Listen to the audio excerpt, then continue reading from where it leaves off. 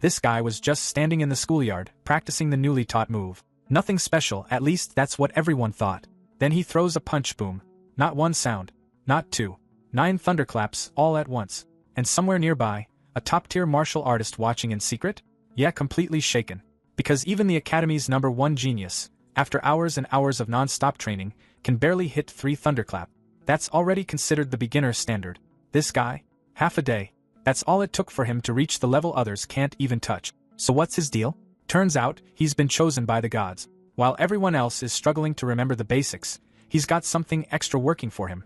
Inside his own mind, there's a version of him training non-stop, so while others are still trying to figure it out, he's already finished. Now here's where things start getting interesting.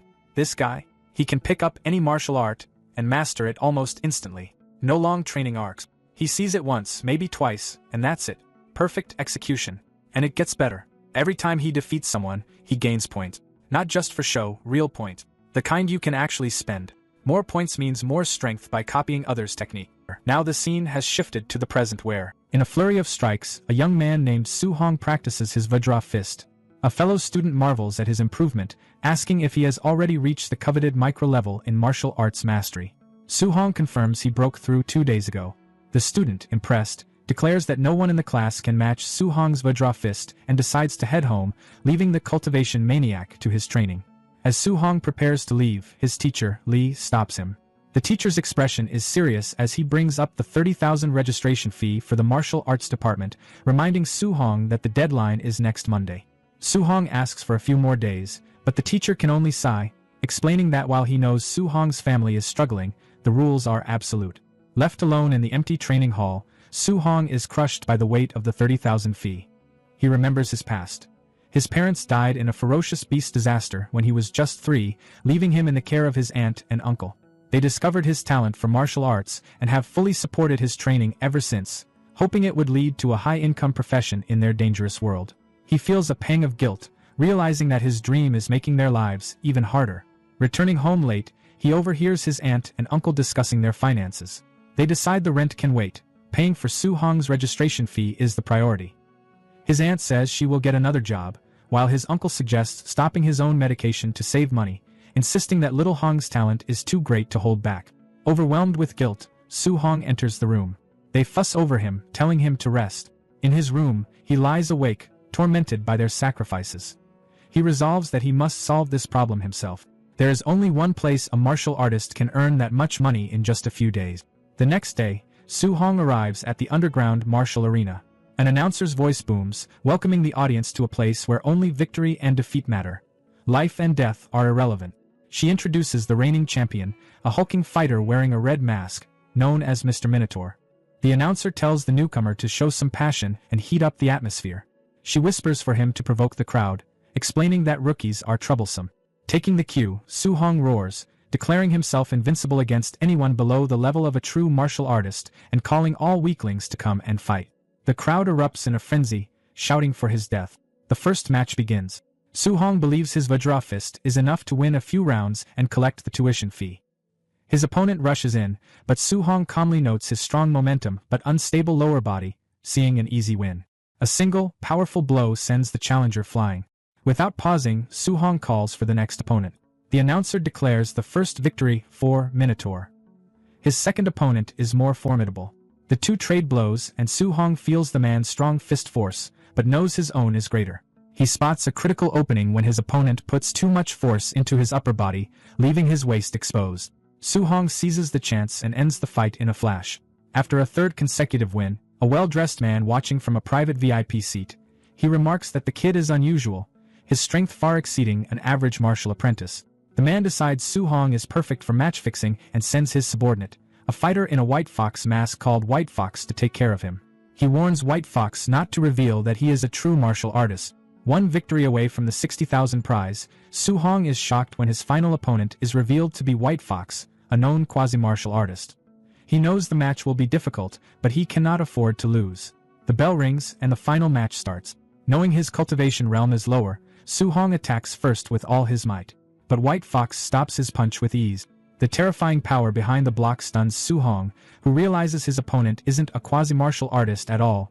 He's a true martial artist who deliberately suppressed his vitality. Before Su Hong can react, White Fox unleashes a devastating Thunder Rush fist, leaving him bleeding and broken. White Fox taunts him, asking why he only defends. Su Hong struggles to withstand the onslaught, knowing he will lose if it continues. He desperately searches for an opening to counterattack, but the barrage is too intense. His consciousness begins to fade. Standing over the defeated Su Hong, White Fox informs him that he won't receive a single cent of the prize money. However, his teacher invites Su Hong to join them. If he agrees to fix matches for them in the future, they will pay him the prize for this match. Burning with indignation, Su Hong refuses to do such a shameless thing and accuses them of being unworthy of the title of martial artist. Enraged, White Fox declares his intention to cripple Su Hong, ensuring he could never become a martial artist in his dreams.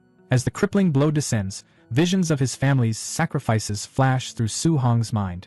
He cannot let their efforts go to waste. He thinks of his promise to give them a good life and screams that he will never accept a future of failure. A system window materializes before his eyes, asking what he is willing to sacrifice for his family. With a final, desperate roar, he bellows, "Everything!" With a defiant roar of everything, Su Hong's world vanishes. He finds himself in a dark, empty space, wondering where he is. A colossal, radiant, winged being materializes before him, and with a flash of light, he's thrown backward. A translucent blue screen flickers to life in front of him, a status window displaying his attributes and martial skills. He notices a tab labeled Mission, and instinctively taps it. The system reveals the Way of the Arena mission, to polish his martial arts and defeat the White Fox waiting in the outside world. The objective is to upgrade his Vajra fist to the mastered level and his other skills to the micro level. It's a beginner's mission with no reward, but promises to unlock a guide. Suddenly, a perfect clone of himself appears and attacks with a flawless, textbook-quality Vajra fist. Su Hong realizes this isn't an enemy, but the ultimate role model. He eagerly engages, seizing the chance to learn from a perfect version of himself. As they spar, a progress bar for his Vajra fist proficiency jumps from 7% to 10% in moments. He understands that this mysterious space allows for rapid skill upgrade. He fights with renewed determination, his skills advancing at an unbelievable rate. In what feels like an eternity of intense combat, his floating light palm and void step reach 100% and evolve to the micro level. Finally, his Vajra fist also hits its peak and breaks through to the mastered level. Exhausted but triumphant, he gives a grateful nod to the clone as it dissipates. A notification congratulates him on completing the mission and asks if he agrees to return to reality. He accepts. Time snaps back into motion in the arena. White Fox, his attack halfway to completion, sneers at Su Hong's mysterious glowing aura and strikes with his Thunder Rush fist. But now the attack seems laughably slow. Su Hong dodges with ease and lands a single, devastating punch that knocks White Fox out cold. The entire stadium falls into a stunned silence. Su Hong walks calmly to the dumbfounded announcer and asks when he will receive his prize money. Jolted back to reality, she hastily declares Minotaur the winner of the 60,000 grand prize. In the VIP suite, the arena boss is in disbelief. He questions how a mere martial apprentice could possibly master the Vajra fist, a feat beyond most true martial artists. He furiously orders his men to follow Su Hong and uncover his true identity. Su Hong leaves the arena, sensing he's being followed. He slips into the dark alleyways, his movements fluid and sure, easily losing the thugs tailing him. An hour later, he arrives home and places the stacks of cash before his astonished aunt and uncle, who ask if he robbed a bank. Su Hong smoothly lies, explaining that the master of a dojo where he sparred was so impressed by his talent that he decided to sponsor his studies. His aunt remains skeptical, but his uncle proudly declares that their boy would never lie to them. Later, on the roof, Su Hong looks at his system window with a grin. His family's financial troubles are solved. The system notifies him that by defeating a higher-level opponent, he has earned 67 martial value points, which can be used to increase his vitality. He immediately pours points into it, and his vitality stat climbs to 90, elevating him to the rank of a quasi-martial artist. He feels a surge of power and decides to use all the remaining points. As his strength skyrockets, the wounds from his fight completely heal. Feeling an endless reserve of new power, he heads to the deserted school drill ground to test his limits on a combat power tester. Deciding to start with just 70% of his strength, he winds up and throws a punch. The machine instantly overloads, smoke starting to come out of it, and shatters. He mutters about the tester's poor quality, hoping he won't have to pay for it, before quickly fleeing the scene. Moments later, a furious groundskeeper arrives, screaming about which bastard broke his equipment and vowing to punish the usual suspects. In the gymnasium of Star City No. 1 High School, students were buzzing with gossip. The main topic was Chen Shan, who had been beaten up after smashing a tester machine the previous night. A student explained that Chen Shan had been punished by the principal and forced to take the blame because he refused to admit to his actions. Their chatter was interrupted by the principal, who introduced his old comrade in arms, a Tier 3 martial artist named Chen Tian. The guest instructor announced he was there to teach everyone a C-rank martial art, the Thunder Rush Fist, and expected them all to learn it well. Hearing this, the protagonist, Su Hong, became determined. He knew that learning such a technique outside of school would cost a fortune, and he resolved to seize this rare opportunity. The instructor, Chen Tian, declared he would demonstrate the fist 10 times, and how much the students learned would be up to them. As the students marveled at seeing a Tier 3 martial artist for the first time, Su Hong recalled that this was the same technique the White Fox had used. Chen Tian began his demonstration. He explained that at the basic level, the Thunder Rush Fist emits a single sound of thunder. Mastery progressed through levels. 3 sounds for proficient, 5 for micro-level, 7 for mastered, and a full 9 sounds for the perfect realm. He advised the students to aim for just the basic level for today. Hours later, the students were exhausted and dejected, finding the C-rank art far too difficult to learn. Suddenly, Chen Shan, the school's top genius, successfully executed a punch with a single thunderous sound, reaching the basic level. The principal proudly pointed him out to Chen Tian, asking if he was interested in mentoring the boy. However, Chen Tian was unimpressed, remarking that in other cities, this was merely a passing grade. He lamented that the students were not up to his standards. As the two men walked away, Chen Tian commented on the cruel nature of martial arts, where talent was far more important than hard work. Just then, they were stunned by the sound of a 7-sound Thunder Rush Fist. A student had reached the mastered level after just half a day of practice. Chen Tian's shock turned to disbelief as he realized it wasn't 7 sounds, but 9. Someone had achieved the perfect realm. He urged the principal to help him find this prodigious student, but by the time they rushed back, the individual was gone. In the aftermath, Chen Tian was ecstatic. Witnessing the perfect technique had given him a sudden inspiration, allowing him to break through to the 8-sound level himself, a feat he thought he might never have achieved in his lifetime. Elsewhere, Su Hong walked away, reflecting on how exhausting the C-rank skill was. A look at his status panel confirmed his success. His Thunder Rush Fist was listed as perfect. His next goal was to earn martial values to break through to the rank of a true martial artist, and he wondered if sparring would be enough to earn them. Su Hong arrived at his workplace, the Raging Thunder Dojo. Inside, he saw a purple-haired youth named Li Yan berating and kicking another student. A friend explained that Li Yan was the disciple of a new, powerful instructor who was arrogant and taught his classes with disdain for the common students. Su Hong stepped in, stopping Li Yan's attack. Angered by the interference, Li Yan challenged Su Hong to a one-on-one fight in the arena, a challenge Su Hong calmly accepted. Their confrontation was cut short by the arrival of the new instructor, who announced that class was starting. Li Yan told Su Hong he was lucky and backed off, while Su Hong noted his opponent's arrogance. The instructor, Li Yan's master, declared he would only demonstrate the Raging Sea Spear technique once.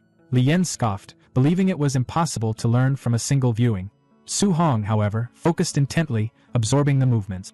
After the brief demonstration, the instructor left the students to practice. While most were confused, Su Hong understood the technique's core principle. The spear must flow with the momentum of endless waves. He picked up a spear and began to practice, his movements fluid and precise. The other students watched in awe, whispering about what a martial arts prodigy he was. From a distance, Li Yan was shocked, unable to believe Su Hong had actually learned the technique so quickly. A friend warned Su Hong to be careful, as Li Yan was very strong. Undeterred, Su Hong approached Li Yan and asked for a match. Intrigued, Li Yan decided to test Su Hong's true ability, offering to give him some pointers. He attacked with a micro-level Raging Sea Spear technique, but Su Hong effortlessly countered, unleashing a proficient-level version of the very same skill. Li Yan was left completely stunned, unable to comprehend how his opponent had surpassed him in an instant.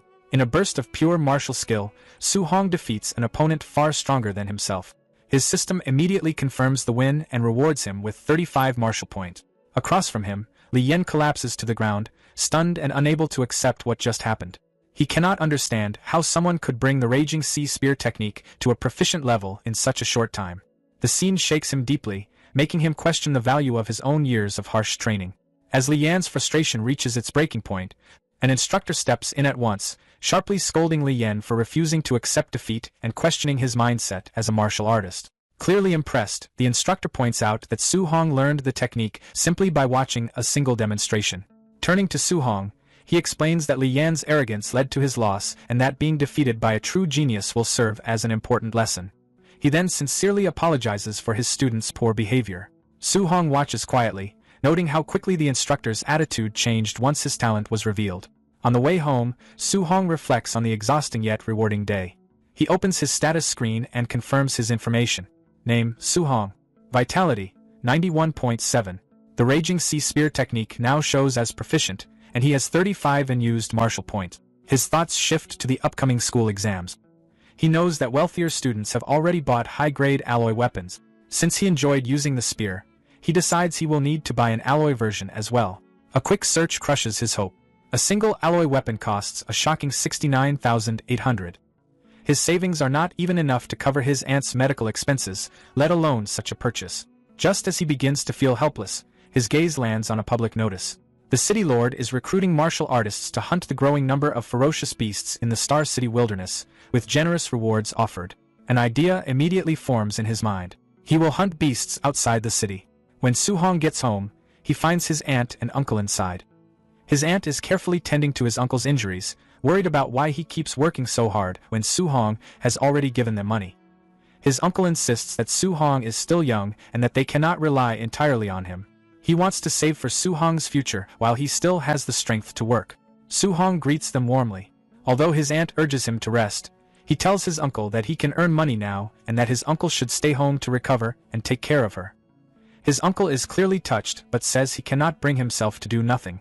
Su Hong reassures them that he is only earning a small amount for daily expenses and will not push himself too hard. His uncle reminds him that martial arts training is costly and that they want to support him as much as they can. Deeply moved by their selflessness and unwilling to see them harm their health, Su Hong becomes even more determined. He knows he cannot miss the opportunity to hunt beasts. Understanding how dangerous the wilderness is, Su Hong realizes he must strengthen himself first. Without hesitation, he spends all 35 martial points on vitality. He watches the number rise steadily until it reaches 95.2. 2 days later, late at night, Su Hong lies exhausted on the floor of the empty school gym. His status screen shows that every one of his techniques, from the Raging Sea Spear to the Void Step, has reached the perfection stage. His vitality now stands at 95.3. He knows he is only one step away from becoming a true martial artist. It took 2 full days of relentless training, but now that his preparations are complete, it is time to move forward. On Saturday, Su Hong stands in front of the Star City martial artist base. He did not expect it to be so far from the city center. After seeing it countless times on television, he is finally here in person. He is stunned by the sheer number of martial artists gathered, a rare sight in Star City. He walks up to the bounty board and studies the rewards. An unranked beast earns 300 blue star coins, with higher-tier beasts offering much more. One important detail stands out. To claim a reward, the hunter must present the beast's left ear as proof. Nearby, he watches another hunter hand over a heavy bag filled with ears at the settlement counter. Suddenly, the crowd stirs as guards force people aside, shouting for everyone to make way for young Master Yi. A flamboyantly dressed young man strides through with an arrogant air. Su Hong observes his clothes and attitude, which remind him of fighters from underground arenas. The martial artists around him whisper among themselves, calling Yi a show-off and saying that if his uncle were not the base director, he would have been dealt with long ago. Someone mentions hearing that Yi was beaten recently and that he had it coming, explaining why he had not been seen for a while. Watching all this, Su Hong comes to a sobering realization. Beasts are not the only danger in the wilderness. Humans can be just as dangerous. He resolves to stay alert. As he approaches the gate leading outside the city, a guard notices his young age and asks if this is his first time going out alone. Su Hong admits that it is. The guard sneers inwardly, thinking he is just another reckless and ignorant kid. Stepping into the dense forest, Su Hong silently promises himself that he will return with a full harvest. However, after 2 hours of searching, he finds nothing at all. Frustrated, he wonders if the beasts in the outer area have already been wiped out and decides to push deeper into the wilderness. His choice quickly proves right. Before long, he comes face to face with a massive wolf covered in white fur, its red eyes glowing with menace. Su Hong recognizes it instantly from his studies. A Tier 1 initial stage beast, the Nether Moon Wolf. This is his first time seeing one in real life. With a chilling howl, the beast launches itself straight at him. A red-eyed, white-furred beast suddenly lunged forward. It moved fast, feral and violent, but the warrior didn't retreat. He stepped in and met the attack head-on, driving his fist straight into the beast's strike. Golden energy flared around his hand. The punch landed cleanly. The force exploded outward, a shockwave ripping through the beast's body and sending it flying back.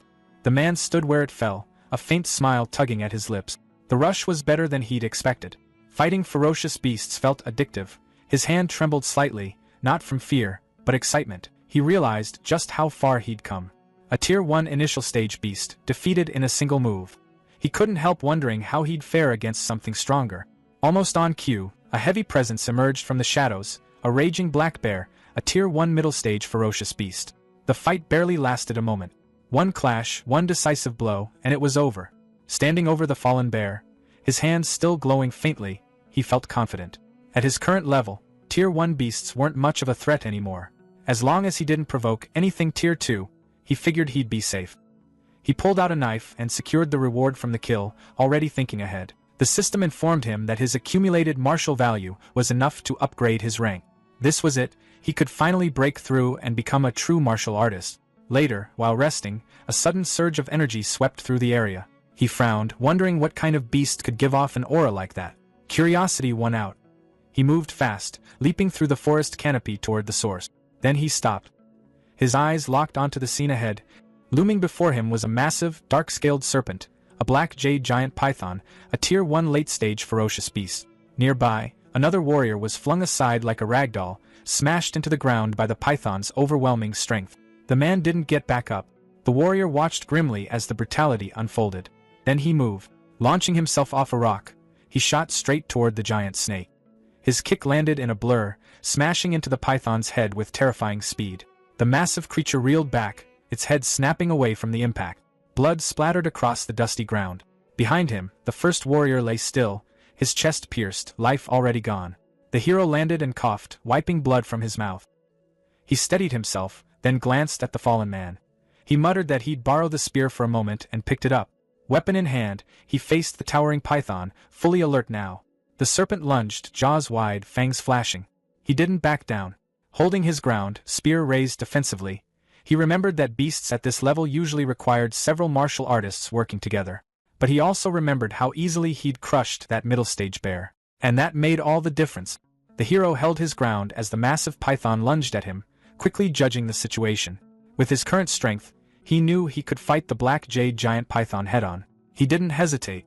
Activating his perfected void step, he slipped past the serpent's snapping jaws and reappeared above it, perfectly positioned to counter. He drove the spear down, pouring energy into it as he unleashed the Raging Sea Spear technique. Blue, water-like energy surged along the shaft, and the spearhead punched through the thick scales on top of the python's head. The beast let out a deafening roar, pain rippling through its massive body. As the serpent thrashed violently, the warrior moved with it, sprinting along its huge, coiling form as if it were solid ground. He forced himself to stay balanced, blue energy swirling around him as he tightened his grip on the spear. His expression hardened. One more hit, he decided. Drawing in a deep breath, he flooded the spear with even more power. A roaring vortex of blue energy spiraled down the weapon as he struck again. The blow landed, carving a second wound into the python's head. Enraged, the giant serpent went berserk, smashing the ground and shaking the clearing as it flailed. The sheer difference in size meant he couldn't finish it in a single decisive blow. Staring at the raging beast, he adjusted his plan. He'd weaken it bit by bit, then wait for the right opening to end it, as he prepared a new move, Thunder Rush. After landing another successful strike, he immediately jumped back, widening the distance between them. From a safer position, spear raised, his approach became clear. Wait for an opening, strike fast, then disengage before the python could retaliate. He was breathing hard now. Fighting like this was exhausting, he admitted to himself, but it kept him alive. The python didn't look much better. It growled low and furious, its movements slower, its wounds adding up. He figured a few more clean maneuvers would be enough to bring it down. Raising his spear again, he braced himself and silently urged the beast to come at him once more. Then something felt wrong. A sudden noise behind him made his head snap to the side. His eyes widened as he demanded to know who was there. Before he could react, laughter rang out from above. A man dropped from the trees, his fist glowing with violent red energy. The hero barely had time to cross his arms before the punch landed. The force slammed into him and sent him skidding across the ground. He coughed hard as he pushed himself up to his knees, struggling to catch his breath. Looking up, he froze. Several hostile figures stood in front of him, blocking his path. He questioned who they were, A man in a trench coat stepped forward, a smug smile on his face. He casually remarked that they were meeting again and suggested, almost politely, that the hero hand over the black jade giant python. The group stood facing him, the wounded black jade giant python coiled weakly behind them. Their leader, young Master Yi, looked amused. He mocked the hero openly, saying he'd watched him leave the city alone and had fully expected him to die somewhere out in the wilderness. With a smug grin, Yi gestured toward the injured serpent. He clearly believed the hero had just gotten lucky, stumbling upon a heavily wounded black jade giant python and trying to claim credit for it. Hearing that, the hero quickly pieced things together. These people had arrived late. They hadn't seen the fight at all. One of the larger, more muscular henchmen stepped forward. He told the hero to get lost, saying young Master Yi had already decided the python was his. The hero swept his gaze over them. 5 opponents, all martial artists. Outnumbered like this, he knew a direct fight wouldn't end well. Still, he let out a short, dismissive laugh. Red energy flickered around his fist as he mocked the idea that his earlier blow had just been a sneak attack, openly questioning whether they truly believed he couldn't take them on. Then he moved. His punch shot forward, wrapped in terrifying red energy. The blow slammed into the henchman and sent the big man staggering backward. Young Master Yi's expression shifted instantly. He recognized the technique, Vajra Fist, and he identified the hero as the infamous Minotaur. The hero blinked in surprise at being recognized, briefly registering the name, White Fox, in his mind. He raised a hand to his mouth, fury burning behind his eyes. He declared that the hero was the first person who had ever humiliated him so badly in front of others. The hero grabbed the spear and turned, sprinting straight into the forest. He didn't hesitate for even a second before shouting the order to kill him, pointing sharply in his direction as his men rushed after him. They chased him into the dense woods, branches whipping past as visibility dropped fast. Before long, they lost sight of him entirely. One of the men warned the others to stay alert. The terrain was perfect for an ambush. Another scoffed, brushing it off, questioning why they should be afraid of a single person. That was when it happened. The hero burst out of the shadows in a blur, slamming into the dismissive henchman from the side. Before anyone could react, his glowing eyes shifted to the next target. He moved again, impossibly fast, cutting down a second pursuer in one clean motion. The body hit the ground hard, lifeless. Young Master Yi stared in disbelief. He couldn't process that kind of speed. One of the remaining men shouted in panic, recognizing the technique. He called it the 9 Echoes Thunder Rush Fist, perfected to a level even Tier 3 martial artists struggled to reach. He dropped from the trees without warning, striking another henchman from behind. The body tumbled across the ground and landed right at the feet of young Master Yi and his last remaining subordinate. The final subordinate panicked, begging Yi to leave immediately. He insisted the hero was far too strong to deal with. Yi didn't even consider it. He angrily dismissed the idea of retreat, staring into the forest with bloodshot eyes. He declared that no matter what, he would kill the hero today. From the shadows, the hero watched him closely. The hero moved without hesitation, striking down the last remaining henchman. When it was over, young Master Yi stared at the scene in disbelief, fury twisting his face. He cursed under his breath, unable to wrap his head around how the hero had grown this strong in just a few days. The hero suddenly vanished from Yi's sight. Yi spun around instantly, only to find empty air behind him. Before he could relax, the hero reappeared again at his back, already poised to strike.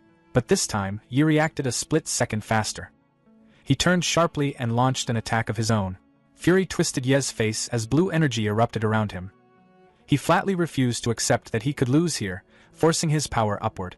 With a sharp gesture, he extended a finger and fired a concentrated beam of blue energy, his void-breaking finger.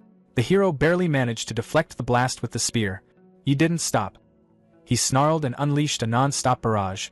Explosions tore through the forest. Trees shattered, dirt blasted upward, and the hero was forced on the defensive, constantly parrying and dodging as energy beams detonated around him.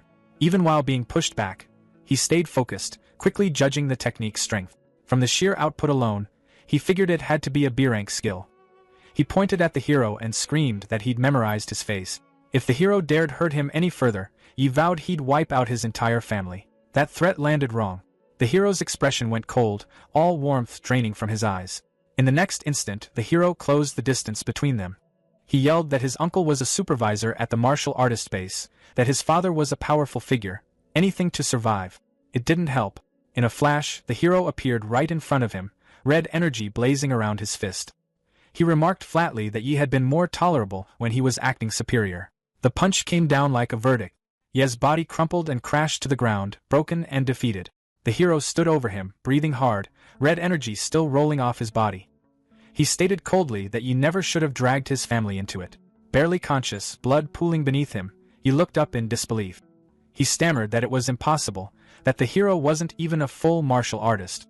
The black jade giant python's tail slammed down with crushing force, ending him instantly. The hero turned away and looked back toward the serpent. He'd spent too long dealing with the intruders. The giant python had fully recovered its stamina. In the forest clearing, the masked follower stared at his injured companion on the ground. He muttered to his partner that this kid was seriously not right. The other follower asked nervously where young Master Yi was, and if he had finished the job. Before they could speculate further, a rustle from the trees made the masked man turn sharply. The masked follower called out that he had finally decided to show himself. He lifted his weapon, adding that he wouldn't go easy on him. But Hero was already on the move, spear in hand. He shouted for them to get out of the way as he shot forward like an arrow. The reason for his urgency became horrifyingly clear a second later. A monstrous snake burst from the undergrowth. The snake struck fast, its jaws snapping around one follower. A terrible scream was cut short. Almost instantly, a blue system screen flickered in Hero's vision, reporting that an opponent had been indirectly eliminated and awarding him 30 martial value. Before anyone could react, the creature's heavy tail whipped around, crushing another follower. He thought to himself, stunned, that he could get points like that. Not sticking around to find out more, Hero took off, sprinting deeper into the woods. As he leaped from branch to branch, his mind raced. His martial value was now high enough. Finally, he could break through and become a true martial artist. Perched high in a tree, he scanned the area. He needed a quiet, secure spot for his breakthrough. His eyes landed on a cave entrance halfway up a rocky cliffside. That looked perfect. He didn't get far. As he approached the dark opening, the same giant red-headed snake lunged out with a furious roar, trapping him inside the cavern. Hero faced the beast, his back to the cave wall.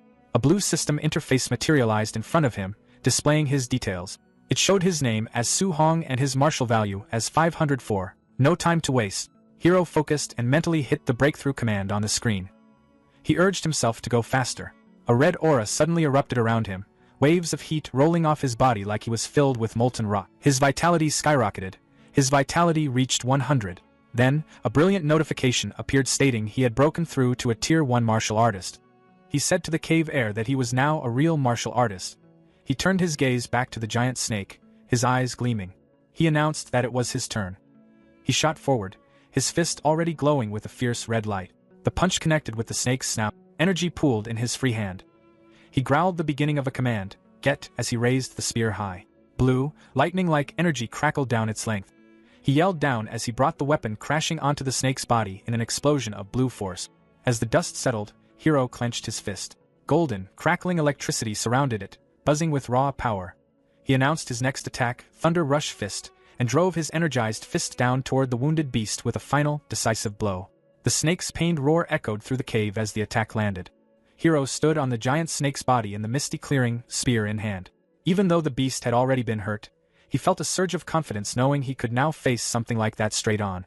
A soft chime in his mind confirmed his victory, adding 92 martial value to his total. Sitting down on the scaled carcass, he remembered the usual rule: cut off the left ear to trade for coin. He stared at the snake's head, then sighed. Right. Snakes don't have ears. Well, no helping it. He decided he'd better just get moving and headed out of the rocky clearing, leaving the massive body behind. Walking through the sun-dappled forest with his spear slung over his shoulder, he eventually came across another body, this one with blonde hair. It was young Master Yi. Hero looked down at him. "You got off easy," he said quietly. Crouching, he began to search the young master's belongings. His main hope was finding that high-level martial technique Yi had used in their fight. His fingers closed around a small, unmarked black book.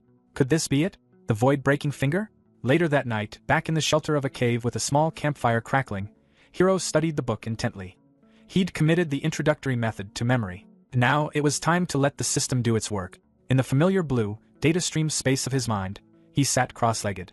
"Come on," he urged. A glowing, translucent copy of himself materialized before him. Together, they moved through the intricate forms. "Void-breaking finger," Hero called out in the mental space. Streaks of light followed his movements as the system text flashed, tracking his progress. 51%, 78%, 93%. Back in the physical world, by the fire, a blue notification settled in his vision. Void-breaking finger, basic 1%. Hero doubled over, coughing. Even at the basic level, a B-rank skill put an incredible strain on his body. 3 days later, a thunderous howl echoed through the trees. A huge, red-eyed ape monster slammed its fists against the ground. Perfect, Hiro thought. He needed something to test his new power on. He darted forward, energy focusing at his fingertip. The technique felt smooth, powerful. As the ape monster fell, Hiro stood amidst the settling dust, his fingers still glowing with a faint blue energy. He'd reached the perfect realm. The system confirmed it. Void-breaking finger, master-void-breaking finger, perfect. The power was absolutely worthy of a B-rank skill. The martial artist base was in an unusual state of quiet when he arrived. Inside, the main hall was buzzing. A crowd watched as one man at the counter collected a hefty payout of 230,000 blue star coins, murmurs of admiration rippling through the onlookers. Another group, the Thunder Squad, was being praised for their haul of Tier 1 beasts. When it was Hiro's turn, he hoisted a large, heavy bag onto the counter. The woman working there peered inside, and her eyes went wide. She started counting, her voice rising with disbelief as she announced the total. 406,000 blue star coins from 72 initial stage, 83 middle stage, and 17 high stage Tier 1 beasts. A cold sweat prickled on Hiro's neck. He'd gotten carried away. This was way too much attention. Before he could even leave the counter, a commotion erupted outside. Official vehicles screeched to a halt, blockading the base entrance. The crowd around him stirred, everyone turning to look. Was the base under attack? People whispered, noting the high-level martial artists now stationed at every exit. A stern-looking man in a suit, identified by the system as Yi Chi, base person in charge, and Yi Feng's uncle, barked orders to his subordinates. Seal the area. No one gets out. A brave soul from the crowd called out, asking what was going on. Yi Chi's face twisted with fury. His nephew Yi Feng and his entire group of 4 martial artists were all dead, he shouted. A shocked silence fell, then broke into frantic murmurs. Yi Feng was killed? His whole squad wiped out? Nearby, 2 men whispered to each other. Good riddance, one said. We've all been robbed by that crew. Finally, someone took out the scourge. Yi Chi, followed by an assistant, pushed through the crowd. He made a chilling announcement. A B-rank martial skill was missing from his nephew's body. Every martial artist present would be searched. Hiro stayed in the middle of the crowd, keeping his expression neutral. The bodies had been mauled by that giant python. There shouldn't be a trail leading back to him. As he began to move with the flow of people, he couldn't shake the feeling. Were they already targeting him? Suddenly, Yi Chi himself was there, his gaze locking onto Hiro. I heard a little brother here killed 400,000 worth of beasts all by himself, Yi Chi said, his voice carrying over the murmurs. Your skills must be truly amazing. Su Hong noticed his path was blocked, and a man in a sharp suit stepped forward, flanked by a few rough-looking thugs. The man's face carried a polite sort of menace as he spoke, mentioning the rumors about Su Hong's recent solo hunt and the fortune in beast cores he was said to have gained. But the thugs weren't convinced. They looked at Su Hong like he was just some low-level fighter, a novice who could never have pulled off such a feat to them. He was nothing more than a thief who probably took the missing young Master Ye's backpack. The thugs tried to grab him, but Su Hong moved faster than their eyes could follow, his weapon appearing in a blur. He spoke coolly, reminding them he was a student at the elite Xingqian No. 1 high school and daring them to touch him. The leader hesitated, caught between anger over his nephew's stolen martial art and the risk of provoking a potential prodigy from the top academy. Trying another approach, the man offered 10,000 as compensation for the search. Su Hong stayed calm, knowing his secrets were safe with Yi Feng gone, claimed by a monstrous python in the wild. He countered, asking for 3 times the offer. With no other choice, the man agreed. Su Hong even encouraged them to be thorough to avoid being wrongly accused. The search turned up nothing, but just as Su Hong was about to leave with the money, the leader called him back, insisting no one could leave until he was fully satisfied. By the time the man finished speaking, Su Hong had vanished into the city, thinking about his next move. A quick shower and then a visit to the Warriors Association to test his rank and get the guidance technique. Alone in the room, Su Hong pulled up his internal status screen, a holographic display floating before him. He had 534 martial arts points, the result of relentless training and brutal encounters. His chi and blood value was 103, just enough to be a first-tier martial artist. The next stage required 200 points, and with his accumulated points, he could almost reach it in one step. But his attention turned to 2 stats he'd never touched before, Spirit and Mortal Body. Curious about their potential, he started allocating points into Spirit, watching the number climb with no immediate effect. Then he focused on Mortal Body, eager to see what evolution it might bring. The Warriors Association proving grounds were buzzing with energy. A promising young fighter, a disciple of the famous Jiang Ming, had just finished his test with a combat power of 1763, enough to nearly be a mid-tier warrior. The crowd admired him, and he turned to the next challenger, Su Hong, with obvious disdain. For him, testing at that age meant genius, but Su Hong? He was probably average at best. Su Hong stepped up to the chi and blood detector. The screen lit up at his touch, showing a reading of 123. The hall went silent. People whispered and questioned whether the machine was broken.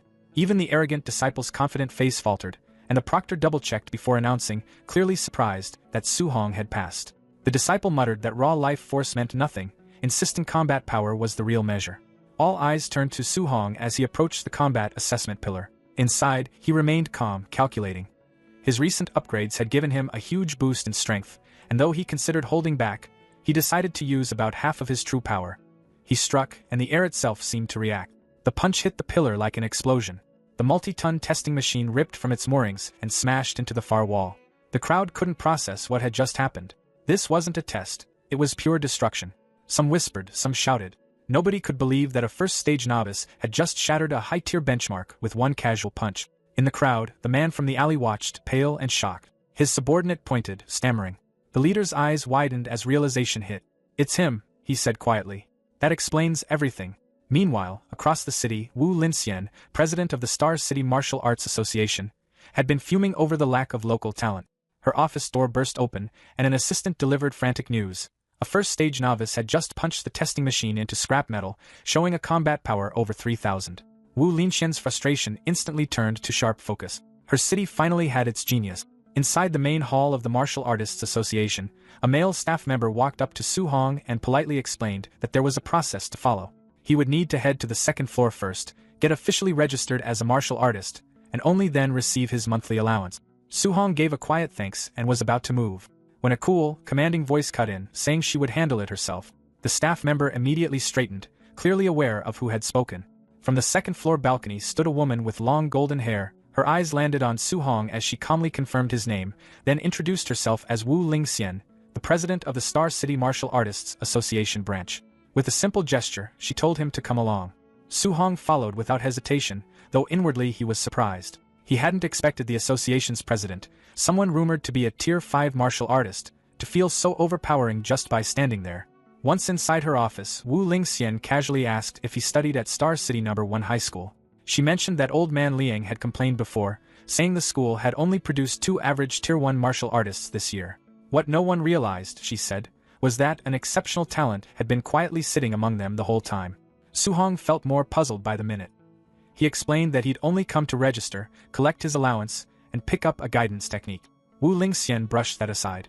His ID and allowance were already taken care of downstairs. As for the guidance technique, she said she would teach him personally. Standing in front of him, she asked how much he understood about guidance technique.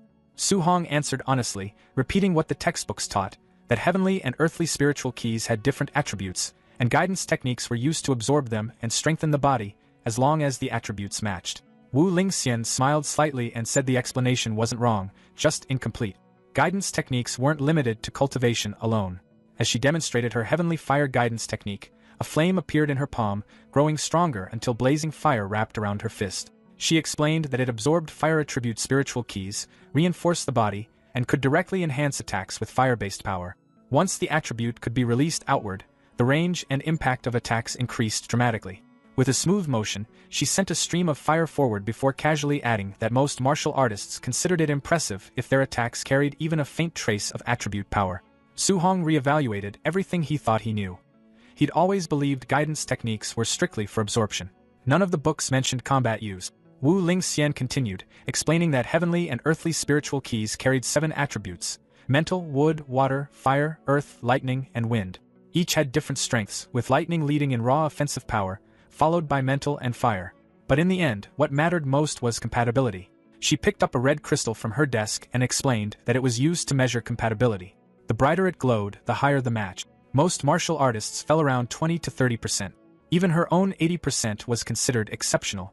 Given his talent, she expected him to surpass 90. Su-hong accepted the crystal, thinking that if someone like her had reached Tier 5 with 80%, then 70 would already be impressive for him. The crystal answered immediately.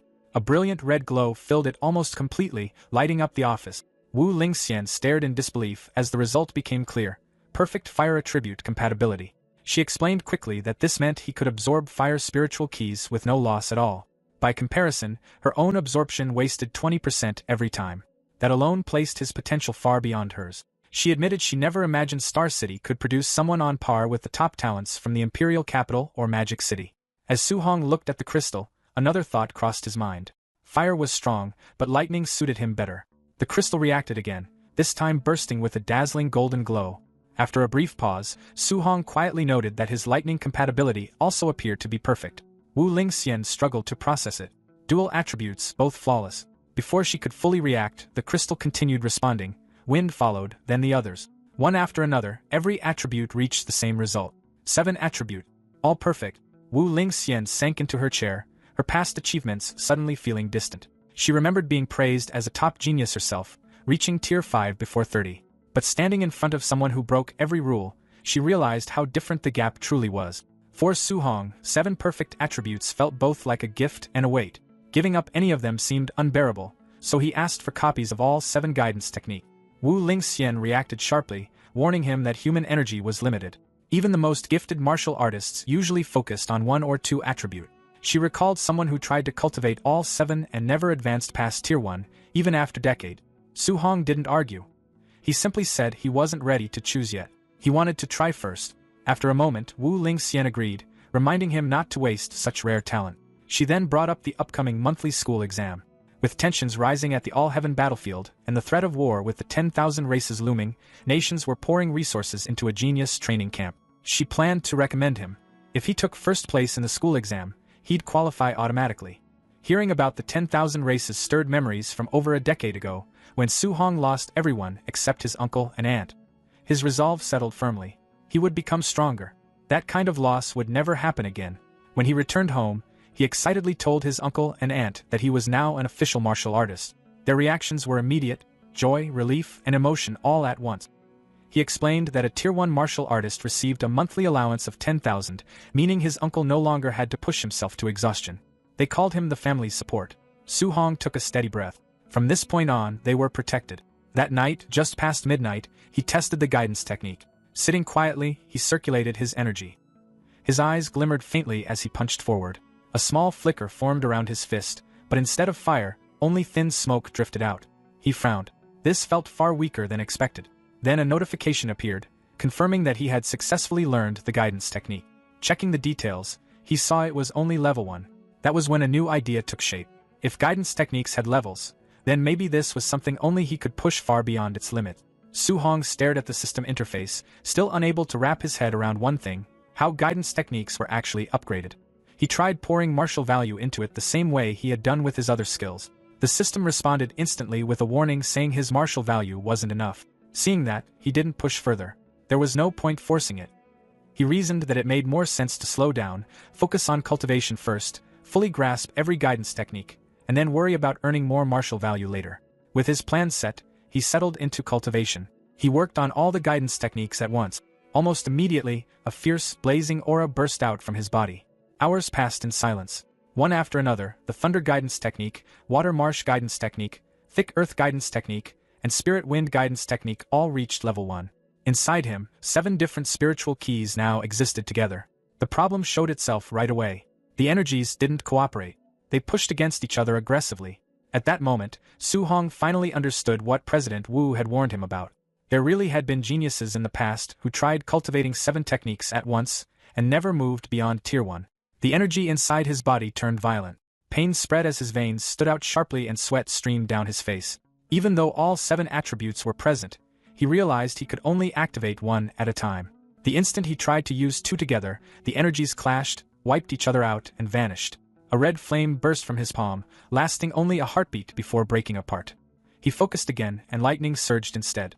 Su-hong narrowed his eyes. Fire and lightning were naturally close in nature. Could they really not be combined? He tried again. The result was the same. Annoyance crept in, but he didn't stop. He tried again, and again. Time slipped by unnoticed until the sky began to lighten. His breathing turned rough, his clothes soaked, his arms shaking from fatigue, but he kept going. Lightning surged once more. This time, he forcefully dragged the fire along with it. Energy exploded outward as he pushed through with everything he had. And finally, it worked.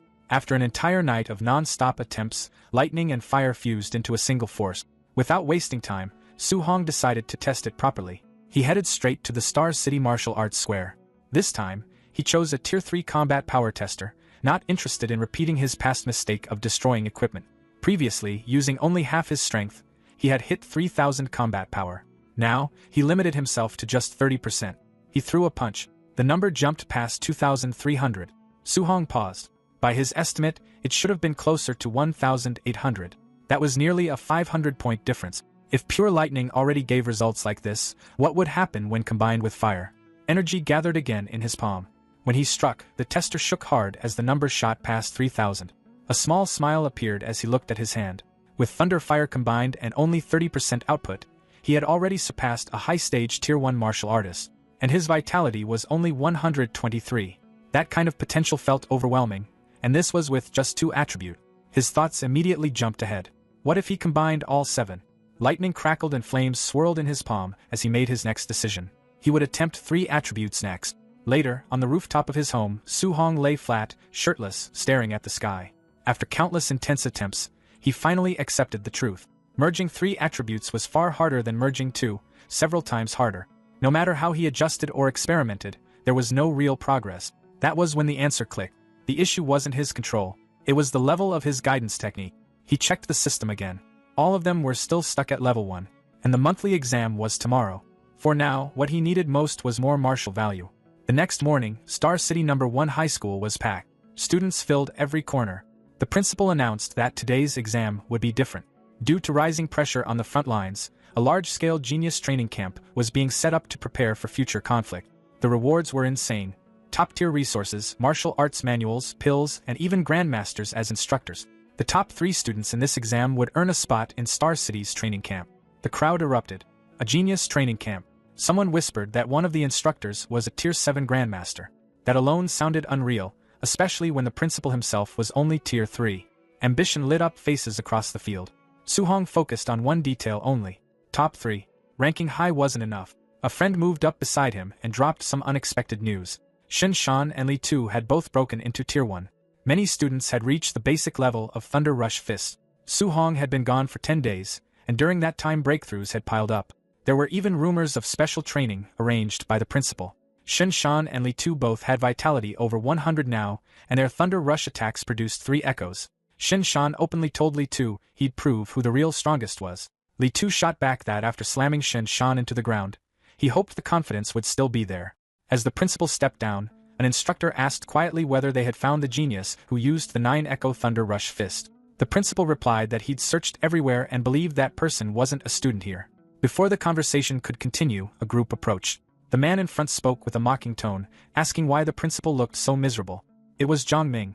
The principal frowned and asked what he was doing on campus. Zhang Ming casually replied that this year's students didn't look impressive and brought along 2 disciples, joking about sparring with the school's top students after the exam. The principal immediately understood. This was public humiliation. Refusing would only confirm weakness. Before he could answer, Zhang Ming added that he'd understand if the principal declined. After all, the students looked fragile.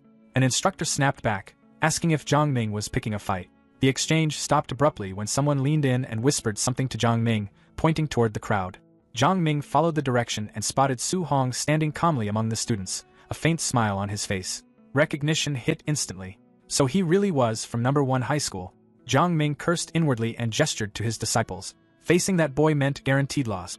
Rather than embarrass himself, he laughed it off, saying he'd only been joking. There was no competition at all. His disciples played along, pretending to back down. The principal and instructor were furious. Soon after, the exam officially began. The first match was announced. Number 665, Shang Peng, versus number 666, Su-hong. As they stepped onto the stage, Su-hong's friend grew nervous. Shang Peng was a quasi-martial artist known for raw strength. A teacher shouted a reminder not to push too hard. Injuries weren't worth it. Before the match even started, Shang Peng smirked and asked whether Su-hong planned to fall on his own or be slammed down. In the next moment, Su-hong disappeared. Before anyone could react, he appeared behind Shang Peng, grabbed him with one hand, and drove him straight into the floor. The arena went quiet. His friend and the teacher stared, swearing softly. They couldn't understand when Su-hong had reached this level. One move. Complete victory. As the dust settled, Su-hong stood alone at the center of the stage. Su-hong stood over his defeated opponent again, calm as ever. The crowd completely lost it. They shouted that Su-hong had won again, and asked how he was even that strong. Some of them started guessing that he might already be a Tier 1 martial artist. Excitement kept rising as people reminded each other that the next match would decide the champion.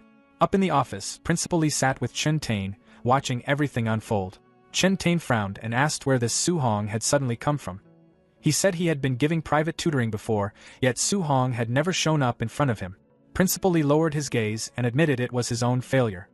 He said he should have discovered such a promising student earlier. By not giving Su Hong proper guidance sooner, he felt like he had almost buried real talent. Chen Tane looked thoughtful. He mentioned that Su Hong seemed familiar, like he had seen him somewhere before, but he just couldn't remember where. Soon, Principal Li shifted the topic and said the semi-final between Chen Shan and Li Tu should be wrapping up with a winner any moment. Down in the arena, Chen Shan and Li Tu were locked in a fierce fight. Spectators commented that their strength looked almost identical, making it impossible to predict who would win. Li Tu suddenly prepared a heavy punch and told Chen Shan that since they both knew the Three Echoes Thunder Rush Fist, Chen Shan shouldn't even dream of winning without using his ultimate move. Chen Shan blocked it. Then Chen Shan's fist burst into flames. He told Li Tu to watch carefully and declared that he was the real #1 in the school. The crowd gasped. Some shouted that Chen Shan could already perform attribute externalization and that it was the fire attribute, second only to thunder in power. But Li Tu answered calmly, saying attribute externalization wasn't anything special.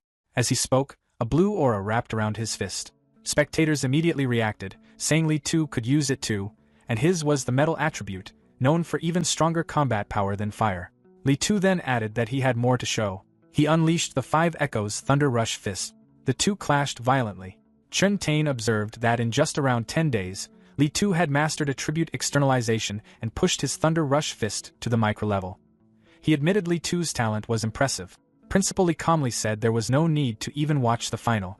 With micro-level Thunder Rush Fist and the metal attribute, Su Hong had no way of beating Li Tuesday. He added that it was a pity. If Su Hong had learned a guidance technique and Thunder Rush Fist, he might have stood a chance. Off to the side, a man suddenly proposed a bet. He offered 50,000 that Su Hong would take first place and asked if Principal Li and Chen Tane were interested. One of them called him crazy, pointing out that while Su Hong was strong, he didn't even know a guidance technique. What could he possibly use to win? The man laughed and said since they were so confident, he would gladly take their money. Soon, the final match was announced. Final match. Number 01 Li Tu versus number 666 Su Hong. The crowd roared, cheering for both sides. Li Tu looked at Su Hong and said he had been lucky. He hadn't run into Li Tu or Chen Shan earlier and had somehow made it to the finals. Su Hong stayed quiet, studying him. Li Tu then said that since Su Hong had made it this far, he could at least call himself number 2 in the school. Su Hong casually asked who number 1 was. Li Tu stepped forward and declared that number 1 was obviously him. He claimed he only needed one move to show Su Hong the gap between them. Without hesitation, Li Tu opened with the Five Echoes Thunder Rush Fist. The audience was stunned. They wondered if he really needed to go that hard right from the start. Some already declared it over, saying once that move came out, Su Hong had no chance. Su Hong's eyes sharpened. Flames gathered around his fist. He had originally wanted to test the limits of his physical strength. After hunting so many ferocious beasts, fighting students felt almost too easy. Li Tu was finally someone interesting. Instead of dodging, Su Hong stepped forward and met the attack head-on. People yelled that he had lost his mind and begged the referee to step in. The two fists collided in a blast of light. In the next instant, Su Hong threw 5 rapid punches and broke through Li Tu's Five Echoes Thunder Rush Fist. Li Tu couldn't believe it. He realized Su Hong had dismantled his ultimate move with pure physical strike. Su Hong continued punching, each hit heavy and precise. Li Tu struggled to keep up, feeling the sheer weight behind every blow. Spectators shouted that Su Hong wasn't even using martial skills, yet he was matching Li Tu's Five Echoes Thunder Rush Fist head-on. Others said Su Hong's strength was on another level and guessed he must have some kind of special physique. One teacher burst out laughing, saying the school had actually produced a genius with a special physique. Chen Tane narrowed his eyes and pointed out that while Su Hong's strength was shocking, Li Tu had already condensed an attribute. Su Hong still had no clear advantage. Li Tu slid back, then powered up again. He shouted at Su Hong not to get arrogant and insisted that only he could win. His fists glowed as he rushed forward. Su Hong had planned to keep testing his body alone, but seeing Li Tu go all out so quickly, he decided to respond properly. Electricity sparked around him. The crowd froze in shock as thunder gathered around Su Hong's fist. People started shouting that Su Hong could also use attribute externalization. Others were so stunned they could barely form words. They realized Su Hong had mastered the thunder guidance technique. A special physique plus the thunder attribute, the most aggressive of them all, made his talent overwhelming. The two attributes crashed against each other. Li Tu felt it instantly. Su Hong's thunder was even stronger than his metal. Su Hong calmly said that since Li Tu had shown his ultimate move, he would return the favor. This time, the exchanges were too fast to follow. When it ended, Li Tu was on the ground. He looked up in shock, realizing Su Hong had used 9 echoes. He couldn't understand how that was even possible. Su Hong stood over him quietly. For a moment, the audience had no words. Then someone shouted, asking if Su Hong had really won. The arena exploded with noise. People yelled that 9 Echoes' Thunder Rush Fist was the perfect realm. Some even said Su Hong's Thunder Rush Fist looked stronger than the teacher who taught it. Others declared that this wasn't just a genius, this was the dragon of Star City No. 1 High School. Chen Tain stared at Su Hong and muttered that 9 Echoes shouldn't even be possible at this level. He suddenly wondered if Su Hong was the mysterious genius who had disappeared from school that day. He added that once someone like this entered the training camp, those so-called elites with powerful backgrounds would be in serious trouble. Standing alone in the ring, Su Hong said that a golden carp doesn't belong in a small pond. Once it meets wind and clouds, it becomes a dragon. In his heart, he knew Star City was just a small puddle to him.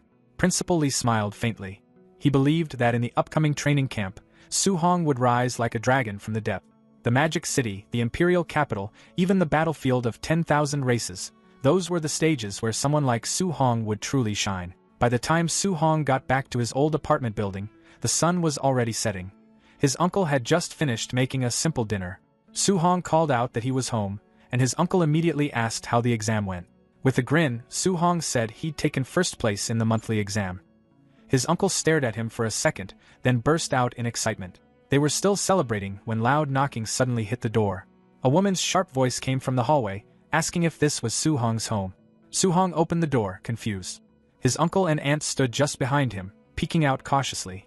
Outside stood a well-dressed woman covered in expensive jewelry. She introduced herself as Lin Nan's mother. She explained that only the top 3 students could enter the training camp.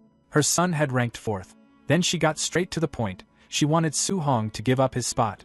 She calmly pulled out a stack of cash and said she was offering 30,000 if he stepped aside.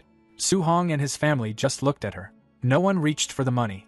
They looked more confused than tempted. When she saw that the cash wasn't working, her tone changed. She said the training camp was brutal and that people could die there.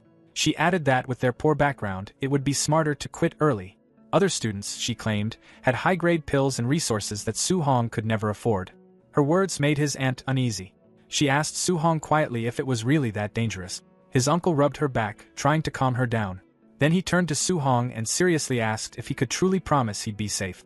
Su Hong stepped forward and said clearly that he could guarantee his own safety. The woman let out a mocking laugh and asked the uncle if he actually believed a kid's promise. His uncle didn't hesitate. He said Su Hong was grown now, and there was no way he'd trust a stranger over his own family. The door shut behind her. From the hallway, she shouted that they were just waiting to get eliminated at camp. Inside, things slowly settled. His uncle asked Su Hong if he had hidden how dangerous the camp was. Su Hong told them it wasn't a big deal and that he could handle it. His uncle gave him a big thumbs up.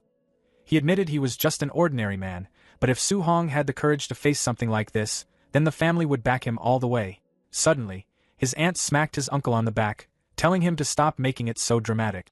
She said they didn't care about rankings or glory. They just wanted Su Hong safe. Su Hong nodded with a warm smile. Hearing that made him feel lighter. Later that night, he stood alone on the rooftop, looking over the city lights. He knew that even though his uncle and aunt said they supported him, they were still worried. He quietly promised himself he wouldn't let them down. If he wanted to protect their new life, he had to get stronger. He opened his system interface. He had gained 285 martial value points from the monthly exam, but it didn't feel like enough. His mortal body stat was at 36.1%. Thinking about the powerful geniuses at the training camp, he decided to focus on strengthening his body first. He started adding points to the mortal body stat. A red glow surrounded him as the percentage slowly climbed. When it stopped, steam rose from his body. His mortal body had reached 64.6%, still far from 100%. He wondered what kind of special physique he would unlock once it was complete. Then he noticed something unexpected. Both his Thunder Guidance Technique and Heavenly Flame Guidance Technique had quietly advanced to level 2. He realized he'd only practiced them casually for a few days. Maybe there weren't any special requirements. Maybe steady practice alone was enough. Curious, he decided to try leveling them again right away. Lightning gathered in one hand. Flames burned in the other. He focused and began training through the night. By dawn, sunlight spread across the skyscrapers. Su-hong opened his eyes after a full night of cultivation. Fire and electricity swirled faintly around him. A notification appeared. Both techniques had successfully advanced to level 3. He checked his stats. His vitality had increased by 3 points, reaching 126. His mortal body remained at 64.6%, and his martial value points were completely used up. Later that morning, he stood outside the apartment building with his weapon over his shoulder, ready to leave for the training camp. His aunt looked at him anxiously and told him to stay safe. She added that if things didn't go well, he could always come home. His uncle quickly told her not to say things like that. He waved at Su-hong enthusiastically and told him to go win another first place. Su-hong smiled, agreed, and started walking down the quiet street. Once he was a distance away, his uncle's brave front faded. He stood there shaking slightly as he watched Su-hong leave. Tears streamed down his face. His aunt teased him, asking if he wasn't just as worried as she was. He admitted he was. He said he just didn't want Su-hong to carry their fear with him. Meanwhile, as Su-hong walked down the street, his senses picked up movement. A red sports car suddenly turned the corner and stopped sharply beside him. The window rolled down. President Wu Lingxian sat inside, wearing sunglasses. She told him to get in. Soon they were racing down the highway. Su-hong asked why she had come to pick him up personally. Without taking her eyes off the road, she said she had a few important reminders about the training camp. As president, she knew the details about the other participants. She told him that a few students were already Tier 1 high-stage martial artists and were close to Tier 2. Their martial skills were at least B rank. Su-hong listened calmly. He knew Tier 2 required 200 vitality points, which was a big gap from where he stood. Still, he wasn't worried. Even if they had B rank skills, his system would let him learn high-level techniques quickly. Wu Lingxian continued, saying that while his talent was the best she'd ever seen, he lacked the resources those wealthy students had. She added that even if he failed at camp, he shouldn't feel discouraged. Surpassing them would just be a matter of time. Su-hong thanked her sincerely and called her Sister Wu. She glanced at him briefly. Even after hearing about the gap between him and the others, he remained completely calm. She figured his mindset wouldn't be a problem at all. A black van winds through the treacherous curves of the Tianlin mountain range. Inside the vehicle, Li Tu and Chen Shan leans forward in shock, saying that the training camp is set in a place where ferocious beasts gather. Principal Li calmly tells him not to worry, explaining that a grandmaster oversees the camp and ensures there is no life-threatening danger. Su-hong looks out the window at the passing landscape.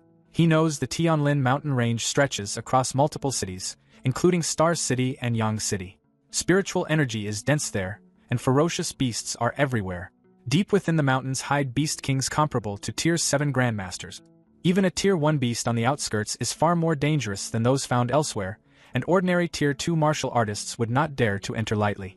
The van continues forward. In the forest shadows, several pairs of glowing red eyes track the vehicle's movement. Li Tu feels that gaze and wonders if an attack is coming. Su-hong remains steady, sensing how brutal this environment is.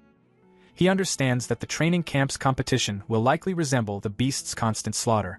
Holding onto his seat, he feels a small smile form as he realizes he actually enjoys this kind of atmosphere. The van arrives at a fenced clearing where dozens of students have already gathered near several tents. After getting out, Chen Shan wonders aloud how strong the other participants might be. The crowd is filled with martial artists carrying various weapons. Su-hong stands among them with his own weapon slung over his shoulder. An official in a gray suit stops them and tells everyone to wait until all participants arrive before the entrance assessment begins. Hearing about an assessment, Su-hong watches as several luxury vehicles drive into the camp. A red Rolls-Royce leads the group. Some students complain about the big families arriving late. As the newcomers step out, attention quickly shifts to them. Xiao Nan, known as a spirit master, appears alongside Lin Xinghe of the Lin family, who is rumored to be close to Tier 2. At the front stands the city lord's son, Wang Tiantuo, often called the barbarian god. He possesses a special physique and extremely high fire attribute compatibility. Su-hong studies them quietly, wondering if these are the top geniuses the president mentioned. A faint smile crosses his face as he waits to see what they can really do. The official steps forward and announces the rules. The training camp lies 30 kilometers deep within the Tianlin mountain range. Certain ferocious beasts carry special tokens inside their bodies, and only those who obtain a token can enter the camp. Everyone has 8 hours to reach the destination. Whispers spread through the crowd. Going that deep means encountering powerful beasts, and if something goes wrong, people could die. While many grow uneasy, Su-hong stays calm. In his view, 8 hours is more than enough time to hunt extra beasts and earn martial value. When someone asks what happens if they run into beasts far beyond their level, the official replies that they should consider themselves unlucky and eliminated, though rescue will eventually come. Complaints immediately erupt, with students arguing that the rules are unfair and depend too much on luck. The official's expression turns cold as he reminds them that the world is not a game. On the All Heavens battlefield, a stronger expert could kill them instantly, and no one would listen to protests. If they want to survive, they must act carefully. Overpowering the weak and winning through numbers are realities of the battlefield. A student in formal attire mocks the protesters, calling them trash who should quit early. An angry student points at him and challenges him to repeat it. The mocking student responds by calling him a coward and threatening to cripple him. The official interrupts and makes it clear that violence is forbidden inside the camp itself, but once they enter the mountains, there will be no interference. Snatching tokens or settling grudges is entirely up to them. The two hostile students continue glaring at each other. Watching all this, Su-hong quickly realizes that the camp is designed to push participants into fighting. By his estimate, more than half of them will be eliminated under these rules. Another thought surfaces in his mind. Fighting these students could bring him a huge amount of martial value. The official checks his device, which lets out a loud beep. He announces the start of the assessment and orders everyone to move. The students rush forward in a chaotic wave, disappearing into the dense forest of the Tianlin mountain range. Not far inside the woods, the rivalry between the suit-wearing student and his challenger finally explodes. The student in the suit mocks his opponent and tells him to come over if he wants to be sent rolling back home. His opponent, burning with anger, shouts that if he wants to be eliminated so badly, he will grant his wish. He rushes forward with a flaming fist and yells that he is finished. The suit-wearing student answers with a punch wrapped in cold blue energy. The two forces crash into each other, triggering a violent burst of light and wind that rips through the surrounding foliage. A rapid exchange follows as blue energy surges again and again, gradually overpowering the flames in a string of heavy impacts. High above on a thick tree branch, Su-hong stands quietly, watching the fight unfold. He had wanted to witness the strength of these so-called geniuses for himself, but what he sees leaves him disappointed. The clash is flashy, yet far from impressive. In his mind, even if he defeats them, the martial value gained would be minimal. After a brief glance, he turns away, planning to hunt stronger ferocious beasts instead. Below, the suited students start mocking his opponent, saying that a pauper will always remain a pauper, and questioning what hard cultivation can achieve compared to a family's long-term accumulation. His opponent angrily tells him to shut up and stop dragging working-class people into it. The suited student laughs and repeats the insult. The words make Su-hong pause mid-step. He slowly looks back. A faint smile forms on his face as a new idea settles in. He decides that this ready-made martial value should not be wasted. He drops from the tree and lands smoothly between the two fighters. Telling them to stop fighting, he speaks in a calm and steady tone. Both students stare at him in confusion. Standing there with a thick wooden club in hand, Su-hong casually suggests that they fight him instead. The suit-wearing student grows irritated and calls him another pauper, warning that he will end up beaten as well. The other student demands to know what level he is to dare interrupt their fight. Su-hong remains relaxed and tells them they misunderstood him. He proposes that they stop fighting each other and join forces to fight him together. The blatant provocation infuriates them. The first student yells that Su-hong is courting disaster and lunges forward with a punch. In the next instant, Su-hong moves. Before the attacker can adjust, Su-hong closes the distance and delivers a crushing strike that knocks the air from his lungs. The student is flung backward and collapses after a single exchange. The suit-wearing student immediately breaks into a cold sweat. Their strengths were similar, yet his companion was defeated in one move. He finally understands how terrifying Su-hong's speed is. In the blink of an eye, Su-hong appears directly behind him and quietly tells him it is his turn. The student stiffens. A heavy swing of the wooden club follows, slamming into the side of his head. Blood sprays outward as he is knocked off his feet and sent flying, losing consciousness before he even hits the ground. Su-hong stood there calmly with the club resting on his shoulder. Looking down at the two fighters lying on the ground, he commented that this was exactly what happened when people looked down on ordinary cultivators. Far away, inside a monitoring room, several observers watched everything on a huge digital screen. One of them pointed at the display and asked where that guy had come from, saying the man had suddenly appeared and knocked out both fighters while they were still in the middle of their duel, while another observer asked if the two fighters on the ground counted as eliminated. Their leader explained that they did not. Since neither of them had asked for rescue yet, the test would keep going. Back in the forest, the cultivator in the suit slowly woke up. He held his aching face and noticed the other fighter sitting nearby. Instantly, he pushed himself backward and yelled for the man to stay away. Then he looked toward the direction Su Hong had left and cursed that guy, saying he would definitely take revenge later.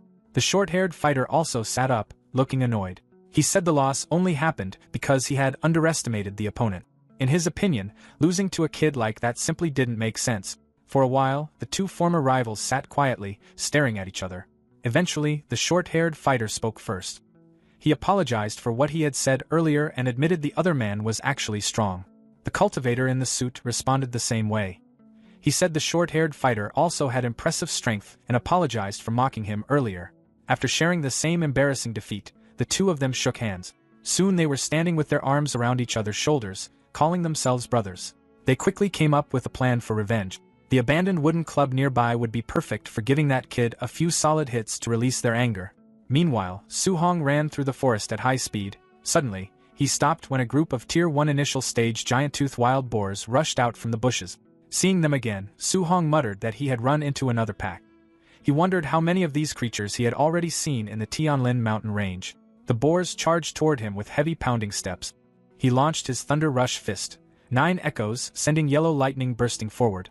The attack cut through the group in a massive X-shaped blast of energy. When the dust cleared, system messages appeared around him. Martial value +9. Martial value +7. Martial value +10. Martial value +6. Su Hong thought about how defeating martial artists used to give dozens of points. Now the rewards were getting smaller as his strength increased. He shrugged it off and decided the real goal was finding tokens. He started cutting open the boar carcasses, remembering that the dozen beasts he killed earlier hadn't carried any tokens either. After wiping the blood from his hands, he confirmed that none of them had one. Su Hong concluded that only stronger beasts probably carried tokens. Half an hour later, he moved deeper into the forest, jumping between trees while searching the area. When he first entered the 5-kilometer zone, he could find more than a dozen low-level beasts every hour. Now he couldn't see a single one. At that moment, a massive Tier 1 high-stage Nether Knight black tiger suddenly lunged out with a loud roar. Su Hong quickly avoided the attack and recognized the beast right away. Blue energy gathered around his finger as he used Void-Breaking Finger. The strike landed directly on the tiger. The beast cried out as the force smashed it into the ground, cracking the earth beneath it. To finish the fight, Su Hong thrust his spear straight into the tiger's head. A message appeared. Martial value +35. Su Hong commented to himself that with his current strength, defeating a Tier 1 high-stage beast felt extremely easy. He then searched through the tiger's stomach and finally pulled out a red and gold token covered in blood. Looking at it, Su Hong remarked that it had taken almost 3 hours just to find a single one. Thinking about it, he compared the situation. Low-level boars appeared everywhere, while high-stage beasts like this tiger were rare. The stronger beasts gave more value, but there were far fewer of them. After considering it for a moment, Su Hong decided that quantity was the better option. Hunting lots of weaker beasts near the outer areas would let him gather martial value much faster. With 5 hours left in the assessment, Su Hong headed out again. His plan was simple: push his mortal body to its limit before time ran out, leaving behind a clearing full of blood and beast carcasses as he walked away. The forest clearing was filled with the bodies of fallen wild boars. Blood stained the ground, and the air carried the heavy scent of battle. Suddenly, a huge bear burst out with a thunderous roar and rushed straight at Su Hong. Its eyes glowed with a faint red light as it swung a massive claw toward him. The attack missed. While moving around the beast, he noted to himself that after fighting dozens of Tier 1 ferocious beasts, he had finally run into another Tier 1 middle stage one. Bright orange flames began to gather around his fist as he prepared to strike back. Su Hong jumped high into the air and drove his flaming punch straight into the bear's open mouth. Fire and force burst out at the same time. In the reflection of the bear's golden eye, Su Hong could be seen descending again for the finishing strike. He dropped down with full force, slamming his weight onto the beast. The impact shook the ground violently. Moments later, the huge body stopped moving. Su Hong stood over the defeated beast and took a moment to think. Ever since his mortal body reached 60%, defeating a Tier 1 middle stage ferocious beast with pure physical strength had become possible. He glanced down at his hands and clothes, both covered in blood. Then he opened his system interface to check his progress. After calculating the numbers, Su Hong noted that he had already gained 254 martial value points. He still needed a little more than 100 points to fully max out his mortal body. Looking at the remaining time, Su Hong saw that over 3 hours were still left in the assessment. He picked up his spear, ready to continue hunting and gather enough martial value. Right then, several thunder-like booms suddenly echoed across the forest. Su Hong immediately looked toward the sky. Sweat formed on his forehead as he asked out loud what kind of noise that was. Above the forest, a massive golden bird with glowing wings flew across the sky, its enormous shadow covering the land below. Su Hong stared at it and wondered what kind of ferocious beast it could be. After watching it for a moment, he guessed that it might actually be the legendary Golden Rock Beast King. The giant bird released a sharp, piercing cry. With a powerful flap of its wings, a huge shockwave spread across the forest. Trees bent and snapped while dust rose everywhere.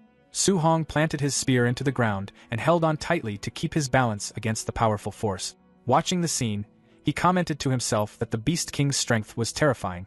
Even a simple flap of its wings had created such an enormous shockwave. He looked up at the wrecked trees and broken earth, wondering what kind of fierce creature could cause that level of destruction. While watching the chaos, Su Hong quietly compared himself to the ones responsible. He had made progress lately and knew he was stronger than before. Still, when he thought about those top-tier experts, he could only admit to himself that the gap between them was enormous. In front of people like that, he felt as small as an ant. Just then, a bright ball of light drifted down from the sky, pulling his attention upward. High in the air, the Golden Rock Beast King faced a man glowing with golden energy. Tier 7 Grandmaster Qin Tianlai hovered calmly in front of it. With a steady voice, he told the rock that he, Qin Tianlai, had temporarily taken over this territory and asked why the beast had come back again. The Golden Rock answered that it had never agreed to lend the place to him in the first place. Qin Tianlai didn't seem bothered. He simply said that if the rock refused, then he would keep beating it until it changed its mind. The moment he finished speaking, he rushed forward with a powerful strike. The impact thundered across the sky. The rock cried out and flapped its wings, sending out a desperate shockwave. Qin Tianlai treated the attack like it was just noise. Golden energy burst out again and again as he launched a continuous barrage, forcing the Beast King backward. In the end, the rock had no choice but to retreat in embarrassment. As it fled, it shouted that Qin Tianlai should just wait. Qin Tianlai answered in a cold tone, telling it to stop talking nonsense and leave. After that, the Grandmaster took a slow breath and looked down at the mountains where the examinees were scattered. Using his voice to reach everyone, he announced that the students shouldn't panic and that the assessment would continue. Down below, Su Hong watched the scene with wide eyes. He couldn't help asking himself if that was really the strength of a Tier 7 human martial artist. In his heart, he quietly promised that one day he would reach that level too. Qin Tianlai soon flew back toward the monitoring base. He passed over the facility and landed smoothly. Two Tier 5 martial artists, Lin Zhe and Bai Mu, quickly came forward to greet him. They praised his strength, saying he looked even more impressive than the rumors suggested. Qin Tianlai waved it off and told them to stop flattering him. Instead, he said they should head to the monitoring room and check which students had managed to endure the Golden Rock's pressure. Inside the monitoring room, the surveillance screens showed students scattered across the mountain. Most of them were lying on the ground after the pressure earlier. Still, a few names quickly caught Qin Tianlai's attention. He pointed to Wang Tiantua first.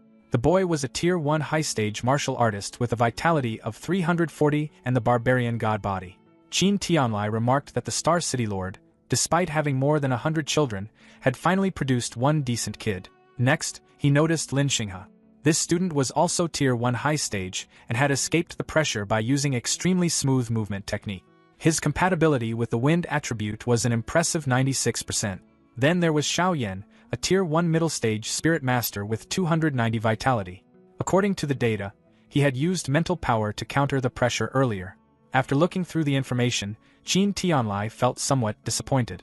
All of these talented students came from major families. He then asked if there were any notable students from the schools, especially Star City No. 1 High School. Bai Mu replied that most of those students were only at the Tier 1 initial stage. Hearing that, Qin Tianlai lost interest. He casually commented that Star City didn't seem worthy of its reputation and started preparing to leave. Suddenly, Lin Zhe called out to him from the screens. He pointed at one monitor and asked what was going on with that student. The display showed Su Hong.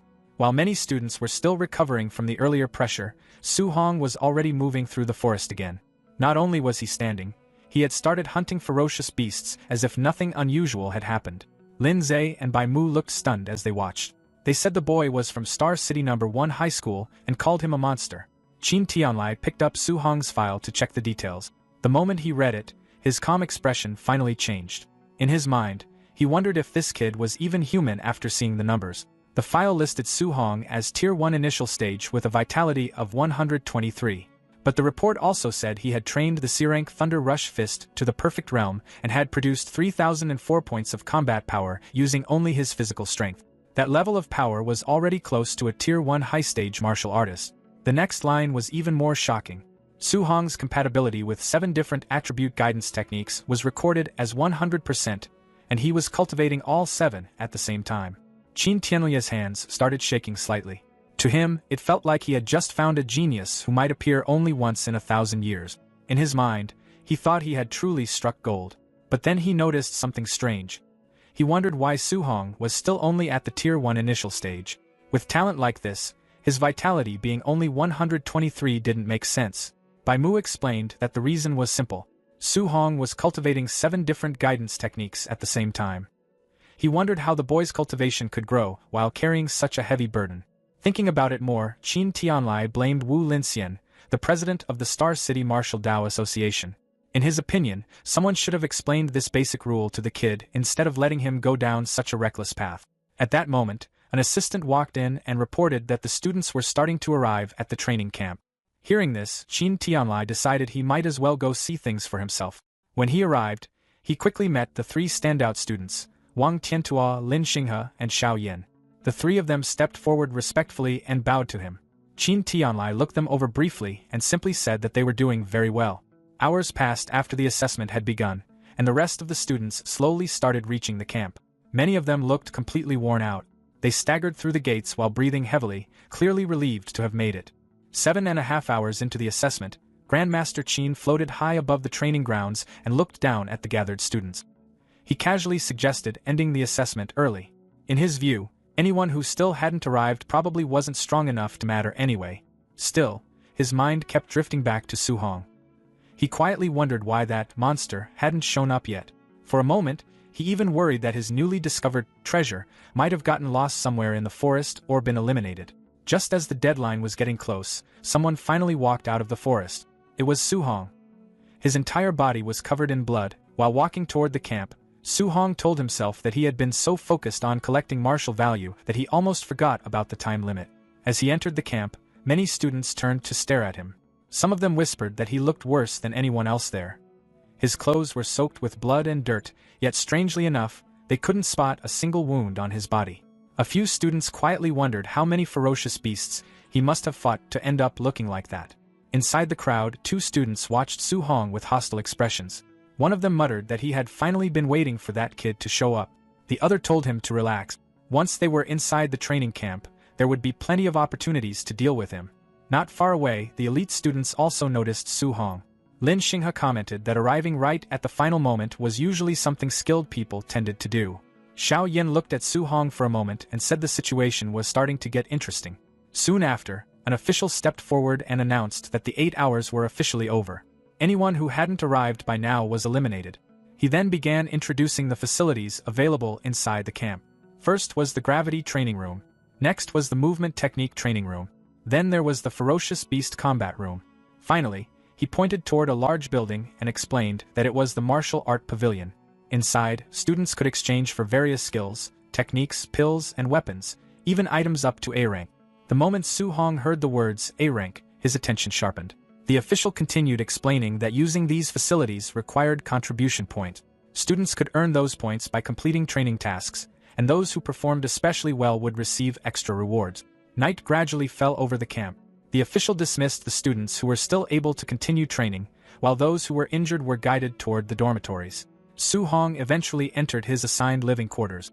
When he saw the room, he immediately felt relieved. It was a single room. That meant from now on he wouldn't have to worry about anyone noticing him while he cultivated or used his upgrade. He sat down on the bed and opened his system interface to check his current status. Martial value, 354. Su Hong had been waiting for a moment like this. Without hesitation, he decided to spend all 354 martial value points to push his mortal body to the limit. As soon as he confirmed the upgrade, a series of system notifications started appearing. Mortal body plus 0.1. His body began to glow with a deep red aura.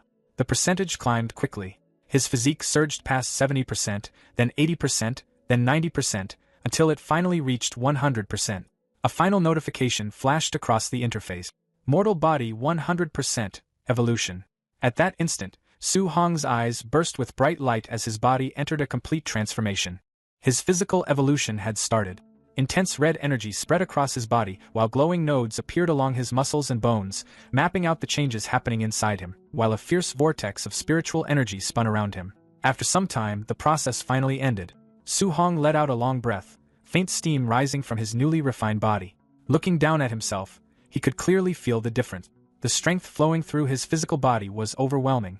At that moment, the system interface appeared again. It showed that he had unlocked a new physique called the Overlord body. The system described it as a body that possessed the strongest physical strength in the world. However, Su Hong noticed another detail. The physique currently showed spirit rank 0%, which meant it could still continue evolving. Su Hong quietly wondered what kind of unbelievable form it might turn into next. Curious to test the limits of his new body, he grabbed his jacket and picked up his black spear. But the moment his hand closed around the shaft, a sharp cracking sound came from the weapon. The metal bent and fractured right in his grip. Su Hong looked at the spear, realizing that his casual grip alone had been enough to break a C-rank alloy weapon. For a moment he felt uneasy, thinking about how expensive C-rank spears were and how he had just destroyed one. Then he remembered something important. He had actually picked up this spear for free during his time in the wilderness. Even so, it made one thing clear. His old equipment could no longer handle his strength. Su Hong decided he would need to collect camp contribution points as soon as possible so he could exchange them for an A-rank alloy spear. With that in mind, he stepped out of his room and walked into the hallway, already planning his next move. He wondered if training with a weight vest of several hundred kilograms might help him earn points quickly. Meanwhile, inside the camp warehouse, a large group of trainees had gathered around Wang Tiantua. The young martial artist was carrying a massive 3,000-kilogram weight, yet he still jumped high into the air as if it barely affected him. Watching from the side, Lin Shanghai and Xiaonan commented that his strength was completely outrageous. They pointed out that a normal Tier 1 martial artist could only handle a small portion of that weight. In the monitoring room, Grandmaster Chen Tianli watched the live feed and praised Wang Tiantua's barbarian god body. Soon, the conversation shifted to Su Hong. Someone asked how they should deal with Su Hong's strange cultivation path, trying to practice 7 guidance techniques at the same time. Chen Tianli said dealing with a proud genius directly usually caused problems. Instead, he planned to let Su Hong realize the mistake on his own. He then asked Instructor Lindsay about the progress of a secretly arranged night raid meant to ambush the trainees. Lindsay smiled in anticipation, mentioning that many students had started relaxing after the entrance exam. The sudden attack would definitely catch them off guard. Chen Tianli gave a specific instruction for the plan. He told Lindsay to send a Tier 1 high-stage martial artist to face Su Hong during the raid. The idea was simple. Once Su Hong was completely defeated, Chen Tianli would step in and explain that his cultivation methods simply wouldn't work, forcing him to give it up. Some of the staff felt uneasy. The opponent Chen Tianli planned to send had over 400 vitality and more than 5,000 combat power. Compared to Su Hong's much lower vitality stats, the gap looked huge. They worried that such a crushing defeat might damage Su Hong's confidence. Chen Tianli dismissed the concern immediately. He said that if Su Hong's determination collapsed that easily, then he wasn't worth much anyway.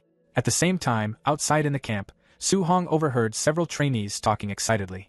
They were all heading to the gravity room to watch Wang Tiantua train. Not wanting to deal with the crowd, Su Hong decided to go somewhere quieter first. He walked toward the equipment warehouse, which happened to be empty at the moment, planning to check out the excitement later. Inside the equipment warehouse, Su Hong picked up a smart scoring bracelet and checked it carefully. The device showed that it was used to calculate a trainee's contribution points. He began walking around the room, passing rows of lighter training equipment. After a while, he stopped in front of another rack and looked at it with clear curiosity. The rack held several 10-ton weight vests, each one made from extremely heavy alloy. Su Hong wondered who could possibly train while wearing something that heavy. Curious about his own limits, he decided to try one on. The moment he put on the 10-ton vest, the weight pressed down on his body. Moving became much slower, and he could tell his stamina would drain quickly if he kept it on for long. After testing it for a short moment, he decided it wasn't practical for long training sessions, so he switched to a 5-ton vest instead. Su Hong jumped around the warehouse a few times to test his movement. After several quick leaps and turns, he nodded to himself. The 5-ton weight felt just right for his current physical condition. While adjusting the vest, Su Hong started thinking about the other top trainees. He wondered how much weight Wang Tiantua and the other geniuses usually trained with. Since they were already Tier 1 high-stage martial artists, he assumed they had to be at least as strong as him, maybe even stronger. Curious about their training methods, Su Hong left the warehouse to observe them. Outside, a large crowd had gathered in front of a pyramid-shaped gravity room. Many trainees were talking excitedly. They were amazed that Wang Tiantua had entered the gravity room without removing his 3-ton weight vest. A large monitor showed what was happening inside. Wang Tiantua was currently training under double gravity, and people pointed out that this effectively turned his 3-ton vest into a 6-ton load. Standing at the back of the crowd with his arms crossed, Su Hong listened to their discussion. When he heard that Wang Tiantua's base vest weighed only 3 tons, he felt genuinely surprised. Compared to the 5 tons he could comfortably wear, that number felt extremely light. At that moment, Su Hong realized something important. He had seriously underestimated how powerful his newly evolved overlord body had become. He then walked over to 2 familiar faces from his old school, Chen Shan and Li Zi, and asked why they weren't going inside the gravity room to cultivate. Both of them looked discouraged. They explained that the gap between them and the top geniuses was too large. Training there while everyone watched would only invite comparisons, and they didn't want the embarrassment. Su Hong gave a quiet sigh and patted one of them on the shoulder. From his point of view, letting pride and fear stop them from training was simply a waste of time. Even when they told him to wait until the crowd left, Su Hong didn't listen. He walked straight toward the brightly lit pyramid-shaped gravity room. The moment people noticed him approaching, the crowd started talking again. Some of them mocked him, assuming he wanted to challenge Wang Tiantua's record. Several trainees joked that he was being arrogant, especially since it didn't look like he was wearing any kind of weight suit. Su Hong ignored all of it and stepped through the entrance. As he walked inside, he quietly thought about how expensive facilities like this were usually limited to elite aristocratic families. Since he had access to it now, he had no intention of wasting the opportunity. Inside the high-tech training room, Su Hong calmly considered his limit. Under his tracksuit, he was secretly wearing the 5-ton weight vest. If he set the gravity to double, the pressure on his body would reach 10 tons, which he estimated he could only endure for about 10 minutes. Instead of pushing too hard at the start, he decided to pace himself. So he adjusted the control dial to 1.5 times normal gravity. The pressure increased instantly. A heavy invisible force pressed down on his entire body, and Su Hong let out a low grunt while adjusting his stance. Outside, the crowd watched everything through the monitor. Since they didn't know he was wearing the 5-ton vest, they thought he was training with no extra weight. Seeing him struggle under just 1.5 times gravity, many of them started laughing. Some of them mocked him openly, saying he couldn't even handle such a basic setting. Others pointed out that he had been the last person to finish the entrance assessment, which only reinforced their belief that he was weak. Inside the room, Su Hong paid no attention to any of that. He sat cross-legged on the floor and began cultivating, a fiery red aura slowly rising around him. He soon noticed that the intense gravity made it much harder to circulate his guidance technique. However, the pressure also pushed his body to adapt faster, and his cultivation speed increased significantly. For 2 full hours, Su Hong stayed seated in the gravity room, continuing his training. Sweat soaked his clothes as he pushed his body further, while his eyes carried a faint blue glow. The effort paid off. When he checked his system panel, he saw that his water, earth, and wind guidance techniques had each increased by 1 level. His vitality had also risen from 126 to 130. Finally, Su Hong stood up and turned off the gravity machine. The effectiveness of the room impressed him. As he walked toward the exit, he started thinking about how useful the camp's movement technique room and ferocious beast training room might be. Completely exhausted, Su Hong stepped out of the facility. Sweat covered his face, and he wiped it away as he walked forward. 2 trainees who had been waiting nearby immediately started mocking him again. They still believed he had trained under 1.5 times gravity without any weight. One of them laughed at his tired appearance and bragged that he could easily sleep overnight under those conditions. Su Hong didn't bother arguing with them. Instead, he casually complained about how hot the room had been and how uncomfortable his gear felt. While saying that, he unzipped his tracksuit. Underneath it, the massive 5-ton weight vest became clearly visible. The 2 trainees stopped talking the moment they saw it. Their eyes stayed fixed on the heavy equipment that had been hidden under his clothes the entire time. The 2 trainees had been watching when Su Hong finally took off his weight vest. They assumed it was only around 500 kilograms. They admitted he did okay lasting that long, but still talked like he wasn't anything special. As he let the vest drop to the ground, they casually said he couldn't even compare to the camp's top genius, Wang Tiantua. Right then, the crowd suddenly got noisy. Someone pointed out that Wang Tiantua had just come out of the gravity room. People immediately started talking, saying he had endured 6 tons of pressure for more than 2 hours. Wang Tiantua walked out drenched in sweat, breathing heavily, while others praised him as the strongest in the entire training camp. He took off his heavy vest and tossed it aside without much care. The moment it hit the ground, the impact made the floor shake, startling the trainees nearby. Wang Tiantua rolled his shoulder a bit, looking relieved, and mentioned that the wait had been seriously exhausting. Lin Xingyi walked up, casually fanning himself, and suggested they compete in the movement technique room. Wang Tanhua shook his head right away, saying Lin Xingyi practiced an A-rank wind movement technique, and going against him in speed would just be asking to lose. Su Hong, standing nearby, caught that part of the conversation and became interested the moment he heard A-rank movement technique. He figured that even though his overlord body had given him huge raw strength, his speed and agility still needed work. With that in mind, he smiled slightly, seeing a good chance to improve. He followed the crowd to a dome-shaped training room, curious to see the A-rank Flying Swan's startling cloud step in action. Inside, everyone was focused on the monitors. Some trainees commented that Lin Xingyi had set the arrow dodging simulation all the way to level 10, the highest difficulty. On the screen, Lin Xingyi moved incredibly fast, weaving through a non-stop storm of arrows with ease. His movements looked smooth and controlled, and at one point, he even closed his eyes midair while avoiding the attack. At the same time, pink petals seemed to drift around him, adding a dramatic flair that left the audience staring in amazement. Watching quietly, Su Hong commented that the technique was impressive. Almost immediately, his system interface popped up in front of him.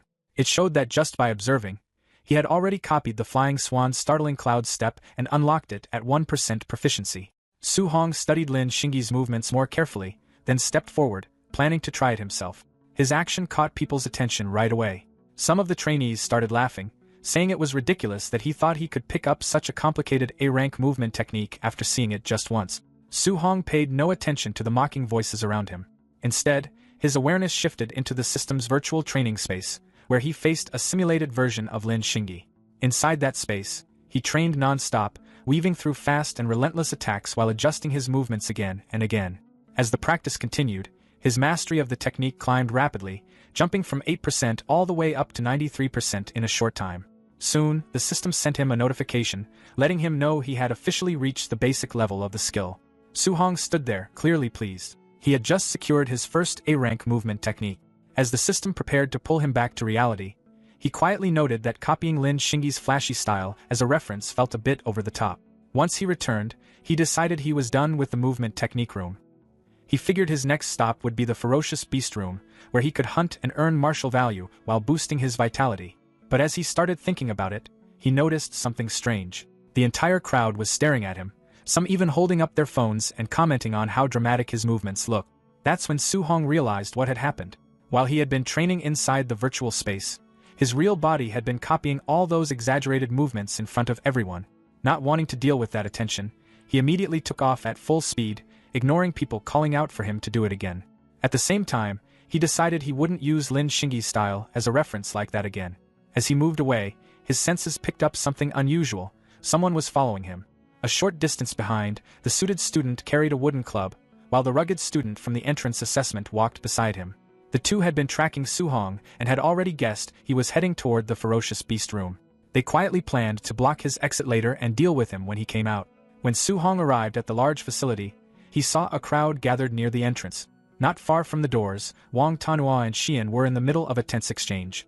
Wang Tanhua laughed and said Xian wanted to compete with him in beast hunting to decide who the top trainee really was. He then asked if she seriously thought her spiritual telekinesis could stand against his barbarian god body. Xian responded without hesitation, saying he was the one underestimating the power of a spirit master. Hearing that, Su Hong became curious. It was a fighting style he hadn't seen before, so he decided to hold off on earning points for now and watch her first. Through the observation window, he saw a simulated forest environment, and then something unexpected. Xian was slowly descending from the air toward a group of black tigers. Su Hong watched closely, noting that walking through the air like that was usually something only high-level grandmasters could do. He figured this must be part of a spirit master's ability. With a simple motion of her glowing hand, Xian activated her power. Thin streaks of golden light shot forward instantly, piercing through the heads of 3 high-stage Tier 1 black tigers at the same time. The beasts dropped immediately. Su Hong focused on the attack, trying to understand what that strange flowing light really was. Then, a massive bear-like creature wrapped in a red aura charged from behind her. Before it could get close, it suddenly stopped mid-movement, as if held in place by something invisible. Xian had used her telekinesis to lift and lock the creature in the air. With another calm gesture, the golden light shot forward again, piercing straight through its head. Watching closely, Su Hong finally figured it out. The streaks of light were actually daggers being controlled from a distance by her mind. He quickly understood the advantage. A spirit master could move through the air, restrain enemies, an attack from afar all at once. Against ordinary martial artists, that kind of ability gave a huge edge. As everyone continued watching, someone suddenly pointed at the screen, asking about a massive weapon that had just appeared. The display showed Xian facing a giant snake beast. Out of nowhere, a huge golden sword formed in front of her. With a simple downward motion of her arm, the blade dropped and cut the creature cleanly in half. Su Hong studied the scene carefully. He noted that she hadn't been holding any weapon before, and something that large should have been far too heavy to use so easily. At that moment, Lin Xingyi walked over, still casually fanning himself. He explained that the giant sword wasn't a physical weapon, but an advanced A-rank martial skill used by spirit masters. The crowd reacted immediately, surprised to hear about another A-rank skill. Someone then asked Lin Xingyi how all the top trainees seemed to have such rare techniques, and whether Wang Tanhua had one too. Lin Xingyi confirmed that Wang Tanhua did possess a powerful A-rank offensive skill, which made the surrounding trainees comment on how overwhelming the top elites were. Su Hong, however, reacted differently. Instead of feeling pressured, he smiled slightly. To him, the camp looked full of valuable techniques his system could copy, and that made the whole place even more worthwhile. On the monitor, Wang Tanhua was shown defeating a high-stage Tier 1 beast with a single punch. It was clear he was relying purely on raw strength, without using any martial skills. Seeing that, Su Hong turned away, deciding to wait for a better chance to observe him later. Inspired by Xian's display, he opened his system panel and checked his stats. His spirit attribute was at 26.5, and he noted that reaching 100 was required to become a spirit master. That left a gap of 73.5 points. After a quick calculation, he figured he needed 735 martial value points to close that gap. Blue energy gathered in his hand as he made up his mind. He was going to hunt beasts and collect everything he needed. Meanwhile, the suited student and the rugged student were still watching him from a distance. They saw him enter one of the testing arenas inside the facility. With most people focused on Wang Tanhua and Xian, they realized no one would pay attention. They quietly agreed this was the perfect chance to corner him. Just as they were about to move, the rugged student suddenly reacted loudly. The suited student quickly signaled for him to stay quiet. The rugged one then pointed toward the large monitor above the entrance. Both of them looked up, and immediately froze in place, staring at the screen. Inside the arena, Su Hong stood calmly, surrounded by a group of ferocious beasts. A towering red-eyed bear, several massive armored scorpions, and multiple stone-skinned creatures. In the corridors of the training camp, where two students observed the monitoring screens with growing dread. The suited student, gripping a wooden club, asks if they should find an instructor to save the boy inside, fearing he will definitely die. The rugged student replies coldly that it is already too late. He believes the kid will be torn to shreds in seconds, lamenting that they no longer have a way to get their revenge. Inside the combat arena, Su Hong stands composed amidst a swirling haze of dust. He stares down the unseen threats and issues a calm challenge. Come on! A massive scorpion-like beast immediately responds with a deafening roar, lunging from the shadows. Su Hong dodges the strike with a fluid movement technique, leaving a trail of afterimages as he surges forward. His hands ignite with brilliant blue energy, and he tears through a pack of beasts with blinding speed. Back in the observation room, the suited student watches the screen in disbelief. He questions if he is dreaming, wondering how a Tier 1 initial stage martial artist could perform such a feat. He notes that even a middle stage martial artist would die if surrounded by over a dozen high stage ferocious beasts. As Su Hong continues his assault, the suited student's eyes widen. He recognizes the footwork as Lin Xinghe's flying swan's startling cloud step, an A-rank movement technique. The rugged student is equally shocked, pointing out that as a number 1 high school student, Su Hong shouldn't have access to such high-grade technique. He speculates that Su Hong might be from a great family or, even more impossibly, learned the technique just by watching Lin Xinghe. The suited student admits that mastering an A-rank technique so quickly is heaven-defying. Seeing this, the rugged student suggests they forget their revenge, but the suited student grips his club, his face contorted as he refuses to swallow his anger. However, the rugged student urges his friend to look at the screen one more time, showing Su Hong sitting atop a massive carcass. He has killed 11 high-stage ferocious beasts in just a few minutes. Su Hong checks his system interface, which notifies him that over a dozen Tier 1 high-stage beasts yielded a total of 81 martial value points, averaging only 7 points each. He sighs, realizing that the stronger he becomes, the harder it is to earn martial value. The respite is short-lived as more red-eyed monsters emerge. Su Hong stands, declaring there is no time to rest. A wolf-like beast lunges from above, but Su Hong meets it with his Vajra fist. A golden shockwave erupts on impact, rattling the chamber. The remaining beasts, including massive scorpions and tigers, begin to retreat in fear. Su Hong's eyes glow with blue light as he smirks, demanding they hand over all their martial value. He leaps into pursuit, grabbing a scorpion and smashing it into the others with overwhelming force. In the hallway, the suited student's rage has turned to hollow acceptance.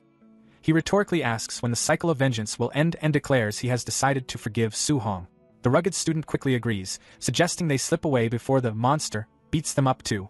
They exit the corridor just as a crowd of students gathers to welcome the elite. The crowd discusses the top scores. Wang Tiantua killed 9 high-stage beasts in under 10 minutes, while Xiao Yan killed 8 while standing completely still.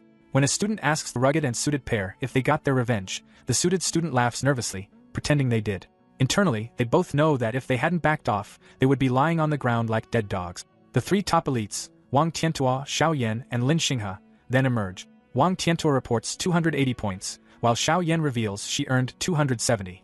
The crowd is stunned, calculating they must have killed 50 or 60 beasts each. Other students mourn their own scores of 50, 20, or even 10 points. When asked who won the hunting competition, Xiao Yan points to Lin Xinghe. The students conclude that they can only hope for 4th place with those 3 around. The rugged and suited students watch from a distance, mocking the ignorance of the crowd. They know there is an even more terrifying monster in the camp standing above the top 3. 1 hour later, the truth is revealed in the artificial forest. The training area is a blood-soaked graveyard of countless beasts left in the wake of Su Hong's devastating session. Su Hong exhales a heavy breath, wiping sweat from his forehead after continuously killing ferocious beasts for over an hour. Even with his overlord body, the prolonged combat has left him feeling exhausted. He looks down at his wrist interface, reflecting that he is still far from his goal of 735 martial value points. A system notification appears on the screen, detailing his gains. 400 contribution points from hunting and 300 from his weight vest, totaling 700 points. He wonders what he can exchange for at the martial art pavilion. Inside the traditional architecture of the martial art pavilion, Su Hong stands at a counter, meticulously browsing through a catalog while an attendant looks on. He scans the prices for various Tier 1 pills, noting vitality pills for 10 points and spirit gathering pills ranging from 30 to 50 points. His attention then turns to the A-rank martial arts section, where techniques like explosive palm, bone netherfire fist, and startling swan heavenly roam cost between 2,000 and 3,000 points. He realizes that while A-rank arts are expensive, with the cheapest at 2,000 points, the prices for pills are acceptable, especially given the presence of spirit gathering pills. The attendant rests her head on her hand, watching him with a bored expression. She asks if he has decided what to exchange for, privately assuming that as a Tier 1 initial stage student, he won't be able to afford anything. Su Hong asks if the spirit-gathering pills listed are the kind that increase spiritual power. She confirms they are, explaining they are only effective when taken for the first time and that higher grades provide better improvement. She notes that the highest grade available is Tier 4 for 500 contribution points. Su Hong looks at the Tier 4 list, seeing vitality pills for 100 points and spirit-gathering pills for 300 and 500 points. Su Hong points a finger and requests a Tier 4 spirit-gathering pill. The attendant reacts with a shocked awe, and quickly reminds him that a Tier 4 pill costs 500 points, not 50. Su Hong calmly reaffirms his request for the Tier 4 pill. When he presents his wrist interface, it scans with a beep, revealing a full balance of 700 points. The attendant is stunned, unable to believe he has so many points. Her attitude shifts immediately to one of cheerful enthusiasm as she presents the pill box, happily calling him handsome as she thanks him for his patronage. Su Hong then asks if they have any dual thunder and fire attribute alloy spears. She confirms they have them for 200 points. The scene transitions to Su Hong's dormitory later that night. Mounted on the wall are his new weapons. A pair of C-rank dual thunder and fire attribute spears, known as Thunder Fire Spears, tipped with red tassels. Su Hong sits on his bed, viewing his updated status window. His vitality has reached 135 and his spirit is at 26.5. His overlord body physique is at 1% spirit rank. His guidance techniques for thunder and heavenly fire have reached level 4, while water marsh, thick earth, and spirit wind are at level 3. Su Hong notes that the improvement from this single day is greater than what he achieved in an entire previous week. He calculates that with his spiritual power at 26.5 and his 490 martial value points, he is still 25.5 points short of the 100-point mark. He opens a box to reveal a glowing golden pill resting on a red cushion. Holding the pill up, he expresses his hope that it will provide the 25.5 spiritual power improvement he needs. He places the pill in his mouth, his eyes filled with resolve as he declares his absolute determination to become a spirit master. The moment the glowing, green, pearl-like pill activated, Su Hong felt it kick in instantly. A stream of vivid green energy spread through his body, lighting up his internal pathways like neon wiring. The tension in his nerves melted away, and the exhaustion he'd been carrying just faded. Sitting cross-legged on his bed, he let his mind settle. As things cleared up, his senses stretched outward, quietly mapping out every corner of the room. When he finally opened his eyes, they shimmered with a bright blue glow. Checking his system, he saw the update. His spirit stat had jumped by 24 points, landing at 50.5. He did the math in his head and realized he was frustratingly close. With 490 martial value points and his new stat boost, he'd only reached 99.5%, just 5 points short. He couldn't help but think he should have taken down one more beast earlier. Now, there was nothing to do but wait until tomorrow. With a quiet sigh, he lay back down to rest. Meanwhile, over in the brightly lit warehouse, the camp staff had gathered. Instructors dressed in dark uniforms stood around, going over trainee profiles and trading opinions. One of them questioned why someone from the prestigious Martial Dao University had been assigned to work with new recruit. Bu Jingfang didn't hold back. He reportedly scoffed and dismissed the trainees as fake geniuses, saying they weren't even worthy of being his high school sparring partners. That comment got a reaction. A bald instructor laughed and pulled up Wang Tinto's profile, pointing out that the guy had a vitality of 340, something Bu Jingfang himself had never reached. That clearly caught him off guard. Then a gray-haired instructor added that Lin Xingyi's vitality was over 300, and another chimed in that his own student was already a spirit master. Now Bu Jingfang looked confused. He pointed out that his assigned target, Su Hong, only had a vitality of 123. He questioned why he got stuck with someone so weak while everyone else had strong trainees. The others found that odd too, considering Bu Jingfang was the strongest among them. Some even wondered out loud if Grandmaster Qin Tianli had made a mistake. Perfect timing, Qin Tianli walked in with Linda and Ba, immediately shutting that down. He made it clear there was no mistake. Bu Jingfang, clearly annoyed, complained that the assignment felt insulting.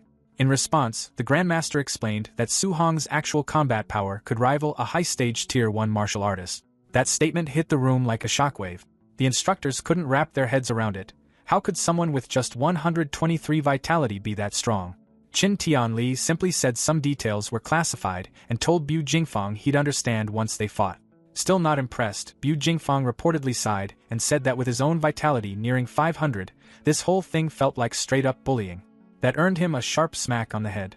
The Grandmaster, visibly irritated, told him to stop talking and focus on the mission. He ordered him to go all out, no holding back, and beat Su Hong until he started questioning his life choices. Rubbing his head, Bu Jingfang asked if the Grandmaster had some kind of grudge, adding that he wouldn't take responsibility if he accidentally crippled the kid. In response, Qin Tianli reportedly grinned and told him to go as ruthless as he wanted, even promising rewards if things got that far. At that point, Bu Jingfang was all in. With the order given, the operation began. The instructors moved out fast, launching their ambush under the cover of night. Outside, the camp sat quiet under a light layer of snow, calm for about 5 seconds. Then chaos exploded inside the dorms. Masked instructors smashed through doors, catching trainees completely off guard.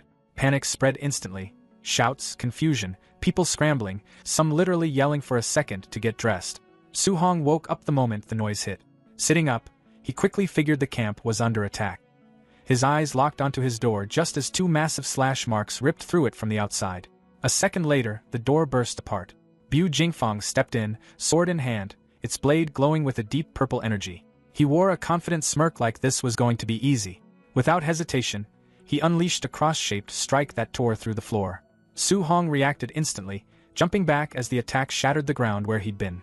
As debris scattered, Su Hong recalled rumors about assassins targeting camps like this. For a second, he wondered if this guy was one of them. Landing smoothly, he grabbed his new spear and took a defensive stance in the rec room. The attacker was masked, and Su Hong couldn't yet read his strength. Bu Jingfang didn't give him time to think. He leaped forward again, bringing down a massive arc of purple energy. Mid-attack, he mocked Su Hong, reportedly calling him an unlucky Tier 1 brat. That voice, and the aura behind it, gave it away. Su Hong quickly realized this wasn't some alien assassin. Just a human, a Tier 1 martial artist. And weirdly enough, that made him smile. He saw it as pure luck. If he could defeat this guy, those missing 5 martial value points would be his. That final push right within reach. Up in the air, Bu Jingfang suddenly noticed something was off. Instead of dodging, Su Hong stepped forward, charging straight into the attack. Their weapons slammed into each other in a blinding flash, Su Hong's spear meeting Bu Jingfang's purple energy blade head-on. The impact wasn't clean. It dragged. Bu Jingfang strained almost immediately, his grip tightening as sweat started to form. He reportedly admitted, if only in his own head, that the Grandmaster hadn't been exaggerating. The kid's strength really did match a high-stage Tier 1 martial artist. And then it got worse. As the clash dragged on, he began to panic. It wasn't just skill. Su Hong's raw physical power felt overwhelming, way beyond what a normal Tier 1 should have. Meanwhile, Su Hong stayed completely calm. A red aura flared around his body, and he steadily pushed forward with his spear like he had all the time in the world.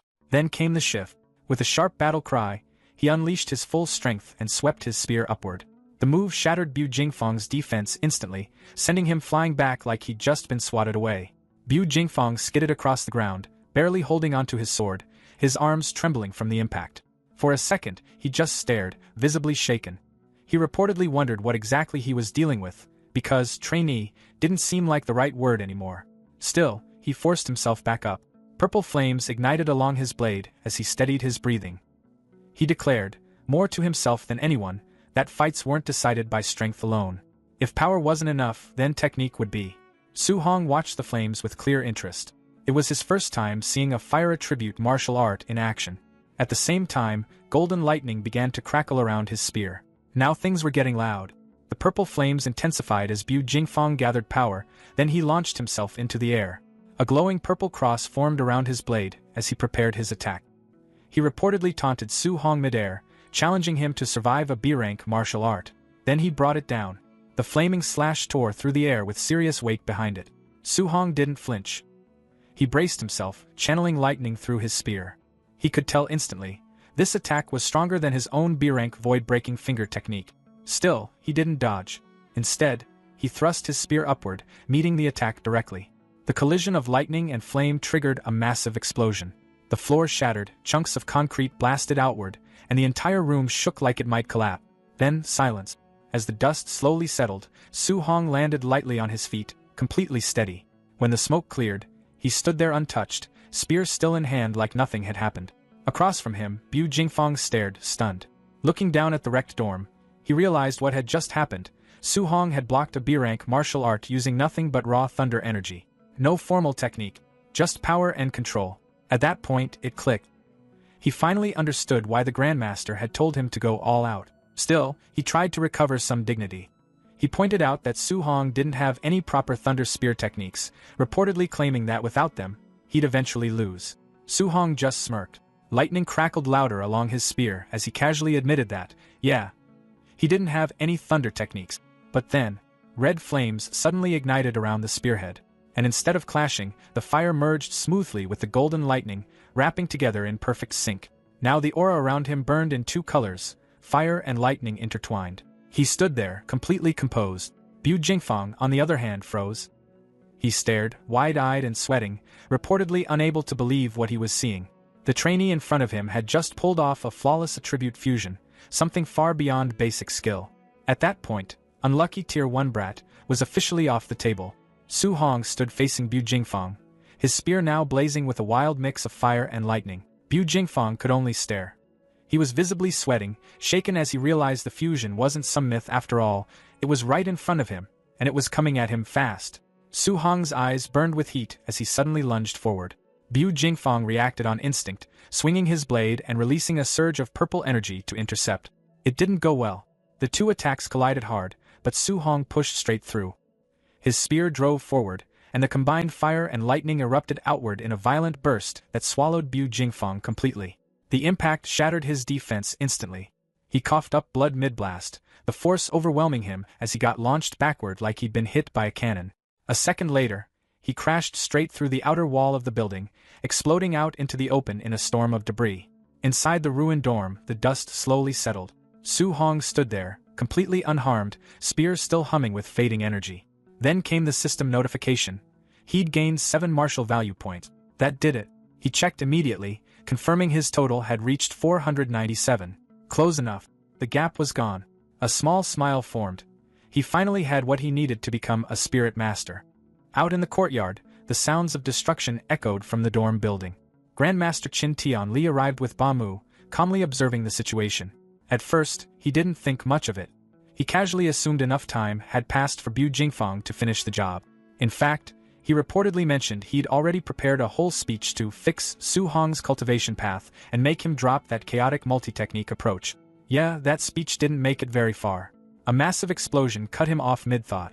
Bu Jingfang came flying out from the upper level of the dorm like a human projectile, crashing down hard right in front of them. He hit the ground with a heavy slam, completely unconscious, blood trailing from his mouth.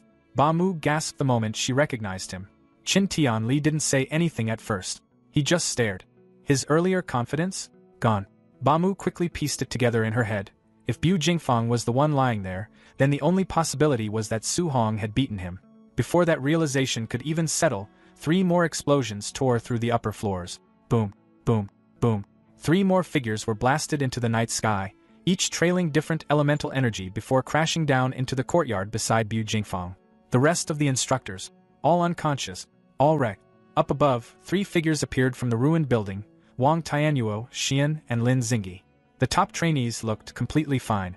Wang Tianyuo crossed his arms and casually called down, reportedly suggesting the Grandmaster send stronger opponents next time because those instructors were too weak. Then he paused. Something didn't add up.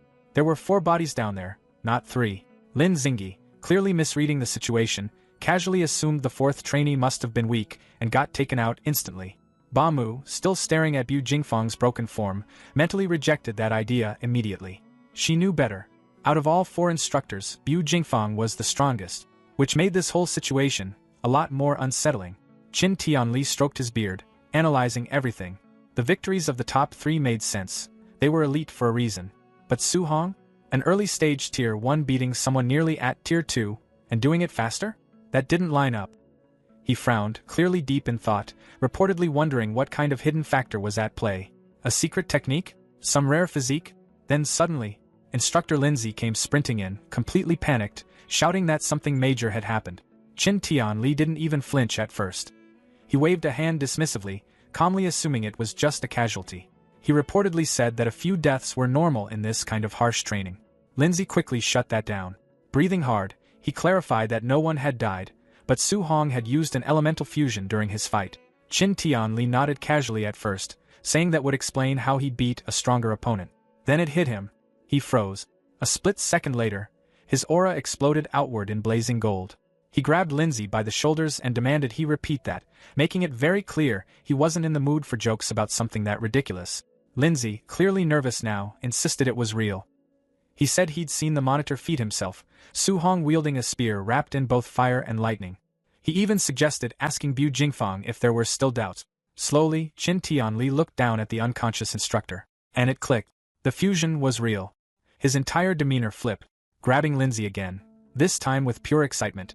He reportedly pointed out that the only known genius to ever achieve dual-attribute fusion had taken over a decade to figure it out. And Su Hong? Less than a month. That contrast hit different.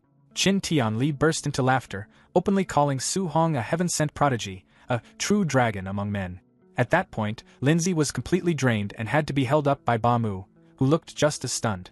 Still trying to process it, she asked if attribute fusion was really that powerful, enough for someone at early Tier 1 to defeat an opponent nearly at Tier 2. Qin Tianli steadied himself and confirmed it. He explained that the original pioneer of the technique had been able to suppress Tier 2 opponents while still at Tier 1. That answer only raised more questions. Bamu, now clearly intrigued, reportedly asked why something that powerful wasn't widely taught. Even if it was difficult, the payoff sounded too massive to ignore. Qin Tianli's expression turned serious as he explained the reality behind attribute fusion. He reportedly said that plenty of people had tried it before, but most either failed miserably or ended up crippling themselves in the process. And even in the rare cases where someone actually succeeded, it usually wasn't worth it. He added that many of those who pulled it off got stuck at Tier 1 forever, unable to progress any further. So after all that risk and effort, they basically hit a dead end. Not exactly a glowing review. But then, his tone flipped again. Clenching his fist as a faint aura flared, he pointed out the one detail that changed everything. Su Hong had done it in less than a month. Yet, that part hit different. He reportedly marveled at Su Hong's absurd level of comprehension, then started wondering out loud just how far this could go. If the boy could fuse 2 elements this quickly, what would happen if he managed all 7? And just like that, his imagination ran wild. Spreading his arms dramatically, Qin Tianli painted a full-on cinematic vision. Su Hong, fully matured, wielding a blinding storm of all 7 elements fused together, dropping a single, catastrophic strike that wipes out a massive alien emperor. Complete annihilation. Behind him, Lin and Bamu just froze for a second. Then came the sweat drop. They awkwardly pointed out that he might be getting a bit carried away. Sure, fusing 2 elements was already insane, but all 7? That was basically fantasy territory. Realizing he might have gone a little too far, Qin Tianli coughed and brushed it off, telling them to forget what he just said. But then his expression shifted again, this time more grounded. He admitted that this situation came with serious responsibility. If Su Hong kept trying to juggle all 7 attributes on his own, there was a real risk he'd hit a wall, especially when attempting a third fusion, and potentially ruin his future. And if that happened? He reportedly said he'd be the one to blame, a sinner to humanity for failing to guide someone like that properly. Yeah, pressure just skyrocketed. Right then, Lindsay suddenly blurted out another realization, almost like he'd just unlocked a second layer of the problem.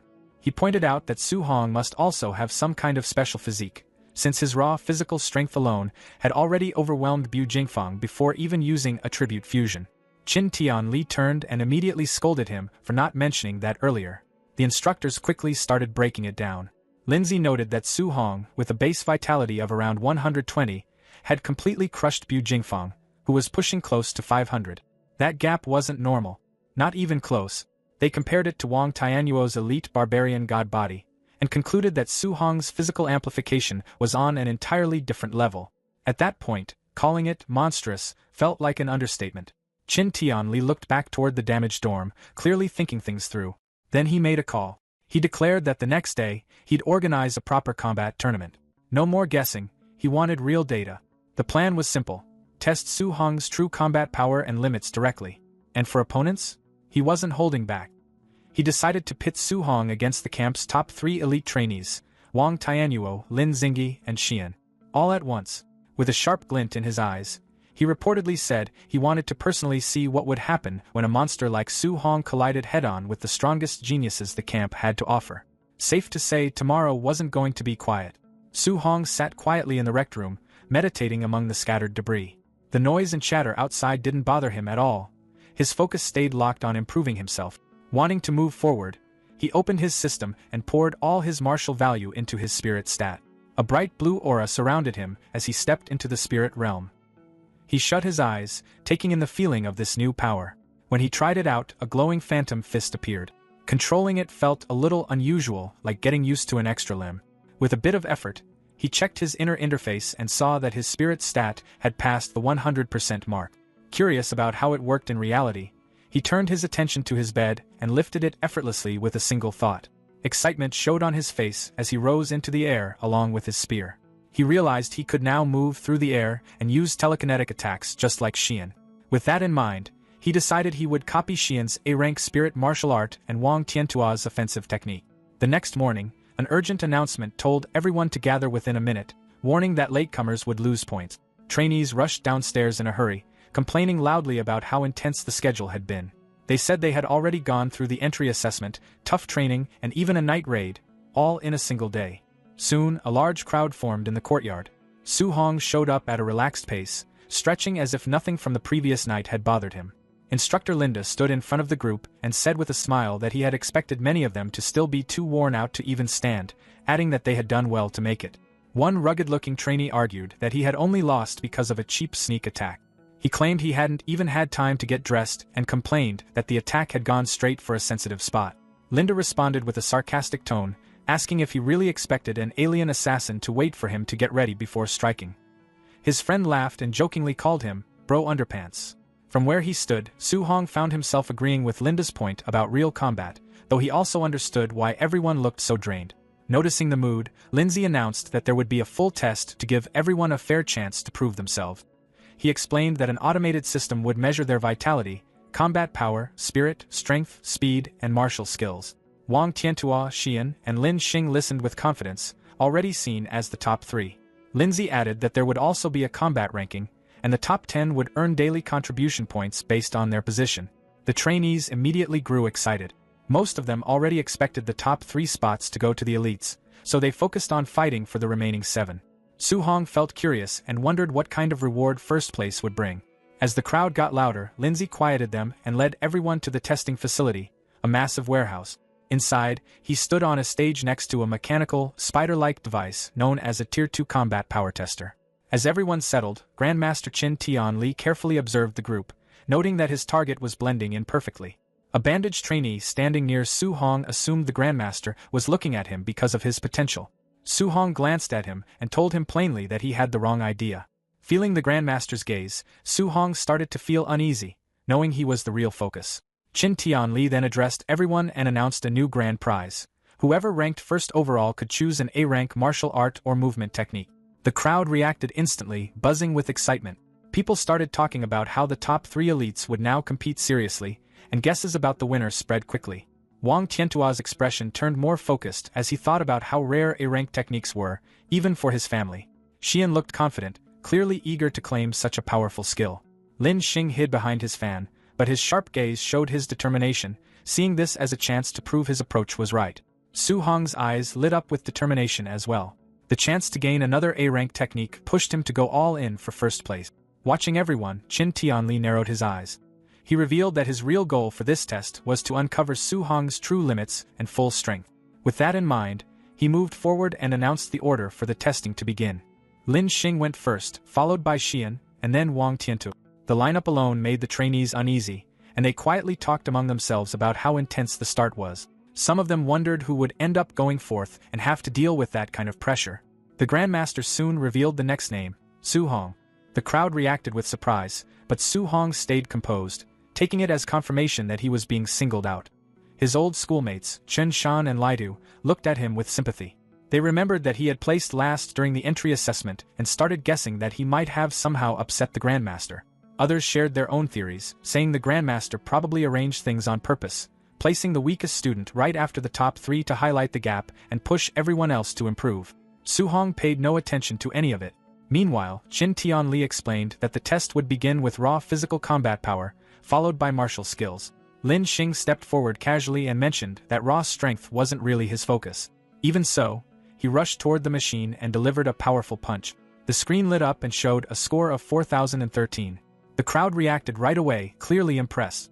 They pointed out that scoring over 4,000 was already very high, especially for something he considered a weak point.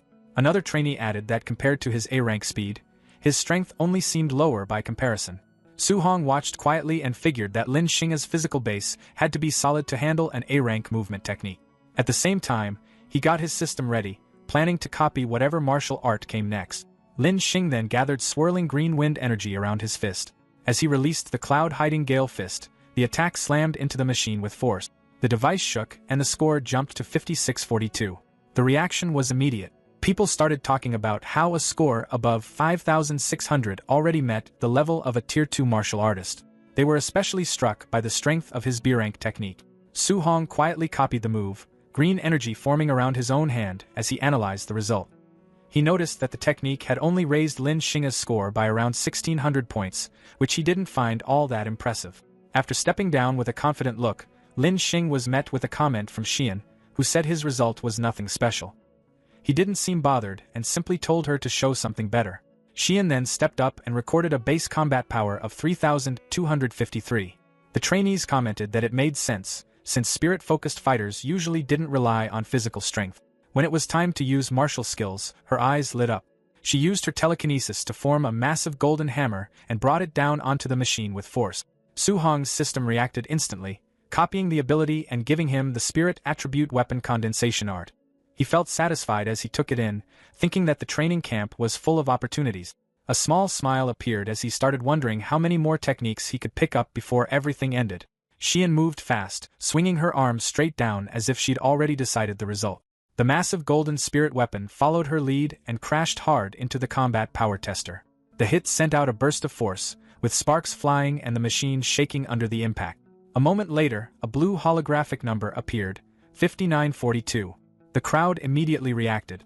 People started saying her combat power was close to 6,000, which even surpassed Lin Xing's. Others brought up how she used to be just over 3,200, pointing out that her strength had nearly doubled. Many praised spirit masters, calling them incredibly gifted and saying their explosive strength was on another level. While everyone was caught up in the excitement, Su Hong stood quietly among them. A faint blue aura surrounded him as his mind shifted into the system space. Nearby, a trainee mentioned feeling jealous of Xiao Yan, explaining that spiritual power wasn't just strong, it was flexible too. It could let someone move through the air or control objects, making it extremely useful in real fights. Inside the system space, golden spiritual energy surged around Su Hong, spiraling upward as he raised a finger. The energy gathered quickly, forming a large glowing construct above him, and even the air around it reacted to the pressure. But it didn't last. The construct broke apart almost instantly, turning into scattered golden particles that faded away. Su Hong let out a heavy breath, clearly worn out. He understood that the weapon condensation art could create more than just weapons. It could form almost anything, like furniture or even beasts. But the more detailed and solid the creation, the more spiritual power it required. After testing it, he realized his current level wasn't enough to fully control the technique yet. Sweat formed on his face as he accepted that it wouldn't be easy. Back in reality, he decided he'd take his time learning it.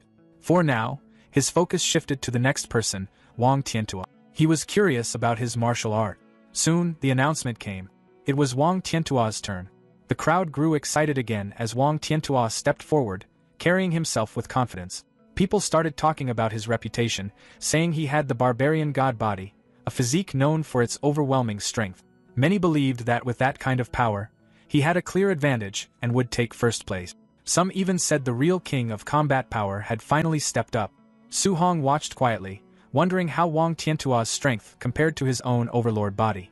Wang Tiantua walked up with steady confidence, his eyes focused. He said everyone should pay close attention, adding that this punch would show the difference between him and the rest. Power gathered around his arm as he rushed forward and threw a heavy punch into the machine. The impact spread out with a loud force, sending waves across the arena. The crowd reacted instantly, with people saying they could hardly believe what they just saw. Others called it unreal. They pointed out that his pure physical punch was only about 300 points lower than Lin Qinghe's result when he had used a martial art. That alone showed how powerful the barbarian god body really was.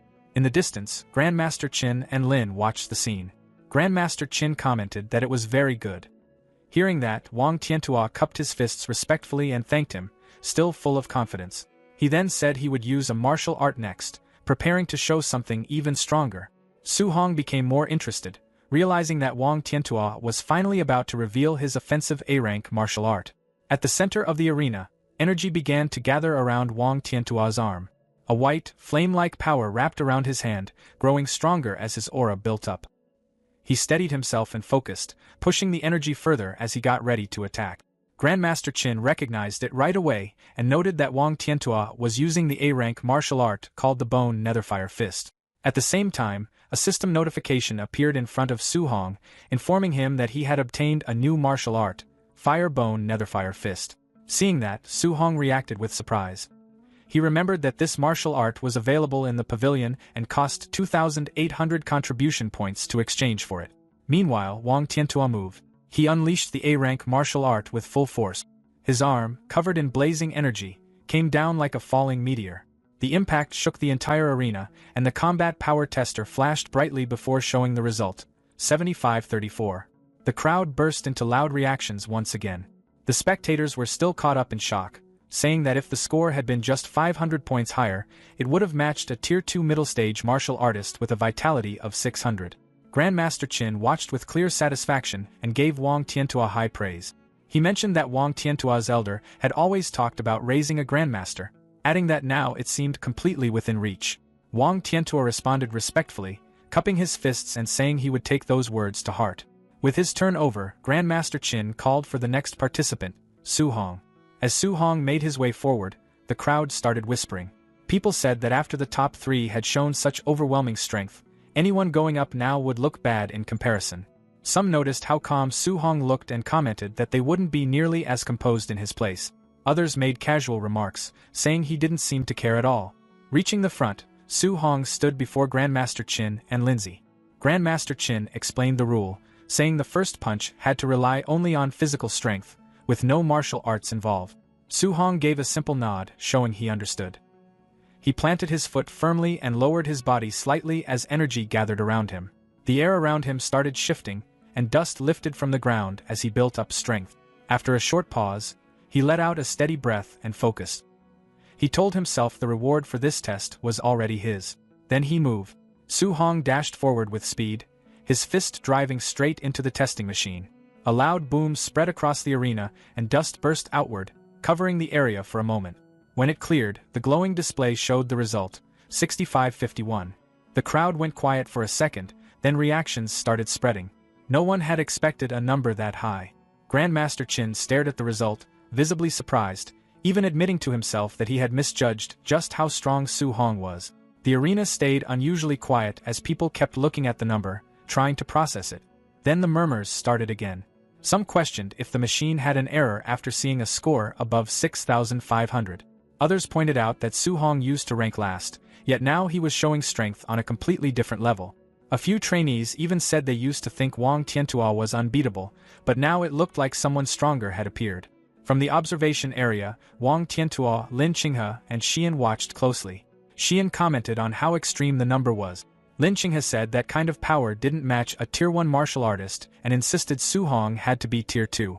Wang Tiantua, noticing the difference, admitted to himself that he had been overconfident earlier. Once things settled down, Su Hong turned to Grandmaster Qin and politely asked if he should continue with a martial art for the next test. Grandmaster Qin looked at him, clearly approving, and nodded, telling him to go ahead. Su Hong stepped back into position, adjusting his breathing as he set his stance, ready for the next move. In the next moment, Su Hong shifted his focus inward as his mind entered the system space. A familiar interface appeared, showing the progress of his newly acquired martial art. The percentage started climbing. 1%, 4%, 6%, 9%, 14%, 23%, rising steadily. Back in the arena, he stood still while a cold, blue flame-like aura spread around him. As the progress increased, he realized this bone netherfire fist suited him extremely well. He noted to himself that learning it felt even faster than when he practiced the Flying Swan's startling cloud step, which was also an A-rank technique. From the observation area, Grandmaster Qin watched closely, wondering how much Su Hong's combat power would increase once he used a martial art. Lindsay, standing beside him, mentioned that Su Hong came from an ordinary background and suggested his martial art shouldn't be anything too advanced. Grandmaster Qin, however, kept his eyes on Su Hong and said calmly that what he was using didn't look like a low-level technique at all. At that point, the system interface finished processing. The display showed 100%. Su Hong had fully learned the bone netherfire fist at the basic level. A sharp focus appeared in his eyes as the technique settled in. Blue netherfire gathered around his fist while he stood ready in the arena. The crowd quickly noticed. Some pointed out that it looked exactly like Wang Tiantua's bone netherfire fist, and people started questioning how Su Hong could use the same technique. Without waiting, Su Hong stepped forward and released it. His aura surged as power gathered into his strike. He wondered briefly how strong an A-rank offensive martial art could be. With blue flames wrapping around his arm, he drove forward and slammed his attack into the testing machine. The impact sent out a powerful shockwave, kicking up dust and debris across the arena. The machine shook heavily, and many spectators had to raise their arms to block the force. As the dust swirled, voices started rising again. Some said Su Hong's power looked even stronger than Wang Tiantua's and urged others to check the result quickly. When the dust cleared, the display lit up. 9,000. The reaction was immediate. People shouted that 9,000 already matched the standard for a Tier 2 high-stage martial artist. Others couldn't believe it. From the observation area, Lindsay questioned whether that kind of combat power made sense for someone at Tier 1 initial stage with just over 100 vitality, even wondering if the machine had an issue. Grandmaster Qin, still watching calmly, simply concluded that Su Hong was on a completely different level. Nearby, Lin Qinghe broke it down, explaining that 7,000 combat power matched Tier 2 initial stage, 8,000 matched middle stage, and 9,000 matched high stage. Xia Yan added that a normal Tier 2 martial artist would have around 500 vitality, so Su Hong must have been hiding his real stat. Hearing that, Wang Tiantua admitted his own vitality hadn't even reached 400 yet and said losing to Su Hong wouldn't be embarrassing. But then, another result appeared. The vitality tester showed Su Hong's actual number, 137. For a moment, no one knew how to react. Then the crowd burst into noise again. Wang Tiantua called out in shock, repeating that it was only 137. Lin Qinghe questioned whether the tester itself was working properly. The numbers stayed the same. People started arguing, some saying maybe a digit was missing and it should have been something like 13,700. Others pointed out that this meant Su Hong was really just a Tier 1 initial stage martial artist. That only made things more confusing, as many said producing 9,000 combat power with that level of vitality didn't make any sense. Amid all the reactions, Su Hong simply walked out of the testing area, faint steam drifting off his body. Grandmaster Qin watched him with a serious expression, clearly thinking things over. Then he stepped forward and told the crowd to settle down. He announced that they would move on to the practical combat test and begin the tournament rankings. He explained that it would follow a challenge system, where participants could choose their opponent. He also added that if no one dared to challenge someone, that person would automatically take first place and receive an A-rank martial art as a reward. Right then, someone called out to him. It was Lin Xinghe. He stepped forward with confidence, pointed directly at Su Hong, and said he wanted to fight him. Lin Xinghe figured that even though Su Hong hit incredibly hard, his low vitality was a clear weak spot. He planned to rely on his superior movement skills, dodging attacks and dragging the fight out until Su Hong wore himself down. That idea didn't even get a chance to play out. Grandmaster Qin Tianli stepped in and turned down the one-on-one challenge. He said the top 3 elites would face Su Hong together instead. The trio didn't take that well. Wang Tianyuo showed clear irritation, saying he didn't like being underestimated. Xian questioned whether Su Hong was even worth teaming up against, while Lin Xinghe pointed out that the 3 of them together might overwhelm someone at Su Hong's level. The Grandmaster ignored all of it and asked Su Hong what he thought. Su Hong casually said he was fine fighting all 3 at once. That answer only made things worse. The elites looked at him with clear annoyance, taking his calm response as arrogance. Wang Tianyuo even remarked that he could handle Su Hong alone without any trouble. Once the match started, the 3 elites moved into position inside the testing facility. Wang Tianyuo and Xian rushed forward right away, while Lin Xinghe pulled back, planning to wait for an opening. He intended to stay out of direct combat, then jump in with a high-speed attack when Su Hong was distracted. That plan fell apart almost instantly. Xian and Wang Tianyuo suddenly shouted at him to dodge. Lin Xinghe turned, confused, but Su Hong had already slipped past his view and appeared right behind him. A glowing blue punch came straight at him as Su Hong casually told him it was over. At the last second, the strike stopped just short of his face. Lin Xinghe didn't waste the chance. He quickly jumped back to create distance. Once he landed safely, he told Xian thanks for stepping in with her telekinesis and warned the others that Su Hong's speed was far beyond normal. Su Hong, lightly held in place by a faint telekinetic force, looked at his hand with curiosity. He commented that it was his first time dealing with spiritual telekinesis in a fight and mentioned he wasn't used to having his movement restricted like that. Then he decided Xian had to go first. In the next moment, he burst forward with explosive speed, cracking the floor beneath him as he charged straight at her. Xian reacted with clear shock, recognizing that he was using the elite movement technique known as the Flying Swan's Startling Cloud Step. Lin Xinghe and Wang Tianyuo immediately moved to intercept. Lin Xinghe pointed out that it didn't make sense for a fire-type user to use a wind-based technique and concluded that Su Hong must have dual attribute. He called out to Wang Tianyuo to stop him. Wang Tianyuo stepped in front of Su Hong, his arm igniting with flames. He told Xian to focus on controlling Su Hong while he handled the physical clash. Then he launched his A-rank bone netherfire fist. Instead of avoiding it, Su Hong copied the move perfectly. His own fist ignited with the same pale blue flames as he struck back. Before their attacks could connect, Xian strengthened her telekinetic hold, stopping Su Hong in place. The pressure was intense. His feet even cracked the concrete beneath him. Su Hong noted that her control was more troublesome than he expected. Seeing him restrained, Lin Xinghe jumped in and aimed a powerful kick at his head. From the sidelines, Grandmaster Qin Tianli watched closely. He remarked that breaking free from a spirit user's control usually required either overwhelming strength or stronger spiritual power, and he wondered if letting Su Hong fight all 3 had been too much. But Su Hong didn't look worried at all. He even smiled. Right before the attacks landed, he released a massive surge of raw strength and broke free from the telekinetic hold. The backlash hit Xian hard, making her lose control. Now free, Su Hong easily stopped their attacks, sending out a shockwave that made the watching trainees react in shock. They couldn't believe he had broken through telekinesis and blocked elite attacks using nothing but physical strength. Without slowing down, Su Hong grabbed both Lin Xinghe and Wang Tianyuo and twisted their limbs, throwing them completely off balance. Both of them realized they were in serious trouble. Then Su Hong lifted them and spun them through the air like they weighed nothing. After a few rotations, he stopped and slammed both of them face-first into the ground. The impact cracked the floor beneath them. Wang Tianyuo's face hit the rubble, while Lin Xinghe struggled from the heavy blow. The trainees could only watch as the sounds of repeated impacts echoed through the facility. Su Hong kept lifting and slamming the 2 elites into the broken ground again and again, moving so fast it all blurred together. When Su Hong finally let go, the 3 elites dropped to the ground without moving, completely out after the brutal beating. Dust slowly settled around him as he stood there, clearly in control of the entire fight. His presence still carried that intense, battle-ready energy as he turned his eyes toward the last opponent left. Xian caught his gaze and immediately lost the will to continue. She started shaking, raised her hands, and stepped back, loudly saying she gave up and asking him not to come any closer. The trainees watching couldn't stay quiet anymore. They reacted with excitement and disbelief, talking about how Su Hong had taken down the strongest trio all by himself.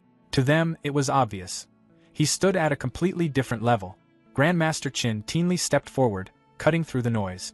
He asked if anyone else wanted to challenge Su Hong, adding that if no one stepped up, Su Hong would take first place. No one moved.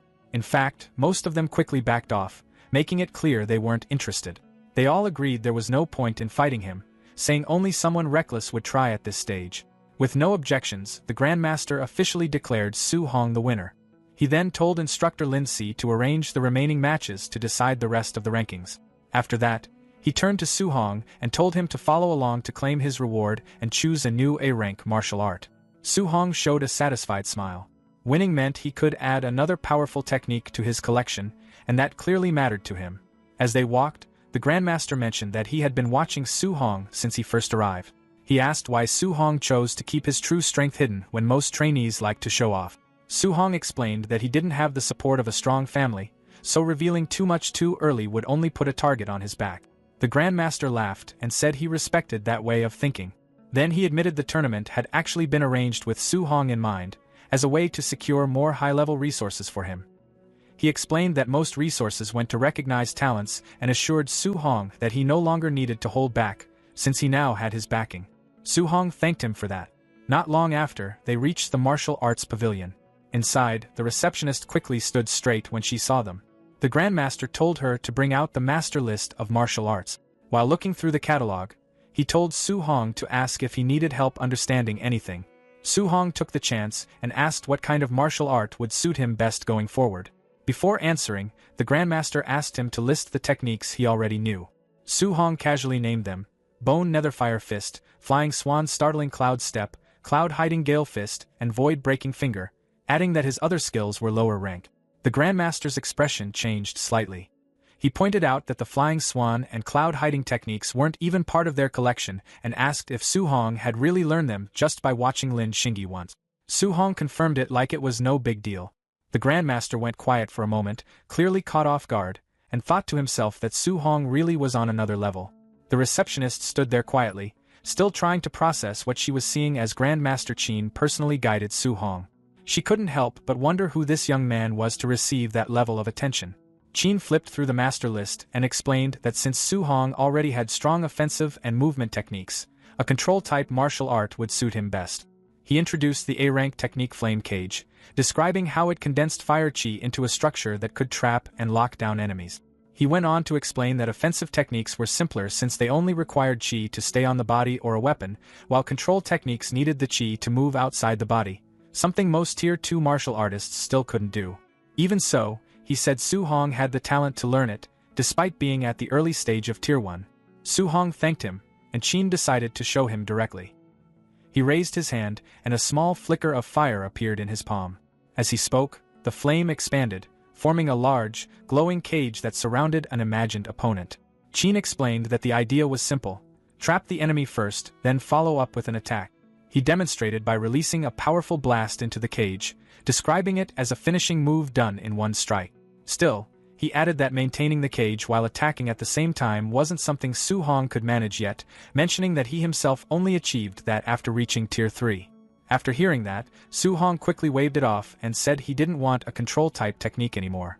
Qin found the reaction a bit unexpected, but he also noted that Su Hong was willing to listen instead of forcing things, which he saw as a good sign. Meanwhile, a blue system screen flashed briefly in front of Su Hong. He had already learned Flame Cage just by watching. He kept a small smile to himself and asked Qin to recommend something else.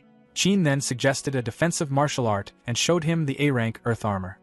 He explained that it formed a dense layer of earth chi over the body, giving extremely high defense. Su Hong agreed right away, saying it would work perfectly with his physical strength. As they continued, Qin asked about Su Hong's special physique. Su Hong casually said it was called the Overlord Body. For a moment, Su Hong imagined Qin reacting dramatically and praising him as some rare genius, but in reality, Qin simply admitted he had never heard of it. Su Hong laughed and said he had made the name up himself.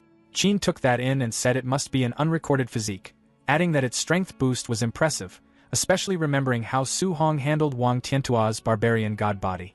Right then, a loud ringtone filled the room. Qin picked up the call, clearly interrupted mid-thought. On the other end, someone reported that the contribution records showed Su Hong had been wearing a weighted vest during his fight. Qin turned to him and asked if that was true. Su Hong confirmed it casually, explaining he kept it on so he wouldn't miss out on contribution points. Qin tried to steady himself as he processed that, realizing Su Hong operated far beyond normal expectations. Qin told him to stop focusing so much on contribution points and said there would be plenty of rewards after he cleared the training camp challenges. He urged him to take the vest off. Su Hong agreed and started removing it. The receptionist stepped forward and offered to take it back, saying she'd return it to the warehouse. Su Hong handed it over and mentioned that it was a bit heavy. She smiled confidently as she reached for it, but the moment it landed in her hands, her expression changed instantly. The vest slipped and crashed onto the floor with a heavy impact, cracking the stone tiles beneath it. She stared at the damage, then asked how much it weighed. Su Hong casually said it was 5 tons. Qin felt the weight of that statement immediately. Su Hong had fought and won against 3 late-stage Tier 1 geniuses while carrying that burden. Qin placed an arm around Su Hong and said he had another A-rank martial art in mind for him. When Su Hong asked what it was, Qin explained that since he used a spear, he should look into Grandmaster Jiang Lin from Yang City. Jiang Lin had an A-rank thunder spear art, known for being especially powerful. Qin then suggested they head to Yang City and challenge Jiang Lin's student, saying they could find a way to take that martial art from him. Su Hong commented that it didn't sound very fair, but Qin brushed it off, saying Jiang Lin had been mocking their training camp for a long time, and it was time to return the favor. He told Su Hong to get ready since they would leave early the next morning. Later that night, Su Hong returned to his room and noticed it had already been cleaned up. He sat down on his bed and began cultivating. One after another, system notifications appeared. He had gained multiple new martial arts, including fire, spirit, and earth technique. Surrounded by faint waves of energy, he set a goal to reach the basic level in all of them before morning. At the same time, Qin contacted Jiang Lin and told him he would be bringing a student over to challenge his dojo. Jiang Lin sounded relaxed and told Qin not to bother, saying his Yang City camp had already produced a top genius with a wood spirit body who had reached Tier 2. He added that in just 2 days, that student had already trained an A-rank control technique to the point where his chi could leave his body. In the Yang City training hall, that very student stood surrounded by strong waves of green energy, showing off his growing power. Lin Chunfeng called out, "Wood prison!" and thick vines burst out, smashing a nearby table. But the technique didn't hold for long, and the vines soon faded back into green energy. Jiang Lin told him he was pushing too far too soon, but Lin replied confidently that he just needed a month to reach the basic level. Jiang Lin then spoke to Qin over the call, saying his student was far too strong for someone like Qin's to challenge, before ending the conversation. After that, he turned to Lin Chunfeng and told him to put on a show during the upcoming fight, adding that he shouldn't finish it too quickly so Qin wouldn't look too bad. Lin agreed with a slight smile, stretching his hand as green energy gathered around it. The next afternoon, a high-speed craft arrived at the Yang City training camp, surrounded by mountains. Su Hong stepped out and looked a bit sick from the trip. Jiang Lin walked up with a smirk and asked Qin where this so-called genius was. When Qin introduced Su Hong as a Tier 1 early-stage spear user, Jiang Lin paused, clearly confused, and asked if Qin was serious. At the same time, Jiang Lin started to feel uneasy, wondering how his Tier 2 student was supposed to hold back in a fight like this without going too far. Qin didn't react to the comments and simply told him to move things along so they could finish the match and go eat. Meanwhile, a big crowd of trainees gathered at the Yang City training camp arena, buzzing with excitement. Some of them talked about the so-called genius from Star City, joking that they hoped the challenger wouldn't be too disappointing. Grandmaster Jiang Lin then introduced Grandmaster Qin Tianli and his genius student, Su Hong, to everyone. With a smug smile, he revealed that Su Hong was only at the beginner Tier 1 stage. The crowd reacted instantly, shocked and offended that someone that weak would step up to challenge them. They mocked Su Hong openly, saying their champion, Lin Chunfeng, was already Tier 2 and could take him down without effort. Hearing all that, Lin Chunfeng started to get nervous. His master had already told him to make the fight look close to protect Qin's reputation, but now he had no idea how to pull that off against someone so inexperienced. Ignoring the noise, Jiang Lin confirmed the bet with Qin Tianli. He said that if his student won, Qin would have to teach him an A-rank martial art. Then, acting generous, He added that if Su Hong somehow managed to win, he could pick an extra A-rank martial art as a reward. Su Hong politely thanked him. Qin Tianli, clearly amused, patted Zhang on the back and joked that he was being very generous. Deep down, Zhang Lin felt completely sure of the outcome. In his view, there was no way a Tier 1 beginner could defeat a Tier 2 fighter with a rare wood spirit body. Soon, both fighters stepped into the arena as the Grandmasters watched closely. Zhang Lin quietly reminded Lin Chunfang to hold back. Lin nodded, gripping his sword, saying he understood. As he drew his blade, Lin Chunfang kept worrying about how to act during the fight. He was scared that one careless move might end things too quickly. Then he noticed something odd. Looking at his opponent, he asked why Su Hong wasn't using the spear he had brought with him. Su Hong casually stretched and said he wasn't planning to use his weapon yet. In truth, he had a simple reason. His only spear technique was just a basic C-rank skill, far weaker than his newer A-rank fist and movement abilities. Using the spear would only slow him down. Lin Chunfang took it the wrong way. To him, it sounded like pure arrogance, and it got on his nerve. Wanting to test that attitude, he jumped into the air and rushed forward, his sword wrapped in a green aura.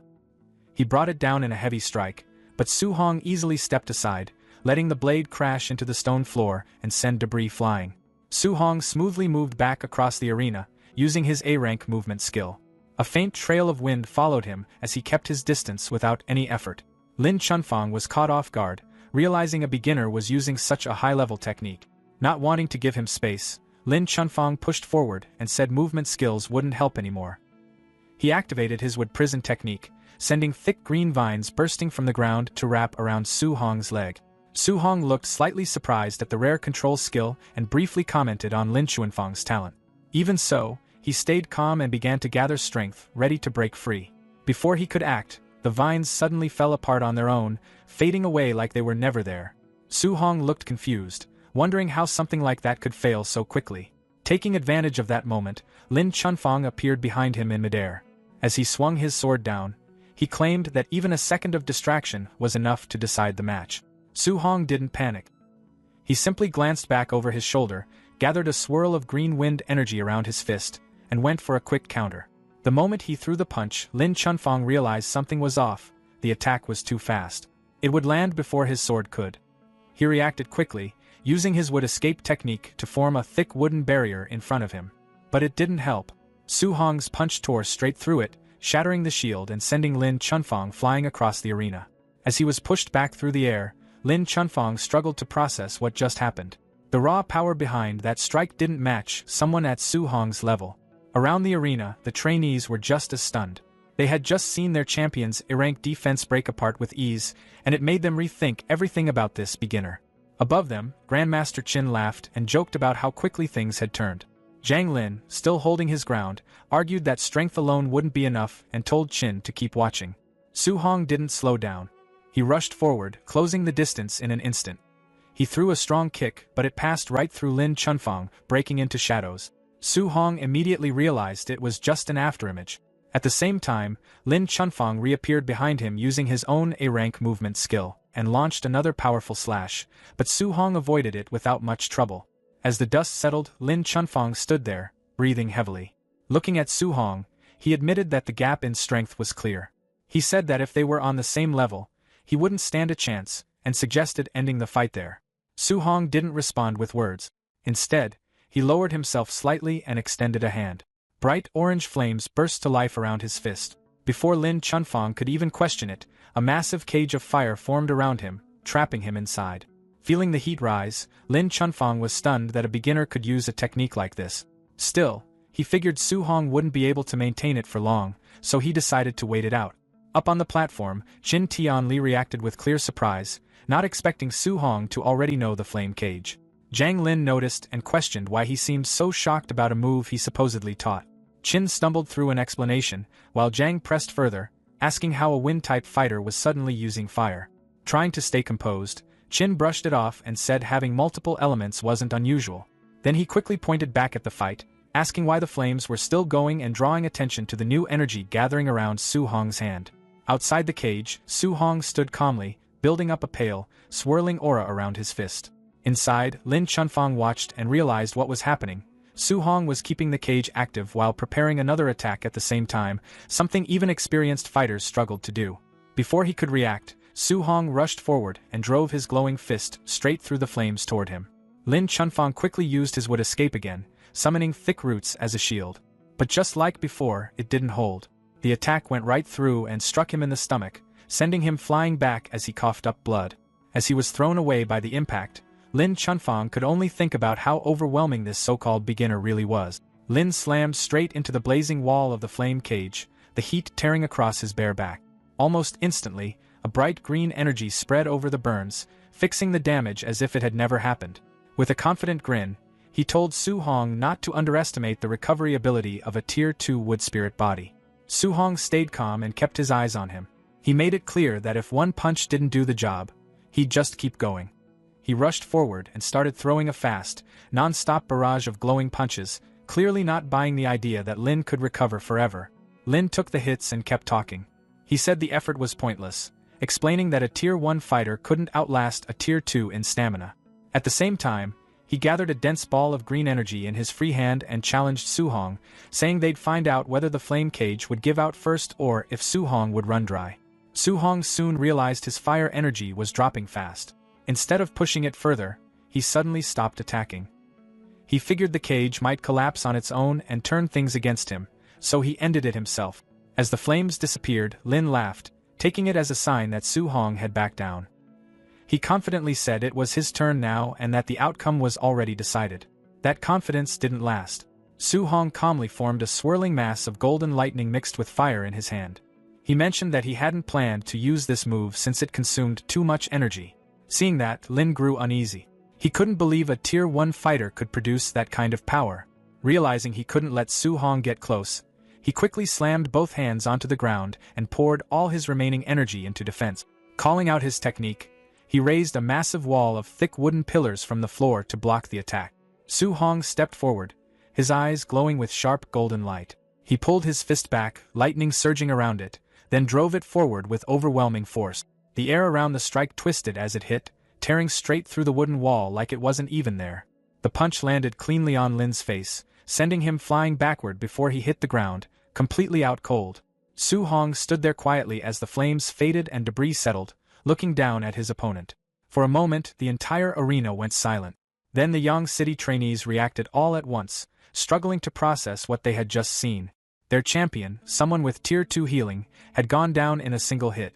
Many of them compared that strike to something on the level of an S-rank technique, and they couldn't believe Su Hong was still only at early Tier 1. Grandmaster Zhang Lin stared at the arena, clearly shaken. He turned to Qin and demanded to know what kind of talent he had brought in. As he pointed toward the arena, he realized that Su Hong had used element fusion to reach that level of destruction, something that shouldn't have been possible for a fighter at his stage. Meanwhile, Qin casually sipped his tea and remarked that he wasn't planning to mention that Su Hong had already mastered dual element fusion in just 1 month. Zhang Lin could hardly process that. Qin went on, adding that if Zhang Lin also knew Su Hong had perfect compatibility with all 7 elements and was training 7 techniques at once, it might be too much for him to handle. Zhang Lin just stood there, stunned. Qin then acted like he'd said too much and casually apologized, though his expression made it clear he didn't mind at all. Zhang Lin remained in place, still trying to wrap his head around how a student could achieve that much in a single month. Seeing the moment, Qin casually put an arm around him and brought up their bet. Since Su Hong had won, he said Zhang Lin now had to teach him the A-rank Thunder Spear art along with his ultimate skill, Palm Thunder. Still overwhelmed, Zhang Lin quietly agreed. Some time later, inside a huge dome-shaped training room, Su Hong stood across from Grandmaster Zhang Lin in a high-tech arena lined with practice spears. Zhang Lin kept his eyes on the young trainee, still thinking about how unusual his talent was. He admitted to himself that he had never come across anyone like Su Hong before. Putting that aside, Zhang Lin got straight to the lesson. He introduced the technique he was about to teach, an A-rank Thunder Spear art called the 9 Heaven-Breaking Spears. Blue lightning started crackling around his hand as he explained how it worked. He said the art had 3 stances, and each stance contained 3 different moves. He also made it clear that both the power and the difficulty went up sharply with each stage. He added that this technique was so demanding that he normally wouldn't teach it to anyone below Tier 4. Still, considering Su Hong's ability, he believed the first stance wouldn't be a problem for him. He told Su Hong to pay close attention.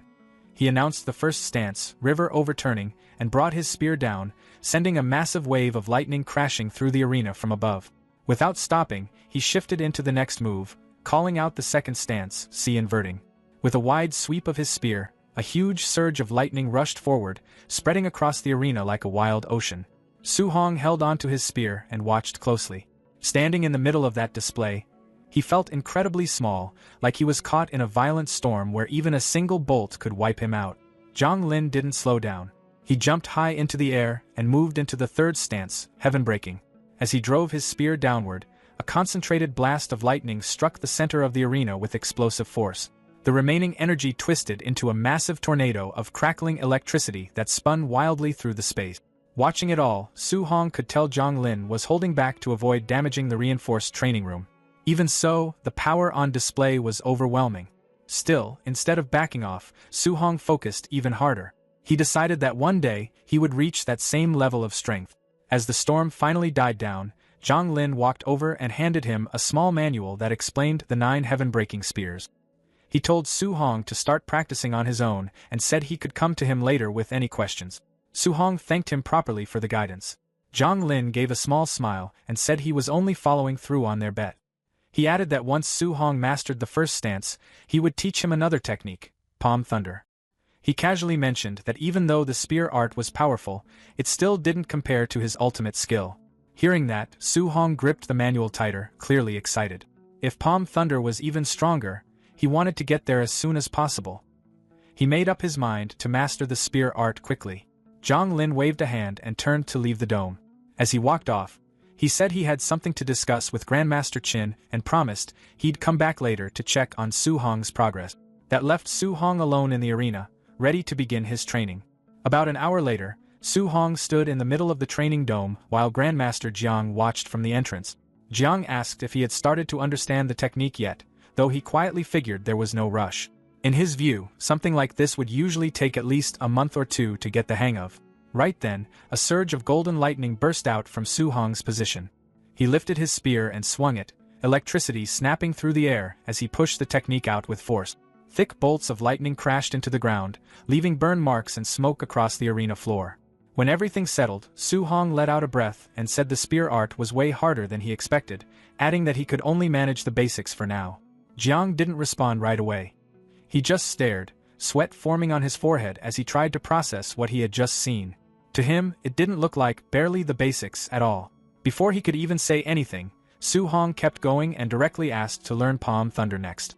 By the time the sun was setting, Jiang stood outside the dome on the steps, staring off into the distance without saying a word. Grandmaster Qin walked over and asked what was going on, wondering if he had already finished teaching Palm Thunder. Jiang, still out of it, simply said he was done and told Qin to go inside and see for himself. Qin walked into the dome, muttering that maybe Jiang hadn't really gone all out while teaching. He figured a technique like Palm Thunder should be impossible to pick up without close guidance. But as soon as he turned the corner, he stopped.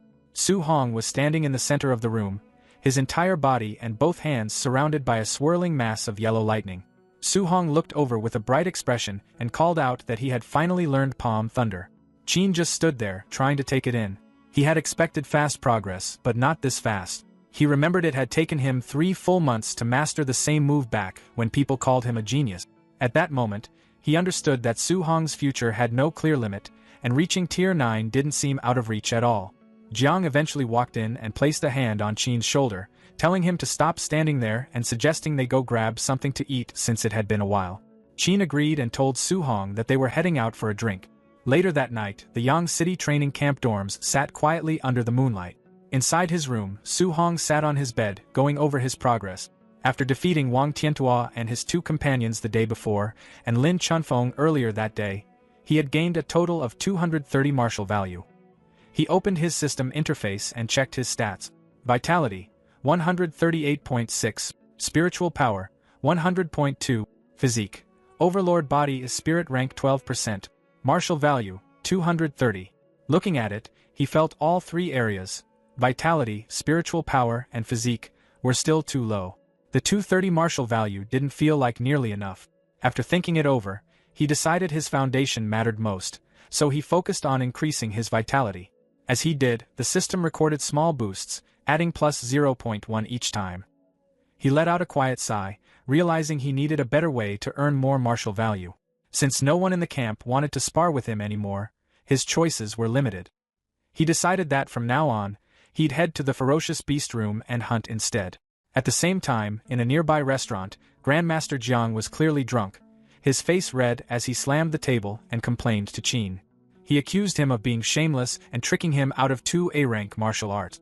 Qin just laughed and pointed out that Jiang had already said that more than once. Their meal got interrupted when a teaching assistant rushed in, saying they had finally found Jiang. He reported that the night raid event was about to begin and they were waiting for his order. Jiang, slurring his words, waved it off and told them to start, adding that they shouldn't go easy on the students. The assistant quickly passed along the order, telling the raiders to begin and push the students hard. A moment later, Qin realized the problem. He reminded Jiang that Su Hong was staying in those dorms tonight too. Jiang's expression changed instantly as he understood the situation. He shouted for the assistant to stop the night raid, but the assistant hesitated and said the notice had already been sent out and the event had already started. Across the rooftops of the dorm buildings, dark figures moved quickly through the night. 2 of them, Bu Jinglong and Bu Jingfeng, paused on a ledge. Jingfeng, the younger one, asked why his brother, a high-level Tier 2 martial artist, was even taking part in something like this. Jinglong explained that Jiang had personally asked him to come because of someone with a wood spirit body and strong recovery ability. He added that going after a Tier 2 beginner felt like overkill to him. Jingfeng's expression changed as the description sounded familiar. Jinglong noticed and teased him, bringing up how Jingfeng had been taken down during a night raid at the Star City camp and calling it embarrassing. Jingfeng got irritated and said that if he ran into Su Hong again, he wouldn't hold back this time. Jinglong warned him not to take a wood spirit body lightly, but Jingfeng brushed it off, questioning whether someone at his level really needed to worry about a Tier 1 beginner. Jinglong just smiled slightly and asked if he was really that confident he wouldn't mess it up again. "Everyone put your hoods on and listen up," the leader told the group as they pulled on their black masks. He then called for them to move out together, leading the charge. The night raid hit the dorms all at once. Shouts about a sneak attack mixed with loud reactions and complaints as masked raiders rushed through the halls. Su Hong peeked out from behind his door, trying to figure out if the noise outside really was a night raid. In the hallway, he saw a raider swing at a student who had just stepped out of the shower with only a towel on. A second later, the raider noticed Su Hong and called out that they had missed one. He rushed in to attack, but Su Hong answered with a sharp upward punch to the chin. The hit sent the man straight up, smashing through the ceiling tiles. Su Hong stood in the doorway, clearly annoyed. He commented that they were attacking without even saying anything first, adding that he wasn't even part of this training camp, so there was no reason for him to be targeted. As he looked up at the raiders stuck in the ceiling, he figured out that this really was a night raid. He took note of the black outfits and covered faces the raiders were wearing. That gave him an idea. If he changed into those same clothes and blended in, he could move around freely, take people down, and collect rewards without drawing attention. He paused for a moment, wondering if it was a bit questionable, but a confident grin spread across his face as he decided to go through with it. Elsewhere in the building, Lin Chunfeng was backed into a corner, still wearing just a towel. He called out to the raiders, telling them to at least wait until he could put something on. One of them laughed and told him to stop struggling and just accept it. Right then, another masked figure showed up at the door, calling out that he was there to help. The raider turned, confused, but before he could react, the disguised Su Hong stepped in and landed a heavy punch to his face. The raider went flying and slammed into the wall. Lin Chunfeng stood there, stunned, asking if the attackers had started fighting each other. Su Hong didn't explain anything. He ran back into the hallway, calling out that he was about to gain a lot tonight. Lin Chunfeng just watched him leave, confused about why that raider didn't come after him. Su Hong moved quickly through the first floor, his fists covered in fire. He commented that since these opponents were strong, he didn't need to hold back. Raiders dropped one after another, and it didn't take long before they realized someone among them wasn't on their side. After clearing the first floor, Su Hong jumped up toward the second and struck a raider midair. As he kept fighting, his system kept updating rapidly. He laughed, saying he had really hit a jackpot as the gains kept piling up. When he reached the third floor, he saw several raiders gathered at a doorway, watching a fight inside. They were talking about how Lin Chunfeng was holding up surprisingly well against Bu Jinglong, a high-level Tier 2 fighter. When Su Hong walked over, they told him that all the other students had already been taken down, and only the wood spirit body user was left. Su Hong cut in, saying there was no need to wait. His hand lit up with energy. The others looked at him, confused. Then, without hesitation, he turned on them and struck. The raiders were sent crashing into the room where the fight was happening. Inside, Bu Jinglong, surrounded by a red aura, turned toward the noise and demanded to know why his own side was getting attacked. Both he and Lin Chunfeng, whose body glowed green, paused and looked toward the entrance. Su Hong stood there, his body shining with bright yellow energy. Facing both of them, he calmly challenged them, saying they could come at him together. Bu Jinglong told Lin Chunfeng to move aside and recover while he handled the troublemaker himself. Clearly annoyed that someone had stepped in and disrupted the Night Raiders' rules, he rushed straight at Su Hong, yelling that he was about to learn a hard lesson. Su Hong didn't seem bothered at all. He gathered golden energy into his hand, creating a powerful Vajra fist before meeting Bu Jinglong head-on. The collision hit with so much force that Bu Jinglong lost his footing and staggered backward. He looked completely caught off guard by the sheer strength behind Su Hong's attack. At that moment, Bu Jinglong realized this guy was far from ordinary.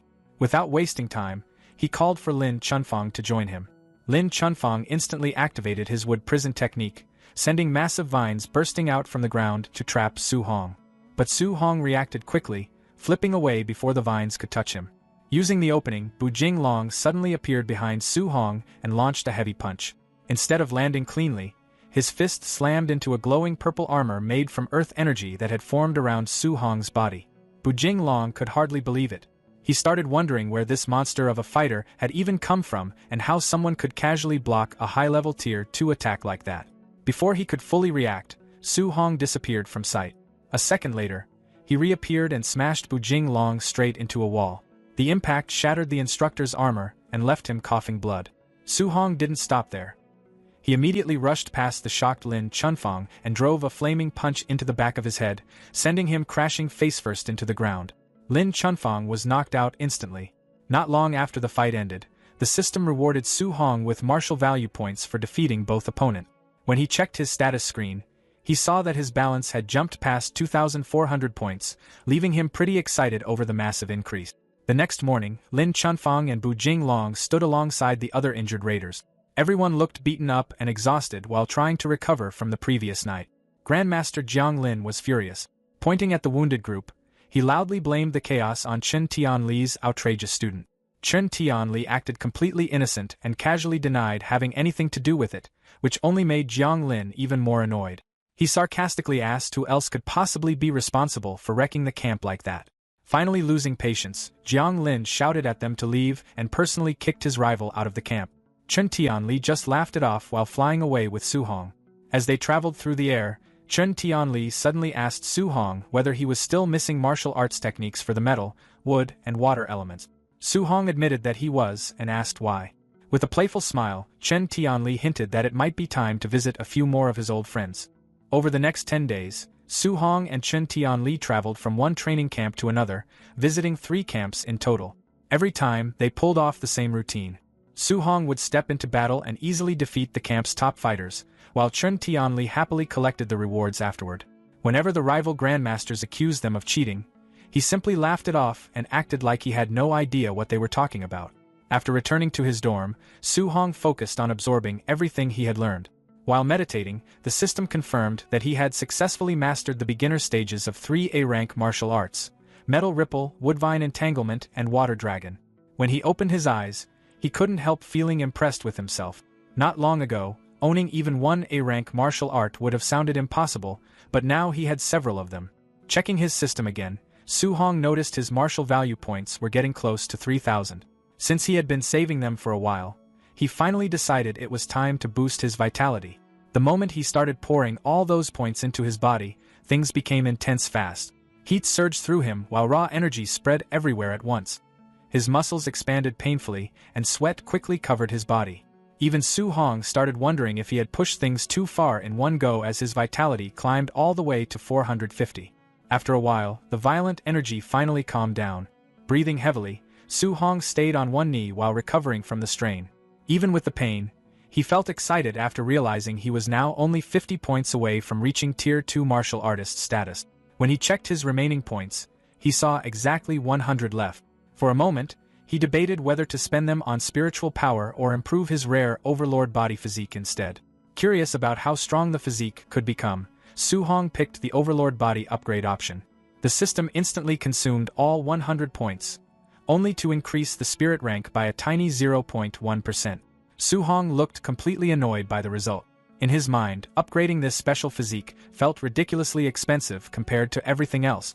After thinking it over, he decided reaching Tier 2 mattered more right now. He grabbed his jacket and headed for the door, planning to hunt monsters in the ferocious beast room to earn more points. But before he could leave, he bumped into Grandmaster Chen Tianli. The old master casually asked whether Su-hong still lacked a healing martial art. Hearing that question immediately made Su-hong nervous because he already had a pretty good guess what the Grandmaster was planning next. Not long later, the two arrived at the Hang City training camp. Grandmaster Wang Qingshan stood before a large crowd of trainees and announced a brutal survival event. For 7 days, students would be sent into the 10,000 monster mountain range with no outside supplies and would have to survive completely on their own. Disguised among the local trainees while carrying his spear, Su-hong quietly listened to the rules. He quickly noticed the difference between Hang City and Star City. As a provincial capital, Hang City had far stronger students. Here, trainees only earned points by killing beasts at their own level or higher. Once the event officially began, Su-hong immediately rushed into the mountain range alongside everyone else. Back outside the forest, Wang Qingshan questioned Chen Tianli's confidence. He pointed out that Su-hong had not even reached Tier 2 yet. Chen Tianli stayed completely relaxed and reminded him about their bet. If Su-hong won the survival challenge, Wang Qingshan would have to teach him an A-rank healing martial art. In exchange, Chen Tianli boldly promised to teach an A-rank martial art to every Hang City student capable of defeating Su-hong. Wang Qingshan looked amused by that deal and wondered whether Chen Tianli could really afford to make such a promise, especially since many students there were already Tier 2 fighters. Chen Tianli still didn't seem worried. He claimed that facing stronger beasts early would help Su-hong grow faster. A moment later, though, his expression changed after hearing that creatures connected to the 10,000 races demonic cult had also appeared in the mountains. Wang Qingshan casually explained that they were mostly low-level Tier 2 and Tier 3 beasts, acting as though it was no big issue. Chen Tianli immediately complained that sending students against Tier 3 monsters sounded like a death sentence. Wang Qingshan answered coldly that the war between the 10,000 races was cruel, and true experts could only be created through dangerous battles and hardship. Hearing that, Chen Tianli could only sigh and accept the situation. At that point, he figured it would already count as a success if Su-hong managed to come back alive. Meanwhile, deep inside the wilderness, Su-hong was doing far more than surviving. With a lightning-covered spear strike, he sliced the head clean off a massive wolf beast. Excited to test his newly learned techniques, he followed up by releasing countless beams of golden metal energy that tore through an entire pack of monsters. Right after that, he switched to his wood attribute abilities. Thick glowing vines erupted forward, wrapping around a giant snake before crushing it completely. As night covered the mountain range, Su-hong unleashed a huge water dragon that blasted through a flaming beast with overwhelming force, showing just how powerful his new A-rank martial arts had become. Later, he stepped into a dark cave surrounded by the glowing corpses of defeated beasts. Looking around at the destruction, Su-hong admitted to himself that the new techniques were unbelievably strong. Still, he also realized there was a downside. Using multiple A-rank martial arts back-to-back drained his spiritual energy much faster than expected. Standing inside the blood-stained cave surrounded by monster remains, Su-hong checked his system and saw that he had already gained more than 500 martial value points. Since his vitality had finally reached its limit, he decided the time had come to attempt his Tier 2 breakthrough. Sitting down to meditate, Su-hong started channeling all his newly earned points into his vitality. Soon, a blazing aura erupted around him as the system continuously strengthened his body and pushed it toward the next stage. At the same time, somewhere deep in the forest, a red-haired cultist wandered through the darkness while complaining about being stuck on patrol duty in the middle of the night. He felt certain nobody would ever discover their hidden sacrificial grounds buried in such a remote mountain range. But while passing near a cave, he suddenly noticed the freshly killed corpse of a giant beast lying outside the entrance. Realizing an outsider had entered their territory after all, the cultist slowly approached the cave before calling out toward whoever was hiding inside with a dangerous grin on his face. He threatened that refusing would only make things far more painful, bragging that he would skin him alive and slowly torture him first.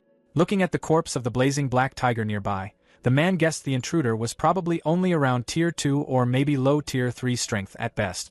Inside the cave, Su-hong quietly listened to the arrogant threats. Since the cultists spoke about Tier 3 martial artists so casually, Su Hong originally suspected he might be facing a dangerous Tier 4 expert.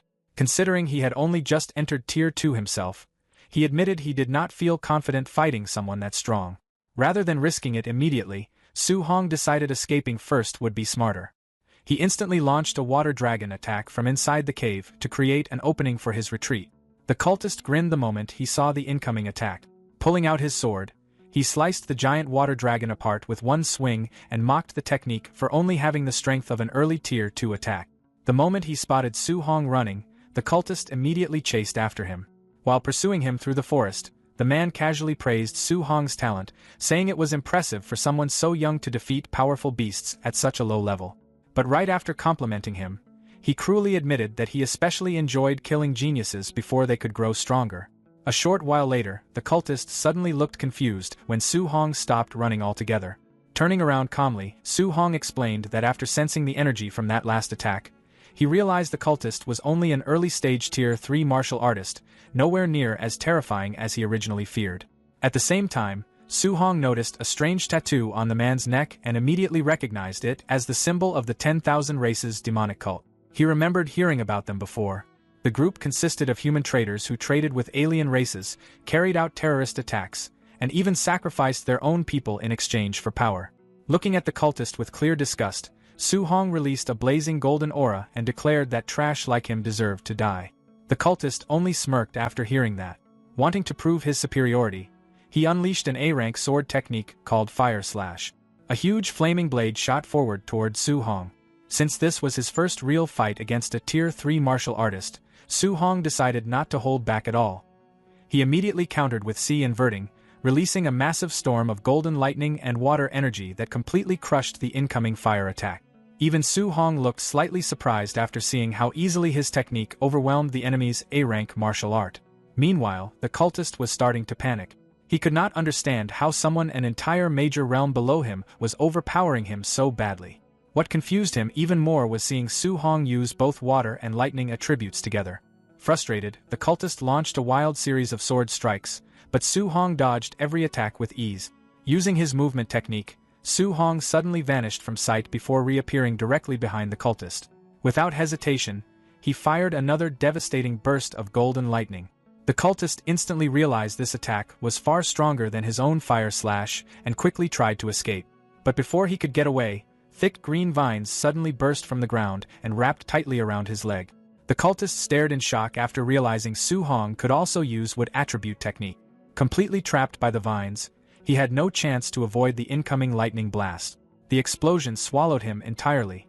After the smoke and flashing energy finally faded, Su Hong looked down at the cultist's burned remains. But moments later, the body strangely started sinking into the ground like melting mud. Su Hong narrowed his eyes, wondering if the man had somehow survived by using a strange movement or transformation technique. Soon after, the cultist reappeared with his body now covered in thick magma-like rock armor. Looking furious, he cursed his terrible luck for running into such a ridiculous human genius in the middle of nowhere. The armored cultist warned Su Hong that there was no escape left this time and prepared to attack again. Then his body started changing even further. Large wings burst from his back as he activated a bloodline transformation. Looking completely full of himself, he demanded that Su Hong witness the power of the celestial race. Su Hong looked more disgusted than impressed. Pointing his spear forward, he mocked the cultist for turning himself into a strange-looking monster and called the entire demonic cult insane. The cultist casually grabbed the tip of Su Hong's spear with his armored hand and proudly claimed that once the bloodline transformation was complete, he would become a true celestial being. Still holding onto the spear, he declared that Su Hong had to die for interfering with their sacrificial ritual. Su Hong answered immediately. A blast of fire exploded forward and pierced straight through one of the cultist's newly grown wings, leaving him stunned. Taking advantage of the opening, Su Hong instantly activated Flame Cage, trapping the cultist inside a burning prison of fire. Right after that, he poured pure lightning energy into his spear and unleashed the heaven-breaking final stance from his A-rank spear technique. The lightning-covered spear pierced directly through the cultist's hardened rock armor before detonating with explosive force through his chest. The magma armor shattered apart piece by piece while the cultist looked completely unable to accept what had happened. Seconds later, his transformed body broke apart entirely. When the battle finally ended, Su Hong checked his system and was surprised to see he had earned 212 martial value points from killing just one cultist. He quickly realized hunting these fanatics was far more rewarding than fighting beasts. Normally, he needed to spend a long time battling monsters just to collect around 500 points. Then he remembered the cultist mentioning some kind of sacrificial ritual. After thinking it over, Su Hong guessed there were probably captives somewhere nearby. He immediately contacted Grandmaster Chun Tian Li and requested backup. Back at the Hang City training camp, Chun Tian Li checked the message before informing Grandmaster Wang Qingshan about the demonic cult's activities in the mountains and the ongoing sacrifice ritual. Wang Qingshan calmly drank his tea and did not seem particularly worried. Chun Tian Li explained that the cult was apparently sacrificing its own brainwashed followers this time, meaning there were no innocent civilians involved. Hearing that, Wang Qingshan looked amused and asked why Chun Tian Li was still sitting there drinking tea instead of rushing off to save his student. Chun Tian Li casually replied that there was no reason to panic because Su Hong had already killed the early-stage Tier 3 cultist. Wang Qingshan immediately dismissed the idea, saying there was no way a Tier 1 trainee could defeat a Tier 3 cultist. He assumed Su Hong was simply exaggerating his accomplishment. Chun Tian Li did not bother arguing and just told him to believe whatever he wanted. 3 days later, deep inside the wilderness, Su Hong stood beside the freshly severed head of a giant multi-eyed snake beast.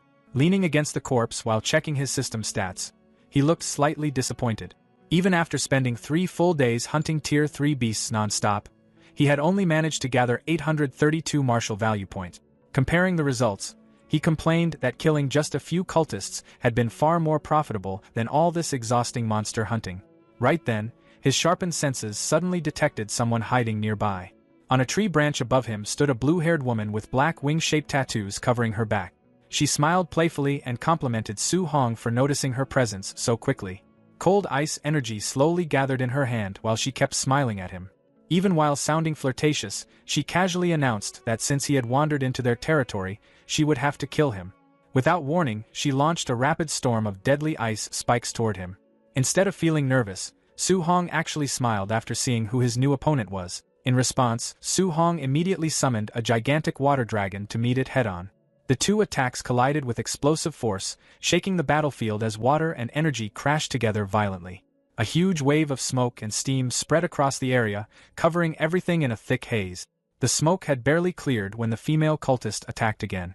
A whip suddenly shot out toward Su Hong, but he reacted immediately and grabbed it midair without hesitation. Instead of killing her right away, Su Hong decided she might still be useful. He wanted information about the other demonic cult bases first. With a powerful pull, he yanked the whip hard enough to drag the woman straight toward him through the air. The moment she got close, Su Hong drove a brutal cold fist strike into her stomach, instantly taking her down. Standing over her injured body, he lowered his glowing spear toward her neck and demanded to know where the cult's base was located. Terrified and coughing blood, the woman quickly gave in. She revealed that the base was about 10 kilometers north of their current position. Su Hong continued questioning her, asking how many Tier 3 fighters were stationed there. She admitted there were 3 Tier 3 experts along with 3 Tier 2 fighters. After hearing that, Su Hong quickly started calculating in his head. Since he had already killed some cultists earlier, that meant only 1 Tier 3 fighter remained. If he wiped out the rest, the rewards should easily push him past 1,000 martial value points, enough to upgrade his telekinesis to Tier 2. But the cultist suddenly attacked again. Refusing to stay defeated, she lashed her whip outward to create distance and angrily shouted that Su Hong had underestimated her. A moment later, she activated a bloodline transformation. Large wings burst from her back as her body changed into a heavenly god race form, allowing her to hover in the air confidently. She proudly claimed her strength had doubled and declared that killing Su Hong would now be effortless. Su Hong didn't even give her time to finish boasting. He immediately thrust his spear forward, releasing a gigantic pillar of golden lightning that pierced directly through her chest. As the transformed body slowly returned to normal, Su Hong pulled his spear free while coldly telling her to hand over her point. The system rewarded him with another 208 martial value points, leaving him extremely satisfied with how profitable these cultists had become. Meanwhile, deeper inside the cult's territory, a small squad of Hang City trainees found themselves trapped near a massive stone pyramid. The moment they realized they were surrounded, panic spread among them. Their information had been completely wrong. Instead of facing a few Tier 2 enemies, they had walked straight into a group filled with Tier 3 cultists. The cult's blood commander calmly ordered his followers to kill the intruders. The cultists rushed forward excitedly after noticing that several of the trainees were Tier 2 geniuses. Some even laughed while talking about using their bodies as sacrifices. The trapped students quickly grouped together, fully aware things were turning hopeless. Even so, they decided to fight until the end and trusted their Grandmaster would eventually avenge them. Far above the battlefield, Grandmasters Wang Qingshan and Chen Tianli silently watched everything unfold from a cliff. Wang Qingshan proudly pointed out Hang City's top 3 geniuses to his rival while praising their courage for standing against stronger Tier 3 enemies. He explained that he planned to let them struggle for a while to gain combat experience and would only interfere if they truly faced death. Chen Tianli simply smiled and casually replied that there was no need for either of them to step in. He confidently revealed that his own little monster, Su Hong, was already rushing toward the valley to rescue Wang Qingshan's students. Wang Qingshan immediately stared at him like he had gone crazy. He completely dismissed the idea that a Tier 1 trainee could save anyone from a squad full of Tier 3 experts. Down in the valley, one of Hang City's top students stepped forward to protect his teammates and declared they would fight and die together. A cultist charged toward them with glowing red claws, laughing that none of them were escaping alive. The trainee prepared himself for the final attack. But suddenly, a spear wrapped in crackling golden lightning shot across the battlefield and slammed the cultist into a tree instantly. The remaining cultists stopped moving and angrily demanded to know who had interfered. Then Su Hong appeared. He arrived in a burst of lightning directly in front of the stunned trainees. Without slowing down, he grabbed 2 cultists by their heads using his lightning-enhanced speed and smashed them together violently. Spinning around, he unleashed a rapid storm of lightning punches that instantly wiped out several more enemies nearby. After clearing the area, Su Hong calmly hid his aura and casually asked the shocked trainees whether they were hurt. The Hang City students stared at him in total amazement. They immediately recognized him as Su Hong from Star City and could hardly believe someone so young was casually killing Tier 3 experts like this. Watching from above, Wang Qingshan started sweating nervously. He demanded to know why Chen Tianli's student could suddenly use powerful lightning techniques when he supposedly still needed healing art. Seeing Su Hong fight so freely without exhausting himself, Wang Qingshan started suspecting he had already broken through to Tier 2. Even Chen Tianli looked secretly stunned. He suddenly realized Su Hong had advanced from Tier 1 to Tier 2 in only a few days, which even he found completely ridiculous. Back in the valley, Su Hong told the Hang City trainees to retreat while he handled the remaining enemies himself. Still completely overwhelmed by what they had just witnessed, the students quickly warned him to stay alive before escaping the battlefield. The moment they disappeared, a greedy smile spread across Su Hong's face. The female cultist had lied earlier. There were not just a few Tier 3 enemies here. There were over a dozen of them. To Su Hong, that sounded perfect. At roughly 200 martial value points per kill, this battle was starting to look incredibly profitable. A giant cultist suddenly charged straight at him while roaring that he would crush him into pieces. Su Hong casually avoided the attack, slipped past the man's defense, and slammed a heavy punch into his stomach hard enough to send the massive cultist crashing to the ground. Golden lightning gathered around Su Hong's hands again as he calmly turned toward the remaining enemies and announced that it was now their turn. The surviving cultists immediately backed away in fear after seeing how overwhelming his strength was. At the same time, another man slowly climbed the stairs of the giant pyramid while the terrified cultists screamed that Su Hong was a monster and begged their commander to save them. Once the man reached the top, he inhaled deeply. Instead of caring about the dead cultists, he happily declared that their sacrifice had been worth it. Su Hong looked confused when the blood from every dead body suddenly began floating upward against gravity. Streams of blood gathered together and rushed toward the top of the pyramid, swirling around the commander's body. At that moment, Su Hong realized this had been the cult's real ritual all along. The blood suddenly exploded into brilliant golden light. When the glow faded, the commander had transformed into a blonde figure with massive white wings spread behind him. Hovering proudly above the altar, the winged man looked down at everyone and arrogantly demanded to know why these lowly humans were not kneeling before a noble member of the heavenly god race. Meanwhile, Su Hong tightened his grip on his spear and smiled excitedly. After all, if defeating a mutated cultist already gave him huge rewards, then killing a pure-blooded heavenly god race member might earn him an insane amount of martial value points. The heavenly god race member looked down at Su Hong with pure arrogance, acting as if humans were beneath him. He coldly demanded to know who gave a mere ant permission to even raise his head toward him. According to him, Su Hong would pay for that disrespect with his life. Before Su Hong could react, the winged man suddenly disappeared. A split second later, he reappeared right behind him. Even Su Hong got caught off guard by the terrifying speed. He barely managed to block the incoming strike, but the impact still smashed the ground beneath his feet and sent shockwaves across the valley. Floating in the air, the heavenly god smirked after realizing Su Hong was far stronger than the average young human fighter. Su Hong wiped blood from the corner of his mouth and immediately understood how dangerous the heavenly god race truly was. The possessed cultist admitted he originally came expecting to casually wipe out weak humans during the ritual, but after seeing Su Hong's strength, he decided this human genius needed to die immediately before becoming a future threat. Then, suddenly, cracks spread across the man's arm. Annoyed, he muttered that the human body he possessed had not even reached Tier 4 vitality yet and was already struggling to handle his divine power. Even so, he confidently claimed that peak Tier 3 strength was more than enough to crush Su Hong. Hearing that explanation, Su Hong finally realized the truth. This was not a real heavenly god in his true body. It was only a possessed human vessel that was slowly breaking apart under the pressure. Golden lightning gathered around Su Hong's fist as he activated Thunder Rush Fist. This time, he boldly declared that the outcome of the battle was no longer guaranteed. The two immediately charged at each other. Their fists collided over and over in a violent exchange of attacks that shook the entire valley. Every impact blasted apart the ground around them. Watching from the cliffs above, Chen Tianli casually commented that the heavenly god race really did deserve its reputation for physical strength if it could keep up with his student. Beside him, Wang Qingshan looked completely stunned. What shocked him most was not the heavenly god, it was Su Hong. He could not understand how a fighter from a lower realm was matching, and even overpowering, a possessed heavenly god using pure physical strength alone. Su Hong eventually landed a heavy lightning-covered punch that forced the winged enemy backward. Bruised and bleeding, the heavenly god stared at him in disbelief and demanded to know what kind of monstrous physique he possessed.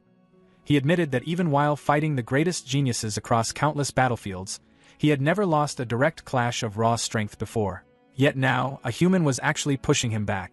Meanwhile, Su Hong looked completely relaxed. Smirking confidently, he mocked the heavenly god and told him to keep fighting if he still had energy left.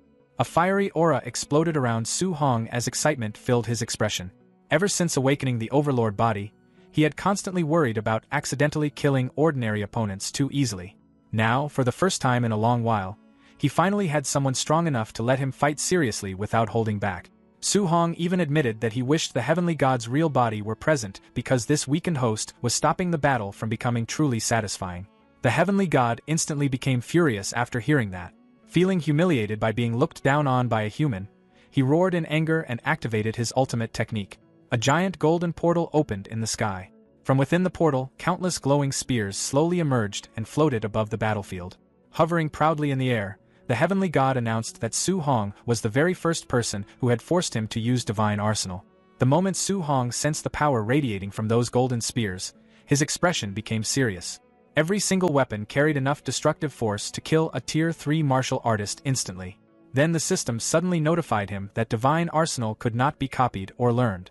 That completely surprised him since he had never encountered an unlearnable martial art before. Watching from above, Wang Qingshan immediately recognized the technique.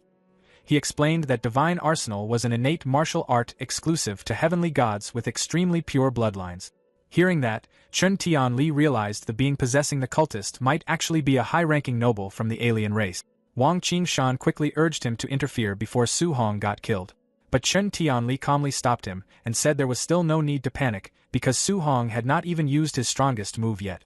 Then, with obvious pride, he revealed that Su Hong possessed perfect compatibility with all 7 elements.